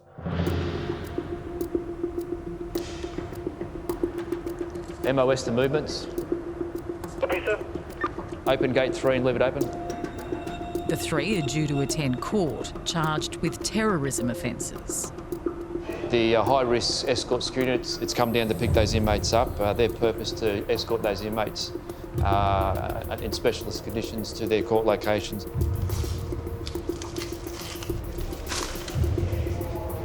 They're coming now, the VHs.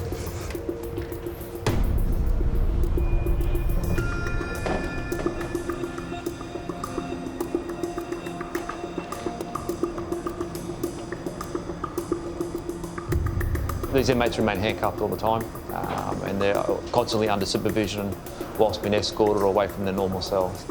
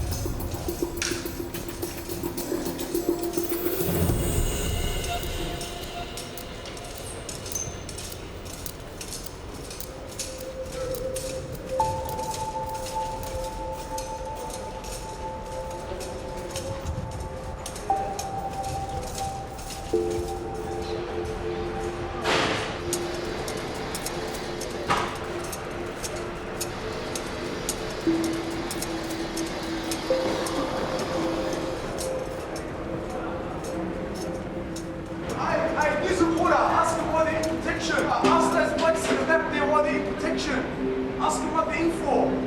The dirty, fucking filthy pests. If the AAs are found guilty of terrorism offences, they'll likely be sent to the highest security jail in New South Wales, the Supermax in Goulburn, which has been earmarked for a major upgrade.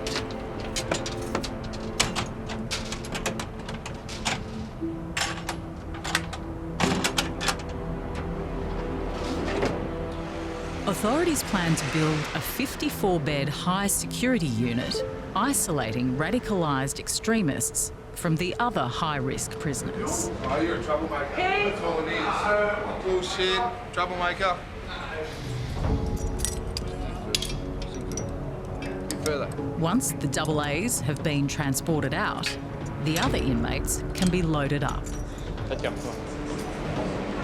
Yep, please. Both the cuffs. Follow the officer. Yeah, you're Victoria?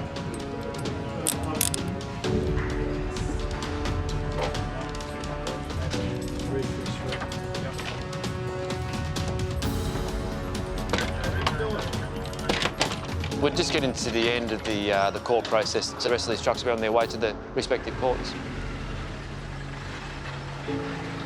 After their day in court, the prisoners will return to Silverwater along with a group of new inmates, the Freshies. Moving to HQ with Mike 5 and the media crew now. Police are seeking public help to find an 8-month-old boy last seen on Brisbane's south side.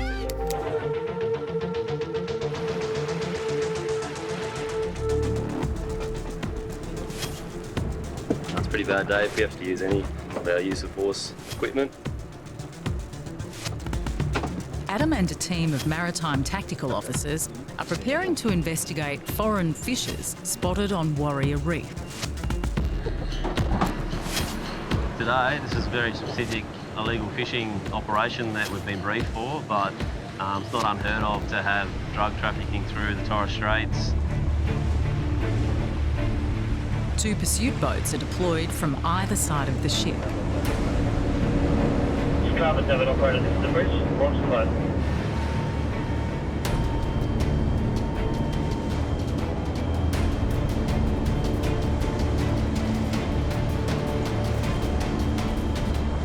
Once unhooked, they have to move quickly to beat an outgoing tide. The tide is unpredictable, and when it turns, it may stop them from making contact with the PNG boats. So the contacts were on the western side.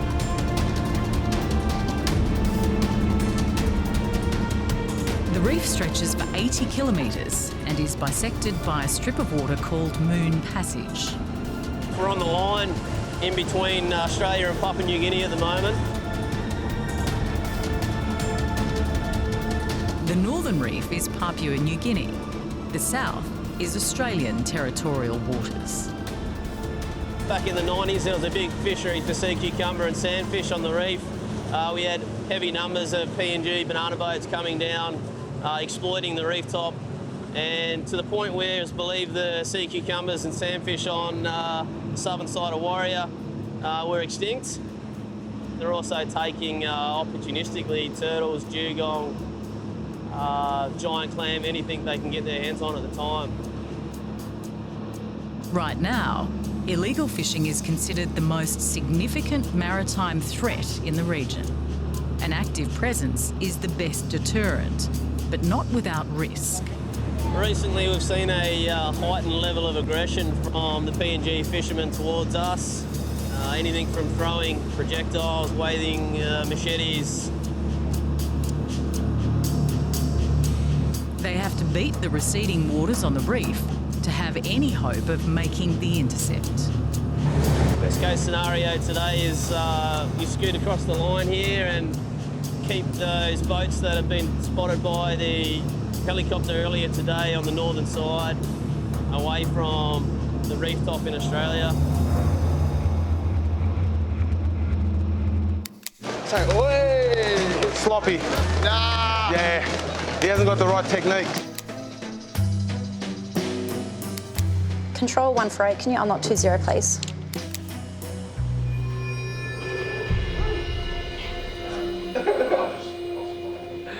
Oh, what are you gonna do?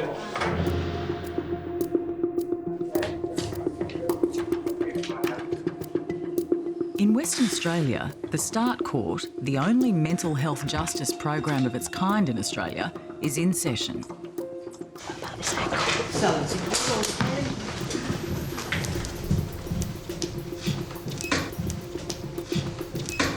Perth Magistrate Court is now open. Please be seated. Good morning, Your Honour. Orich, Katrina Christine Orich.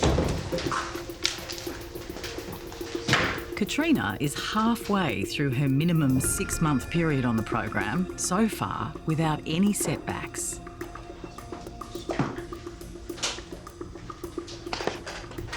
Thanks. Miss Ords had said that she'd been struggling with anxiety recently. Members of Katrina's clinical support team provide some final feedback on how she is progressing before the magistrate must decide on her future in the program. She's started to develop skills and understanding of what she's needing to kind of make a good life and a more meaningful life for herself. Okay, Dr. Brett, did you want to feedback at all?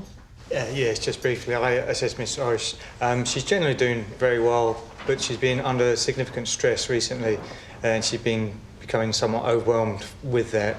So at this stage, we've just given her some medication to use on an as-needed basis, and we'll follow up and see how she goes with that. Okay, just stand up, Ms. Orish. All right, so you've got quite a bit happening at the moment. Yeah, always. Yes, okay. And just had the school holidays as well. Yeah. Okay. But are you feeling like you've got a plan in place? Yeah, I do. I feel like it's more steady now than from when I first begun. Yep.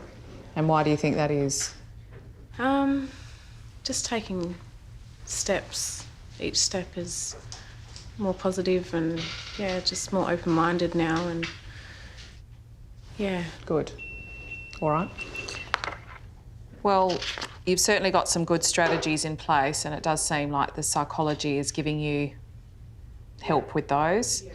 I'll look forward to hearing in a couple of weeks, and definitely, you know, over the weeks, I think we can see every time you come in, you know, you look more at ease and more confident, and certainly like you're developing those coping skills. So that's excellent. All right, so we'll see you on the 19th. Okay, all right, we'll get you back. If Katrina keeps up the good work, she'll be ready to graduate the program in just 12 weeks. I feel very lucky and privileged to be a part of the Start Court. It's given me a second chance. Otherwise, I could have been in jail without my kids, losing my kids. Yeah, I could have lost everything. Davies, Luke Jefferson Davies. Luke was convicted on charges of assault, breaching an AVO, possession of cannabis and driving under the influence of methamphetamine. He's been before this court more than 35 times, and today the magistrate must decide if he's done enough to finally graduate from the program. So you did plead guilty to your charges at an early time, and you've accepted responsibility from the outset, so I do give you credit for doing that.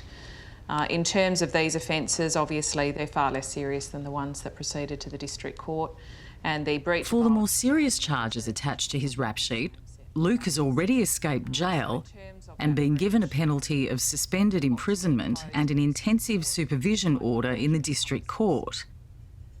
Judgment on his other offences now rests with the magistrate. From a time when you were using drugs regularly and putting the lives of other people in danger, culminating in those very serious offences.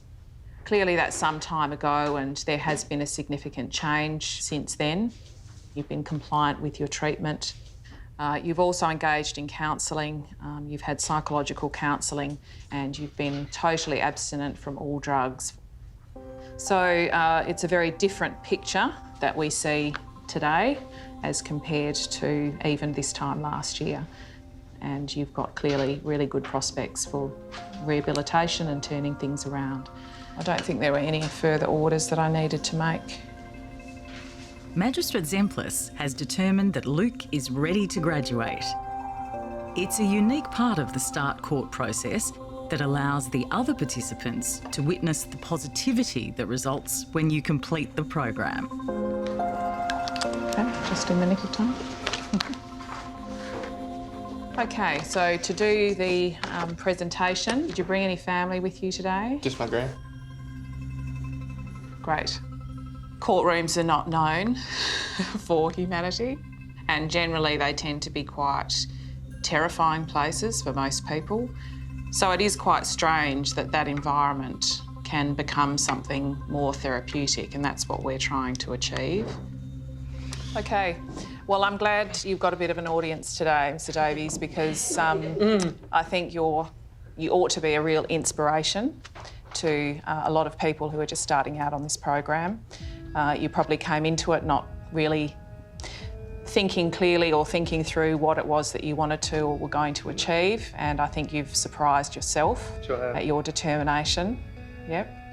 And you ought to be commended for that. I think you've been an inspiration to all of us. Thank you very much. So we just encourage you to continue with that. Know that there's always support available for you, and even though you don't have to come back to court, we'd love for you to pop back in and tell us how you're going, because we're going to miss seeing your smiling face. You know, you get a chill up your spine, or tingle up your spine, and you get tears. Well, you know, that happens frequently. So I'm going to invite any member of the team that wants to say anything as well. Mr Davies was actually the first assessment I did when I started in Start Court. So it's a big day, seeing him leave us, and I want to wish him all the best for the future and keep doing it. And the other thing is, he's been with us so long that he did start the programme with short hair and managed to grow a full set of dreads. Good. All right, well, I'm going to present you with your plan. Thank you. Shake your hand. Thank well you very done.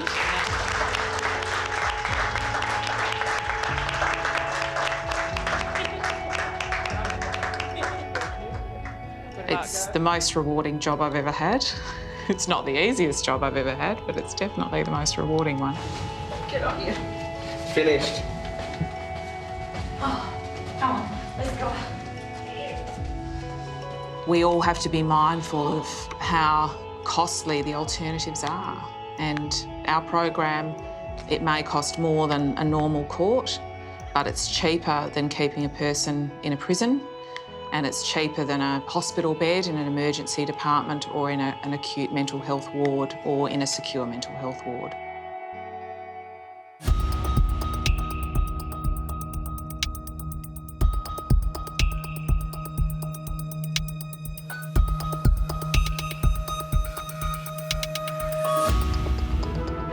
Go on, jump in. The ACT Greens are calling for a charter of rights for young people in detention.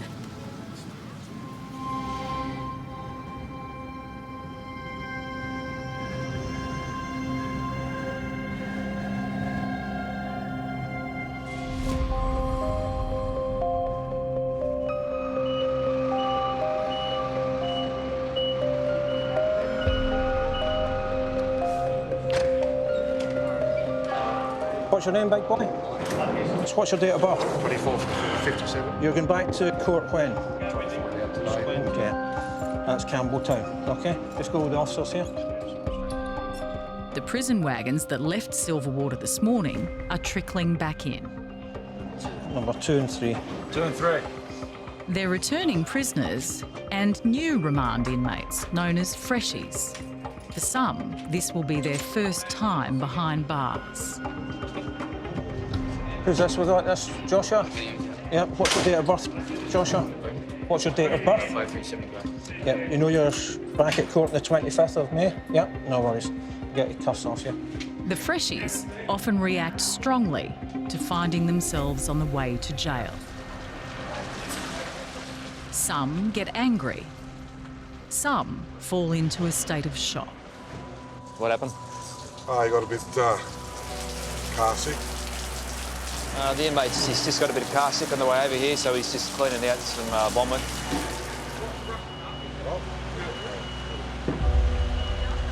The normal rule is they clean up their own mess. No, right, so he did that with no problem, so... No, he was very compliant. Yeah, he apologised.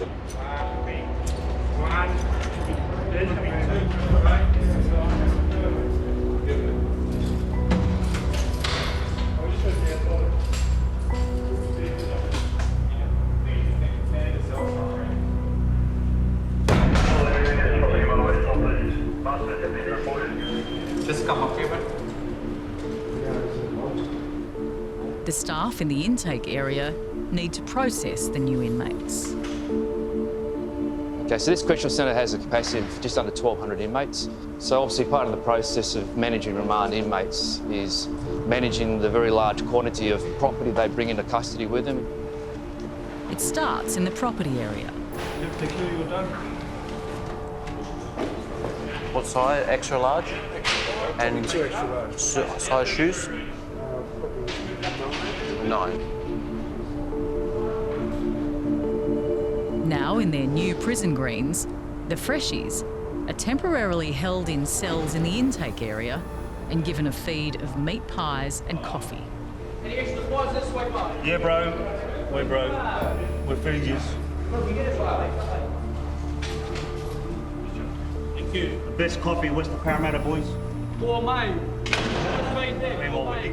Shortly, the new inmates will progress to health and welfare checks.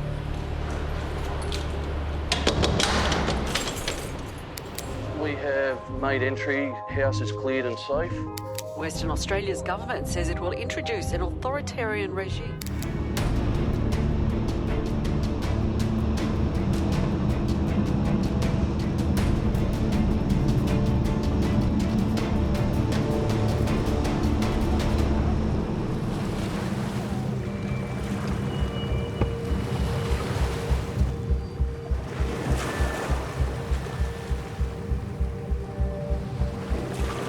Adam and the crew make a sighting of the fishing boat.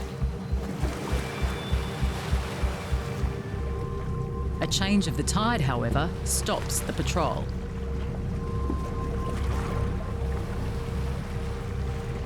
We can't actually get on top of the reef there at the moment with the tide conditions as they are, so we'll head back to the mothership. With the fishing boat out of Australian waters, officers abandon the mission. Although the tide worked against the crew today, in the past year, Australian Border Force officers have apprehended 15 illegal foreign fishing vessels within the Australian exclusive economic zone. If we can't catch them, which it is hard to do, we scare them off the reef, then that's a good, win-win situation for us. SCTO, the boat's just coming up on our side now. I think every day is a good day in the office out here. There's always something different. And to be honest, I think it's the variety is why I'm still here. It's why I love the job.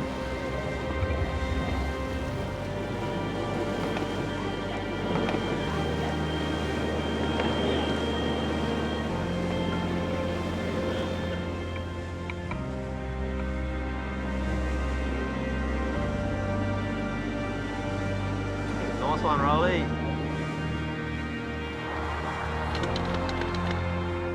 We're here to protect, I guess, the way of life that people have become accustomed to. So there's always going to be a need for our job to protect our marine resources.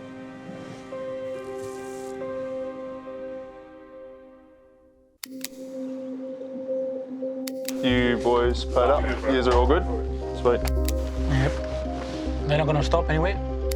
No alcohol today? No. Oh, good.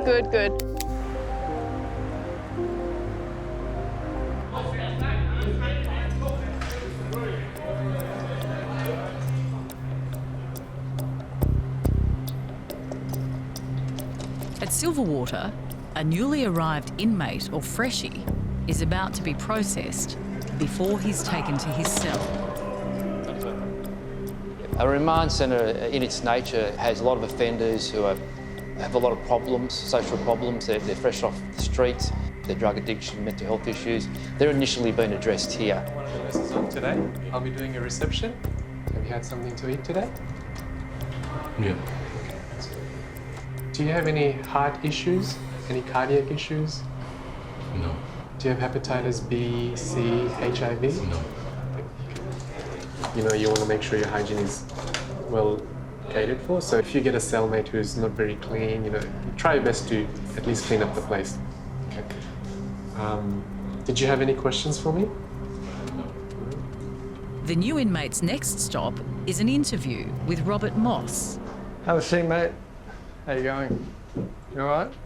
the jail's welfare officer. Have you done this before? You've been in jail before? His job is to safely shut down the freshie's life on the outside. Have you got kids? Sorry? Do you have children? Yes. Do they live with you? No. And your children, how many children do you have? 4. 4. Yes. And are they all under 18? Sorry? They all under 18? Yes. And they're all with her?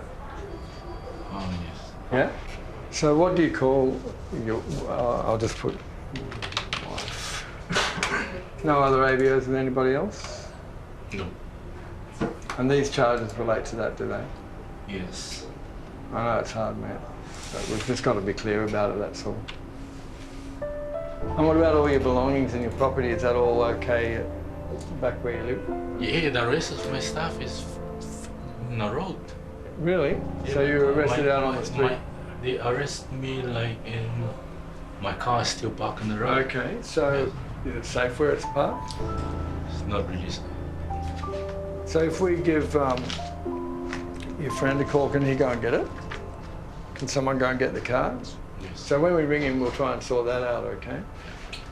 How are you feeling at the moment? All right? Are you okay about being here? Can you cope? You're not worried? I mean, you'd rather not be here, but you okay?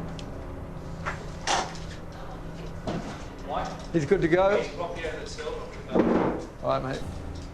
Thanks a lot for that. This here is your ID card. You need to keep that safe, keep it in your pocket all the time. If at any time you feel unsafe whilst you're in the pod, you go and speak to an officer straight away, okay?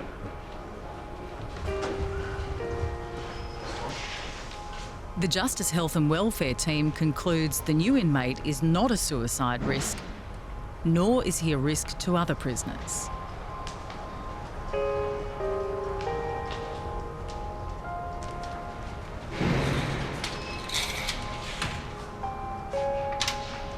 Just place it in there. Get the paperwork done for you.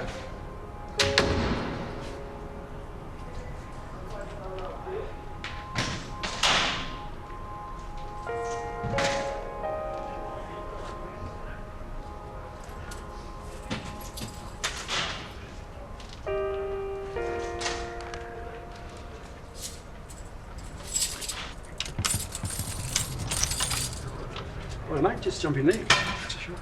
Just anywhere you need to go. So, guys, you cellmate, okay? Just, I'll get back to you a bit later on.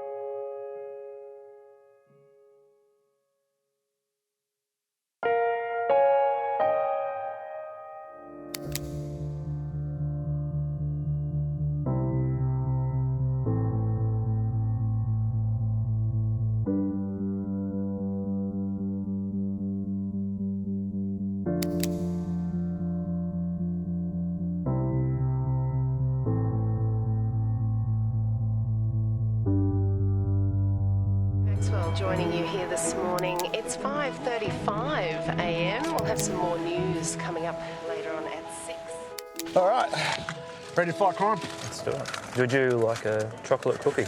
No, thank you.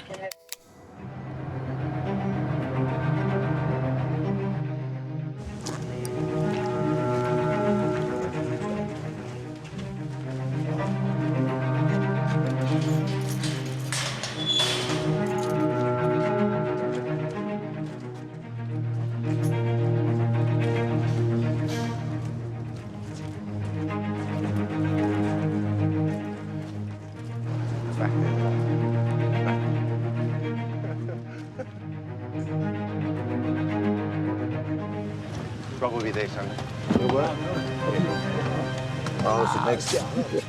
How you going then, bro? I first got arrested in 2007, going mad on drugs and wanting fast money. Yeah, just started going around robbing, you know, different kind of businesses throughout Sydney. Got 15 years with a non-parole period of 11 years. So I've got to do a minimum of 11 years before I can even think about walking out the gate. And I'm 9.5 years into it. Sam and 2 other prisoners are being released for the day. Sam grew up in Redfern. He knew Thomas T.J. Hickey, the teenager whose death led to the 2004 Redfern riots. Yeah, I knew him well. His father's my uncle, so all I know is that it was supposed to be a police chase. That was what I heard, and that's about as far as I know. A young Aboriginal boy was killed, and the community just reacted in the way they knew how.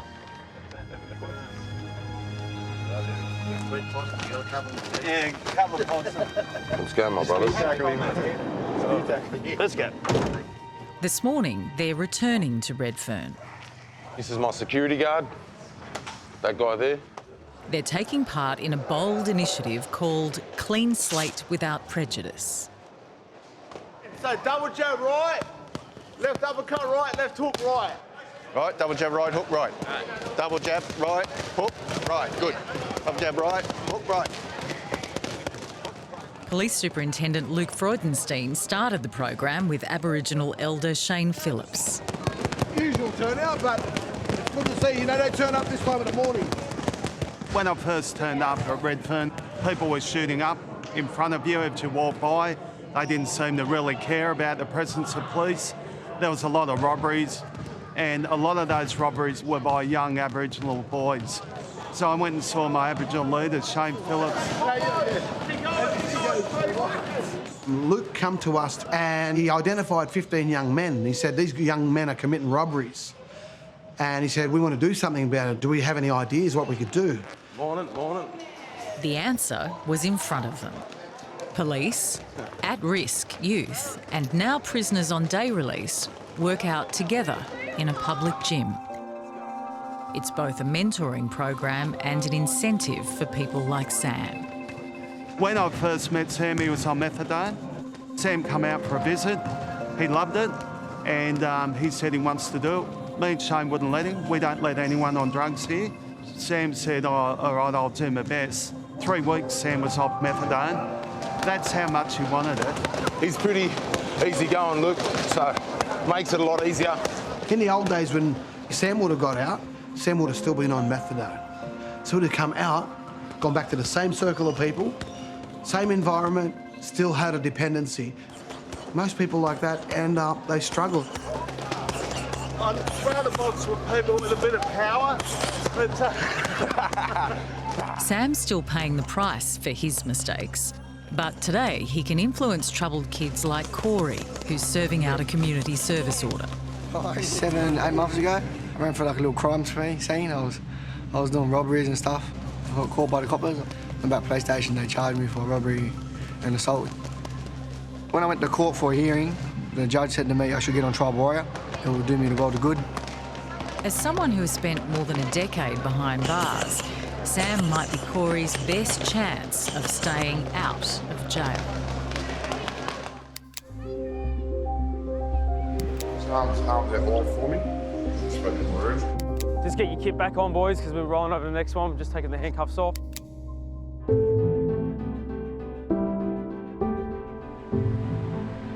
There are an estimated 100,000 homeless people in Australia. Are you all right? Yeah.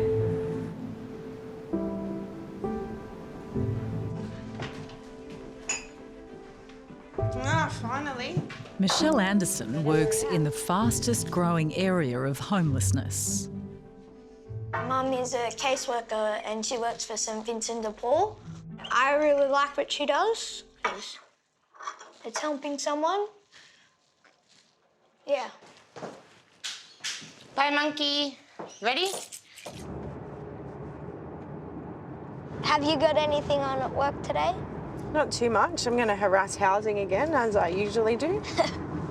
Try and get an outcome for a lady, but you know, that can always go both ways. All right, there we go, buddy. You have a good day. Give me a kiss. Mwah. Have a good day. Love you. Love you. So the women that come, some have got a history and not a very good background, not a good history, but other women that we see are just normal, everyday people. And so many of the ladies have said, I just never thought I would end up here. Michelle works at Our Lady of the Way, a refuge catering exclusively for single women over 55 who are fleeing domestic and family violence.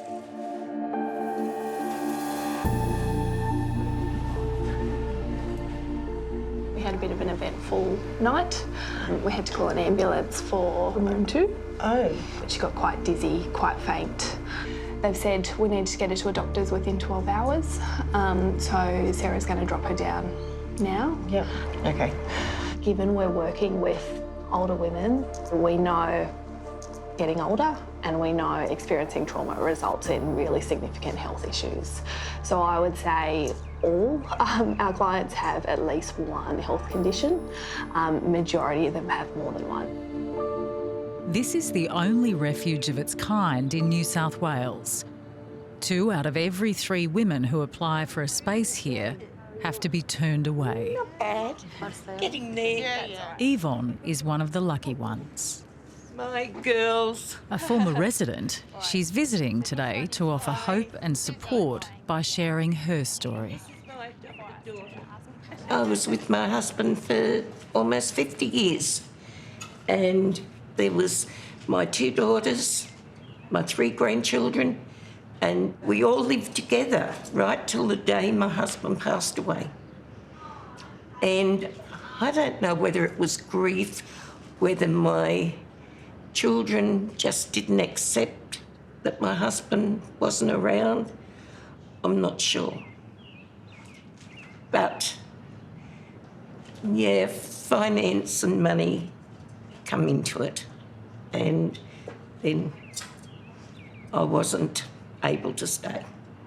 So 3 or 4 months after my husband passed away, in her words, she said it was her house now and she didn't want me.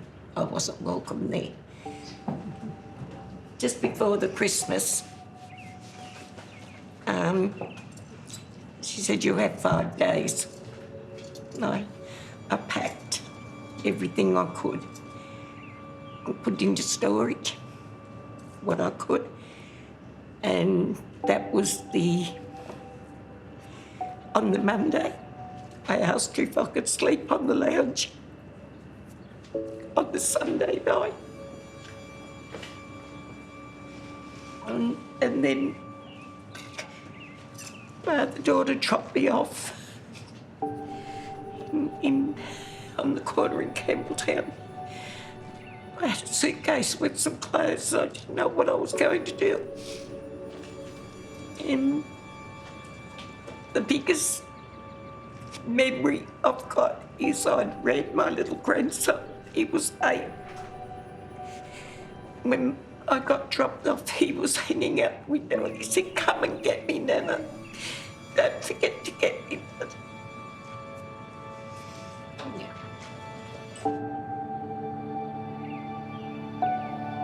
You really don't know, because we had such a great life. We had everything we needed, everything we wanted.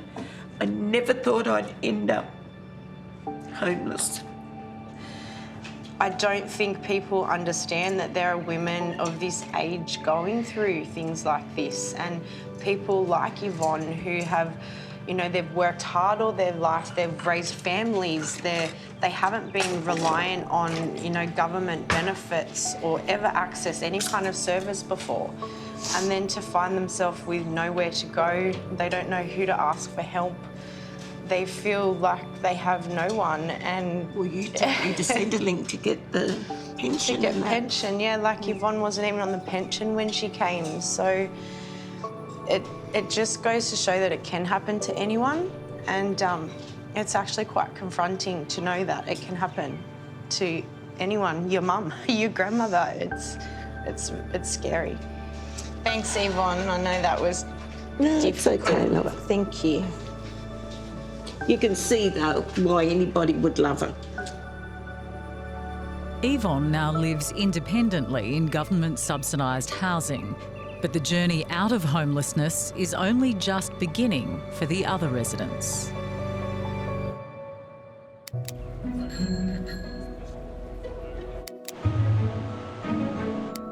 Now, before you run away, one more serious one.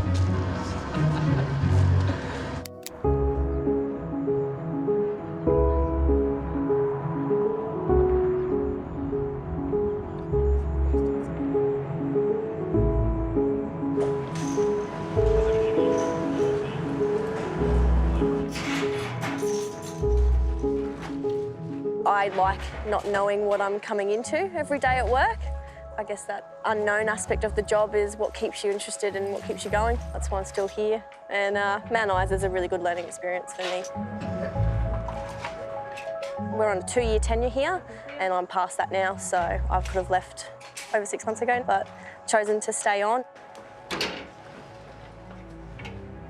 When I went through the academy, that was the first time that I fired a weapon. No cartridge.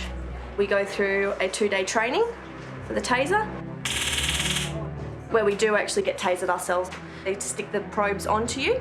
So I had one on my shoulder and one on just on the buttock cheek. And I got tasered and I was standing up and then they put me to the floor. And I think I screamed. I did scream during it. I do not recommend getting tasered to anyone. It's quite a painful experience.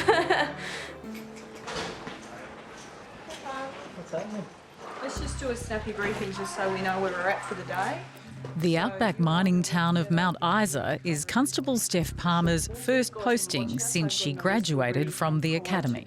Steph, I may need you to follow up a little later from a DV from this morning. We've got the aggrieved is in the hospital and so is the respondent after he attempted to suicide. So I may need you to follow that one up a little later today, but I'll keep you posted. For police here, staying safe isn't easy. There's an average of 12 assaults against Mount Isa police every month. Guys who were assaulted over a night shift today, they're both okay. They still need to consult medical attention, but they're okay as far as I know at this stage. So our thoughts are with them as well. Anything for me? Crime fighters, let's go and do it. Have a good shift, stay safe. Yeah. Today, Steph is teaming up with fellow officer Joseph Pachevskis. All right, let's go.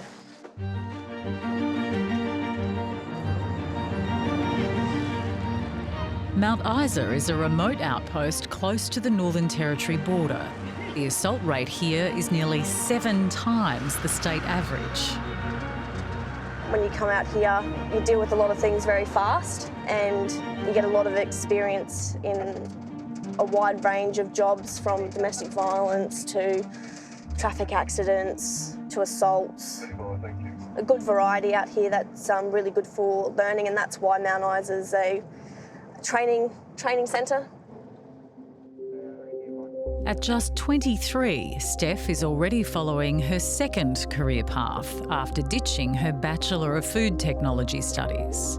Didn't really enjoy university life, didn't really know where I wanted to go, and police had a lot of recruiting through the radio and through the TV, and I just thought, well, that's something that would appeal to me, and I thought, why not? I'll give it a red hot go. And so I applied for there, and I remember running to my roommate and just screaming, I got in.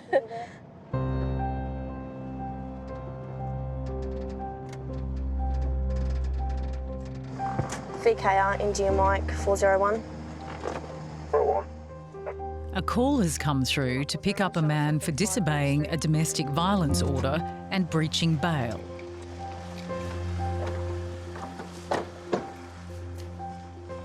How you going? Constable Palmer? Hey, Hey mate, so before I ask you any questions, I must tell you that you have the right to remain silent. This means you do not have to say anything, answer any questions or make any statement unless you wish to do so. However, if you do wish to make a statement or say anything, it may later be used as evidence. Do you understand that? Yeah. And what does that mean to you, mate? Just the truth, I'm just going to tell you anyway. Beautiful. All right. Would you like to come back to the station with us for a voluntary interview about what happened? You can if you'd like. However, okay, you just want to do it here, that's fine as well. Yeah. So what can you tell me about what happened today? Well, she texted me yesterday about to pick my boy up, and I text back, but the text didn't go through. So she rang me up 10 o'clock last night, drunk. She said, your son's here, been here crying, waiting for you to come to pick you up. And see, I thought my text went through. Because yesterday I threw my phone so I don't have to get in contact with her, or that it's just making more trouble. Because for the last week, that's what I've been getting, is stress from her. Yeah. So I went around and I tried to sort things out, and I said to her, did you get my text? I was just waiting for my text to come through. All right, and then she started carrying on, swearing the guts out of me and all that, and saying I'm a useless father and I'm a this and mother F and all this and father F and all that. Where are we up to? So he's been given his rights and cautions. He didn't want to come back with us. So I don't know. Mostly, yeah, he's pretty good. He wants to tell his side of the story. That's what he's saying. Okay, so do you know you're currently on bail conditions? Yeah, I knew that. Yeah, what's on those bail conditions? Well, it said I can go and see lawyer and that, but I'm not allowed to use violence. Okay. But she's the one who's doing all the violence. Okay. So there's a condition on there that you, the defendant, shall have no contact whatsoever, either directly or indirectly, with the complainant, except for the purpose of arranging visitation with children. Okay, you are under arrest for breaching your bail condition today. Okay, and you will be coming back to the watch house with us.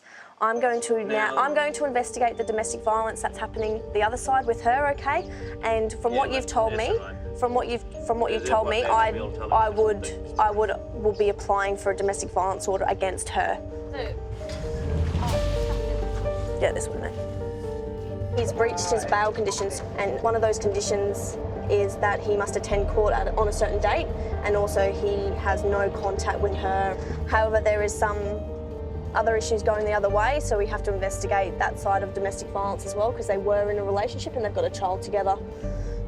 Yeah, it's an issue that we deal with a lot here, and generally the incidents are quite violent in nature. However, this one seems to just be the verbal abuse and the breaching of his bail. So.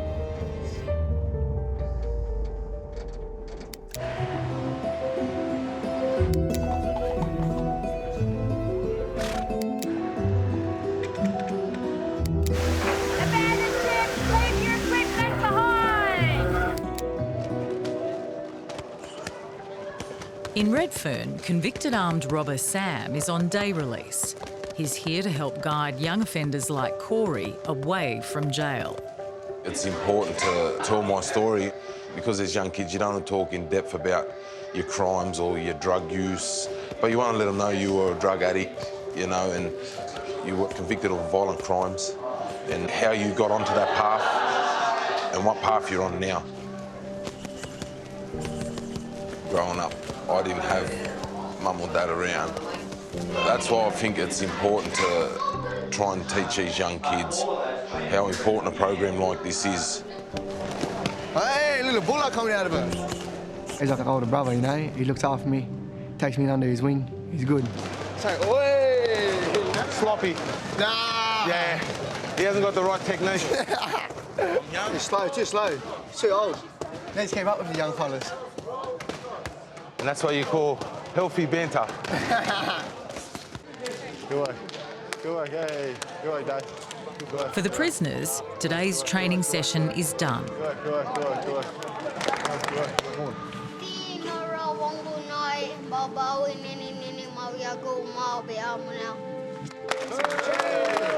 Now's the chance for the prisoners to speak directly to the group. Yeah, my name's Sam Hampton. I'm part of the Clean Slate program, the Never Going Back crew. We get picked up 3 days a week from Long Bay Correctional Centre. This is hard in here. This is where I'm out of my element, you know. Jail's what I know because I've been there for so long. So this is some of the hardest stuff I've done in my life. That come in here, especially this, talking in front of everybody, Yeah, and also like it's provided me reintegration, just meeting new people, reconnecting with my family because I've got a big family, and where I'm at now is just I've got happiness in my heart. Everyone welcomes you here. They don't care about your past, where you've come from. They just want to help you get where you're going, and that's about it. Yeah.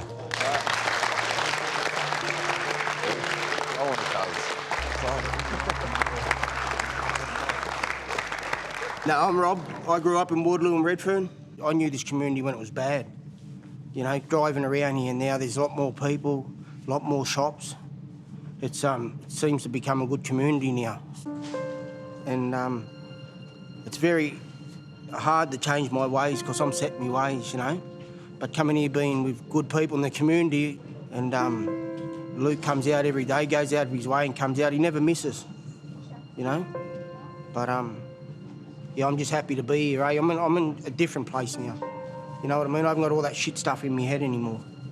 So I'm just trying to take every day, day by day as I can, you know? That's it.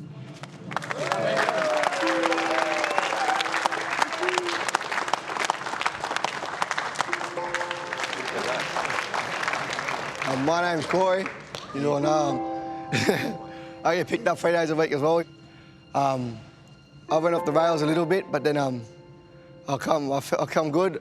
I want to thank Luke, because Luke, he let me do all my community service here on the program, and Trub Warrior helped me out a fair bit. They helped me at court and stuff. And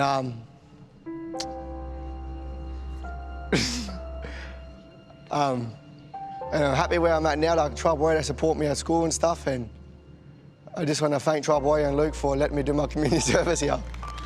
It's just the hardest thing you do today, where you're going to have a good day.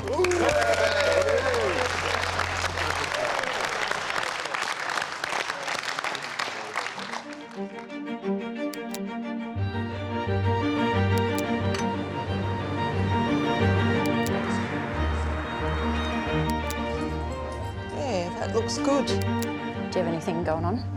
Nah, I'll probably go to the movies and stuff, I don't know. Do something. You keep going as you are. Give me some tomatoes, please. In Sydney's West, Our Lady of the Way is an emergency refuge for women over 55. Yeah, we might just make a couple of beetroot sandwiches. Since 1996, over 730 women have passed through these doors. A lot of the ladies that move out, they still really feel connected to this place. So we have a get-together at least once a month.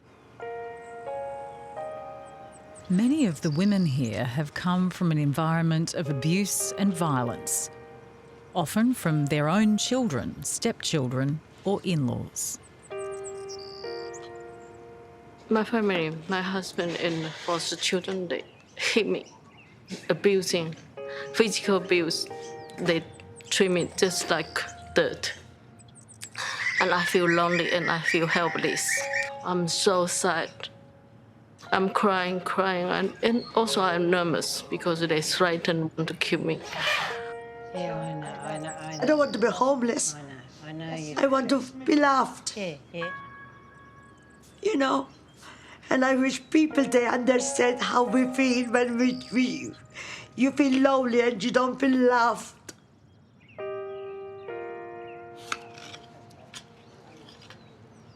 I felt lost. I felt deserted by my family. I felt that we'd all lost kind of respect for each other. But there's a saying my mother often would repeat to us, when feeling down, put your feet to the ground. You know, when I do feel down, this is what I prefer to do. I think when you get older, I think it happens to a lot of people. Your family don't want you. That comes down. I think you can ask any one of these ladies and they'll all tell you they've had trouble with their children or they just don't feel wanted anymore. Oh, group hug! As a crisis centre, Our Lady of the Way gives women like Yvonne a temporary place to regroup and heal. The next step is more challenging, finding a place to call home.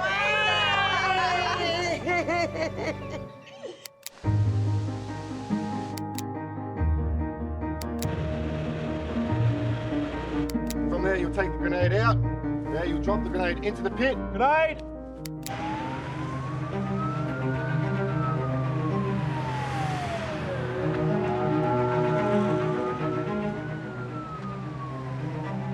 Police constables Steph and Joseph have arrested a man for breaching a domestic violence order Hands up on the wall there, thank you. and bail.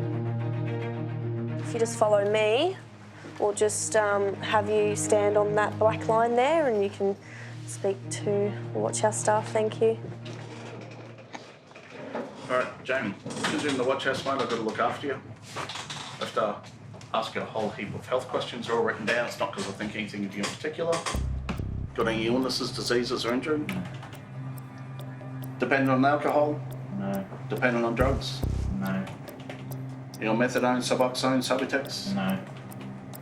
Consumed any alcohol in the last 24 hours? No. Taken any drugs in the last 24 hours? No. Have you been treated for any mental health problems? No. What about depression? I'm starting to get it now. Right now or before you came in? Had it for a week. Okay. Have you seen anyone about it? No. Ever attempted suicide? Yes. How long ago? 2 days ago. Give it up, mate. Thank you. Just relax. Jamie will be kept in custody while Steph checks for any other outstanding arrest warrants and finalises the charges against him. Domestic violence is one of the top reasons why people are put in jail. It's generally not one-sided, and I understand that. And I'll probably put on what we call a referral for him, so someone can get in contact with him in regards to what he's feeling, and especially after what he's just admitted to us with trying to self-harm. So it's something that we can definitely do our side as well and help him get some sort of help.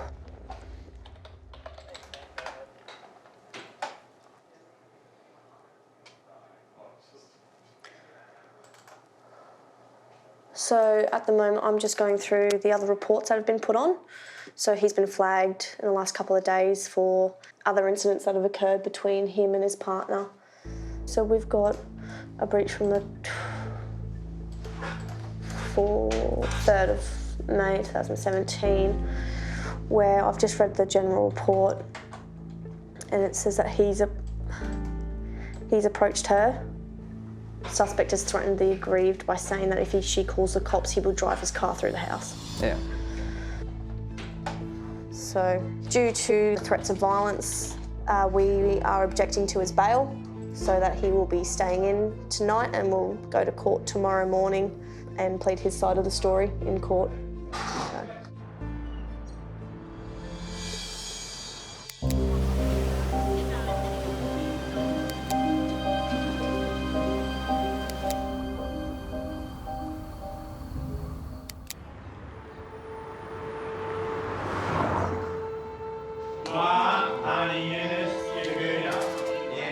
In Redfern, the local kids from today's gym session have moved on to a language program, while the 3 jail inmates prepare morning tea. We're making it for all the kids because some of them don't have the opportunity to have breakfast elsewhere. So if they don't get it here, then they mightn't eat for the rest of the day. What's wrong, Arnie? Okay. Our expectation on Sam and anyone else who's going to come out in this program on candid camera is that you're giving back to the community. We're going to make you work your guts out here, but when you get out this time, Sam won't get his bag and go home and sit on the lounge. Sam will be going straight to work, and he'll be surrounded by the network of people who will be supporting him and pushing him. Sam will survive this time because Sam knows what his value is. Sam never valued himself before. This time, he's got a sense of worth, a sense of belonging, and we've got some really rigid rules and benchmarks here. That's the real secret.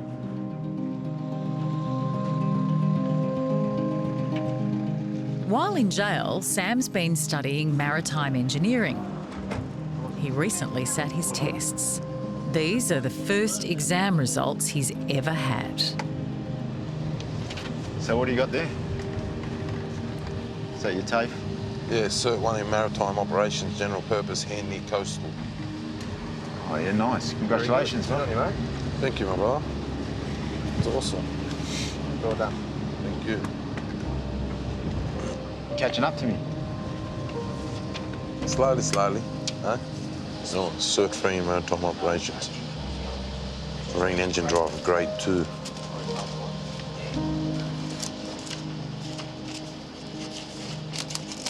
It's cool, man. It's cool.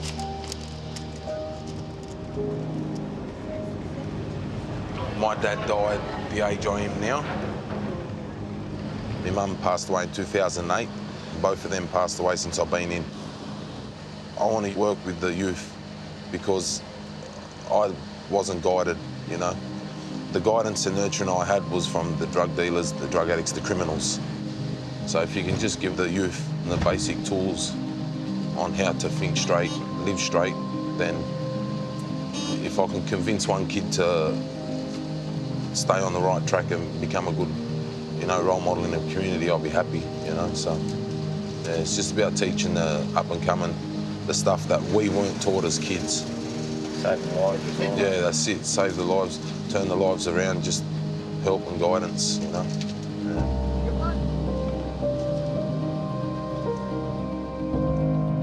We have arrived. We love you too.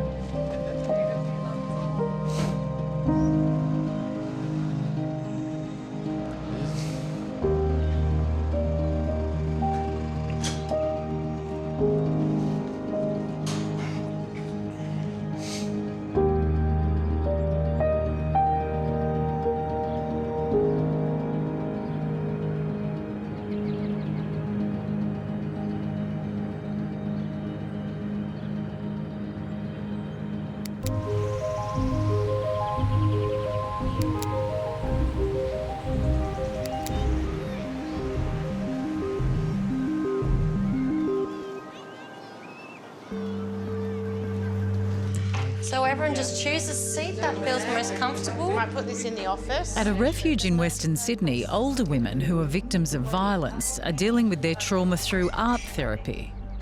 We're going to spend 25 minutes talking, chatting, making some art. The therapist invites the women to choose an object to use in an artwork that expresses their stories. Beautiful, guys. In the office, caseworker Michelle is working the phones. She needs to free up beds in the refuge for more women in need. But that means finding new accommodation for those ready to leave. For our women, it's becoming harder and harder. Housing just don't have the stock to give to everybody who needs it. This application's been being assessed since November last year. So there's definitely been 30 plus calls.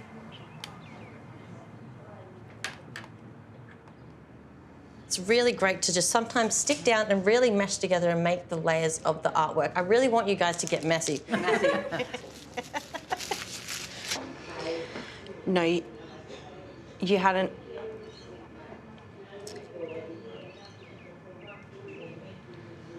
Yeah, so all the documents that you've received in the last couple of weeks are updated. You had them all in November as well.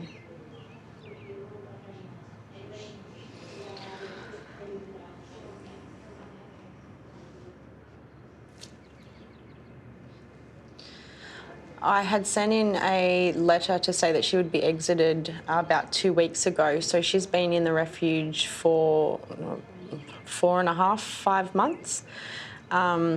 We're only a crisis service, so they should only be here for 3. So the client did need to leave already, yes, but we don't even have an outcome of her application, so it makes it a little bit hard for us knowing where to send her. This is my butterfly sitting in my garden patch, and You're right. Take your time. Just It gives me the opportunity to take care of the gardens. That's nice. Thank you very much. What do you mean her disability's been declined? Well, as far as I know, she hasn't had the assessment yet. The main goal of all the women that come in here is definitely housing, because that's what's brought them in here. But I didn't find what I want, the house. We're quite a small service. The need outweighs the supply. So if we can get these women housed quicker, we can help more people. So that is an ideal outcome from here, but it doesn't always happen, but that's what we aim for. Great, thanks so much. Okay, bye.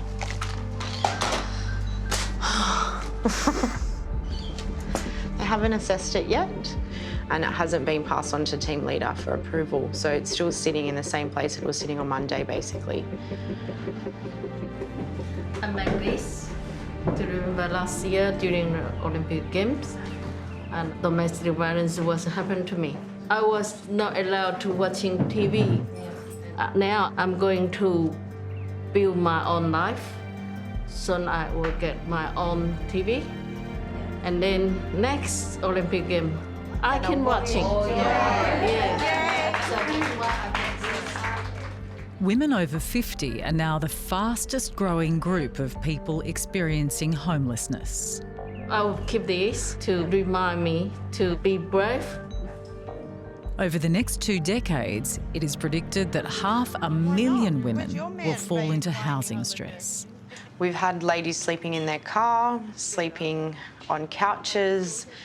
They may be around, drugs and alcohol, violence, which is only going to re-traumatise them. So, yeah, it's good that they're here. Get in there. I always feel like I'm nothing. But when I'm here, they said, no, you are something. When you lose something, you gain. I see things now. Life goes on. However painful it is at times. Even yesterday, I said to Michelle, the next week's going to be the hardest. Now, after 5 years, you'd think I'd be over it. But we've got my husband's birthday, my daughter's birthday, my son's birthday, Mother's Day.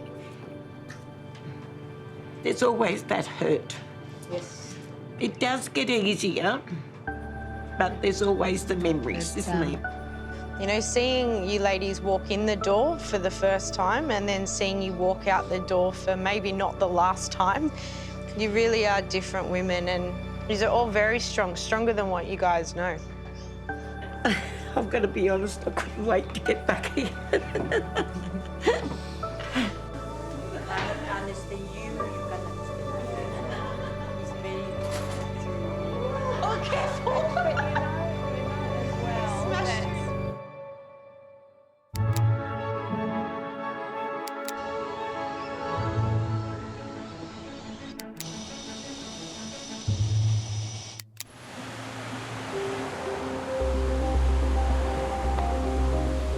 Sydney is Australia's cocaine capital, with more than twice the average national consumption.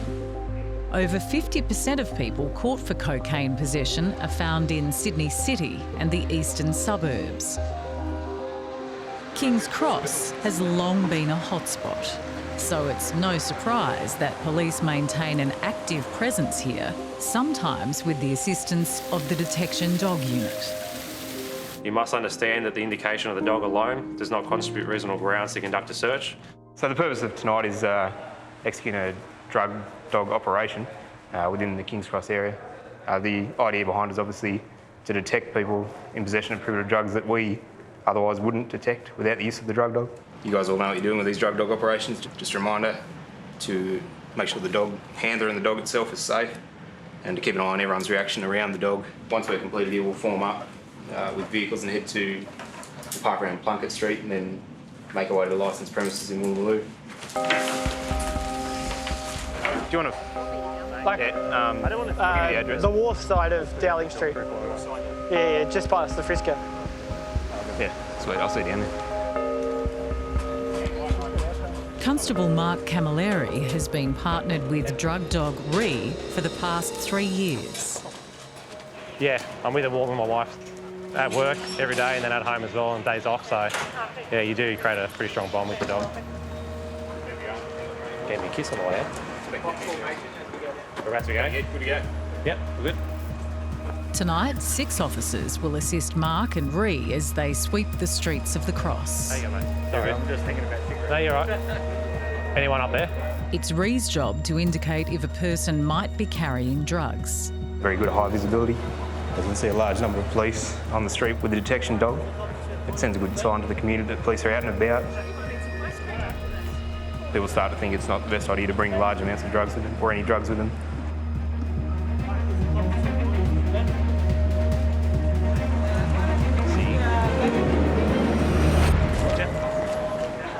Just up there. You able to get off your phone for me? My name's Senior Constable Camilleri from the dog unit. It's a drug detection dog. It's a drug detection dog? No, it's a Western. No, I'm just letting you know the dog finds drugs, okay? Drugs. Do you have any drugs? No. Okay. We'll get you to have a chat with the police here, okay? And just go with them, okay? Okay. Mark and Ree can now step aside, allowing officers to investigate further.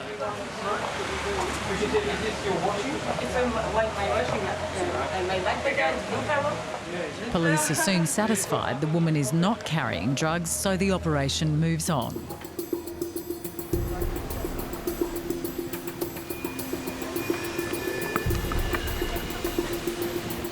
Are you able to stop there for me, mate? Stop there. My name's Senior Constable Camilleri from the dog unit. It's a drug detection dog. Okay. So you know you don't have to say or do anything if you don't want to, okay? Anything you say or do, keep your hands out of your pockets. Anything you say or do can... If Ree gives an indication, the police must then decide if they have reasonable grounds to search the person. You haven't had any smoke today or anything?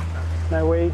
Is there any reason that the dog would come up to you and make a strong smell around your pocket? No. No? Where are you from, man? Germany. Have you been around someone that's been smoking cannabis or...? Yeah, sometimes. In the hostel? No, not hostel. Whereabouts? Sometimes when I'm on parties, I'm with people, my friends, they're smoking, yeah. Okay. So you don't have any drugs on you? No. Okay. Well, my name's Senior Constable Hudson from King's Cross, okay? Mm-hmm. Your eyes, they're a little bit watery at the moment. Is there any reason behind that? No. No?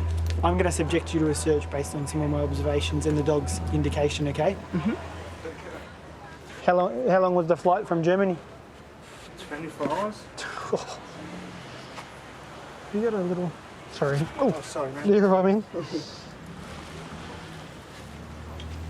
All right, man. Did you want to provide us with your name just to... Because we've subjected you to a search today? You don't have to. No. You don't have to? If I have to, then no. Yeah, it's all right, man. You're right to go. Have a good night. Have a good night, guys. No worries.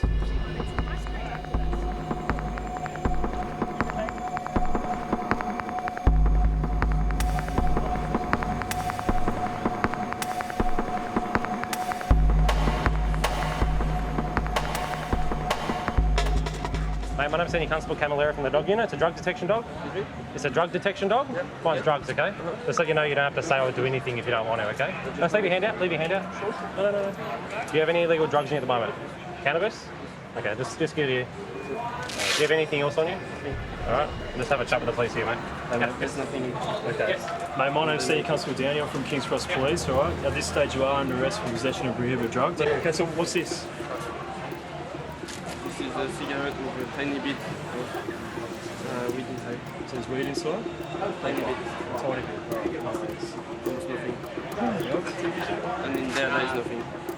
Have you ever been arrested or charged in Australia before? A few things are soon determined. The man is carrying less than 15 grams of dried cannabis. It's for personal use, and he has no prior convictions. Okay, I'm just going to make some inquiries. You might be eligible for a caution. Okay? After admitting to the offence, the man is officially cautioned. Good girl. Good dog, mate.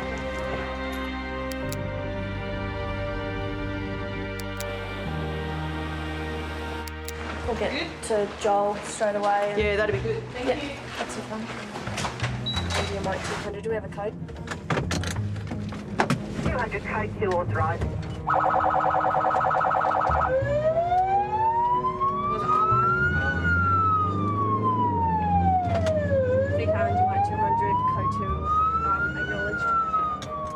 Just before the end of their shift, Constables Steph and Joseph have been called in as backup following reports of a violent street fight.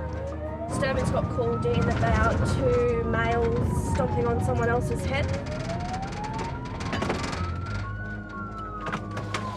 Are you recording?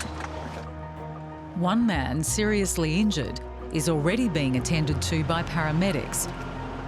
But there's a second man in a driveway opposite.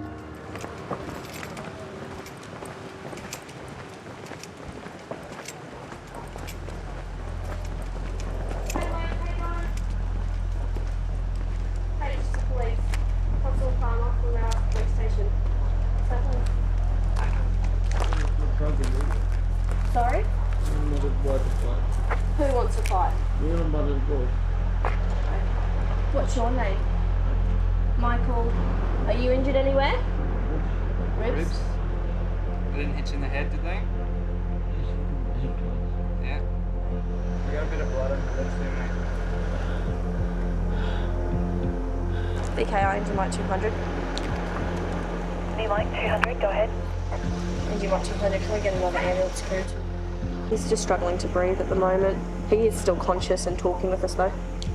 I'm gonna get an ambulance to you, bloke, okay?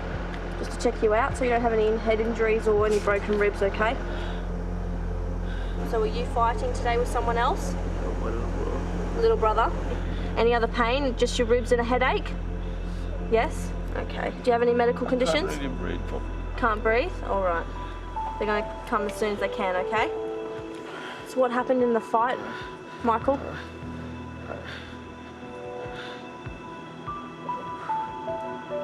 What were you fighting about? He was going to get mad. He was going A bit crazy. So a bit crazy. So I was trying to stop him, but he turned around and swung ahead of the cliff. Was it just hits? So I had to hit him with the ribs and settle him down. You had to hit him Right there, so. in the ribs to settle him down? Yes. Okay. So there was only punches? There's no weapon or anything. No weapon or anything? Just Okay. fair fight. Fair fight, was it? Yeah, it's Yeah, no worries. That's why we're getting another ambulance to come to you, okay? All right. Michael, you still all right? You hear us, Michael? Don't go to sleep on us. So this guy was possibly fighting with the guy down there, but at the end of the day, we don't know what's happened to him, okay? All right. Michael, I'm just going to pop a little collar around your neck, okay? It's more just to remind you not to move your head, all right? 1, 2, 3.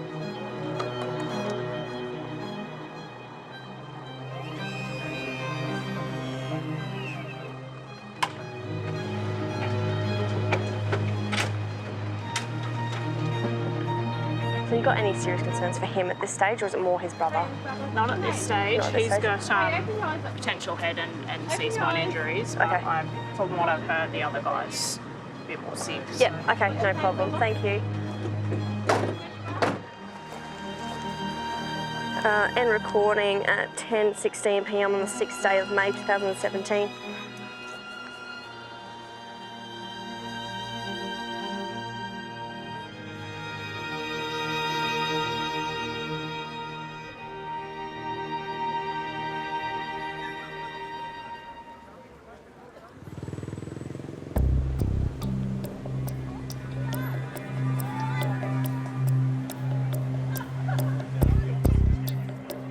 In Sydney's King's Cross, the detection dog unit has hit the streets with 6 officers and drug dog Re. You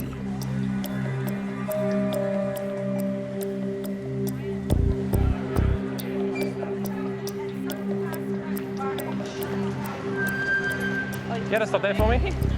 Yeah. My name's Senior Constable Camilleri from the dog unit. It's a drug detection dog. So you know you don't have to say or do anything if you don't want to, okay? So do you have any drugs on you at the No, moment? I don't. Let's have a look at your handbag. Officer, she's not a criminal. I am. I am disgusting. Yeah, that's me. Thank you for finally putting her in her All you do place. is just look at the details and make a record Yeah. that nothing was found in your search, okay? No, that's fine. Nothing in there. Thanks for your time, Catherine. Have a good night. They were really nice to me, but I was really scared and I was nervous because obviously I didn't have anything on me, but the dog sniffed me, so The operation shifts onto the streets of Woolloomooloo. The drug detection warrant allows Ree to enter pubs, bars and clubs. Specifically, but it makes you feel like there's something going on around me. Some action, yeah. I'm terrified. Why have they got guns? Even when they're walking past, they walk differently because they know power to kill. Nice. Another detection? Oh, we've got another one. Yeah. You said it was a line, assuming cocaine. Yeah. There's a male over there who, as we walked in with the police dog, he's made a run for the toilets. So we've chased him in there and he's been found to have 2 bags of cocaine. So 2 bags of cocaine right there. The man is issued with a court attendance notice, while the rest of the team hit the next pub. I picked up a bloke on a job interview. Did you? Yeah. It's upsetting for him.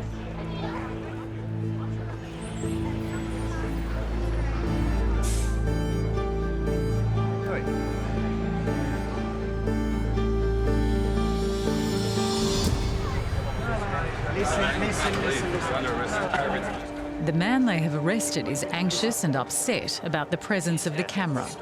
Okay, just... Sir, calm down. Listen. I'm trying to explain it to you. Listen. They're following us around all night tonight, okay? They're going to explain things to you once we've finished with you, but I'm going to go and talk to them now and explain a few things to them, okay? No, Listen. you can't. And at the moment, yeah, when it comes down to it, you are under arrest. You're not free to go, okay, for that reason. Oh, is he? He's staying here. Who is it? She should be here. I think he's either missed see out the Sharks or somebody or was, but... Yeah, right. No, you can't grab anything at this stage, okay? You are under arrest, okay? And we're going to complete another search. Do you have anything else down there? No. That shouldn't be down there. Okay? You sure about that? Yeah, sure. Right, we are going to have another look down there once these guys. It's fine, okay? All right, but you got nothing else down there? He is charged with cocaine possession. I'd say tonight was a success. Number of arrests for cocaine and cannabis possession. Some very good work by our officers observing people trying to avoid the dog and approaching police. So I think it was overall a very good result. Excellent. Yes, you're doing on. Very good. Car. Come on. Full of beans as normal. I'm just going to see if I can give her a feed.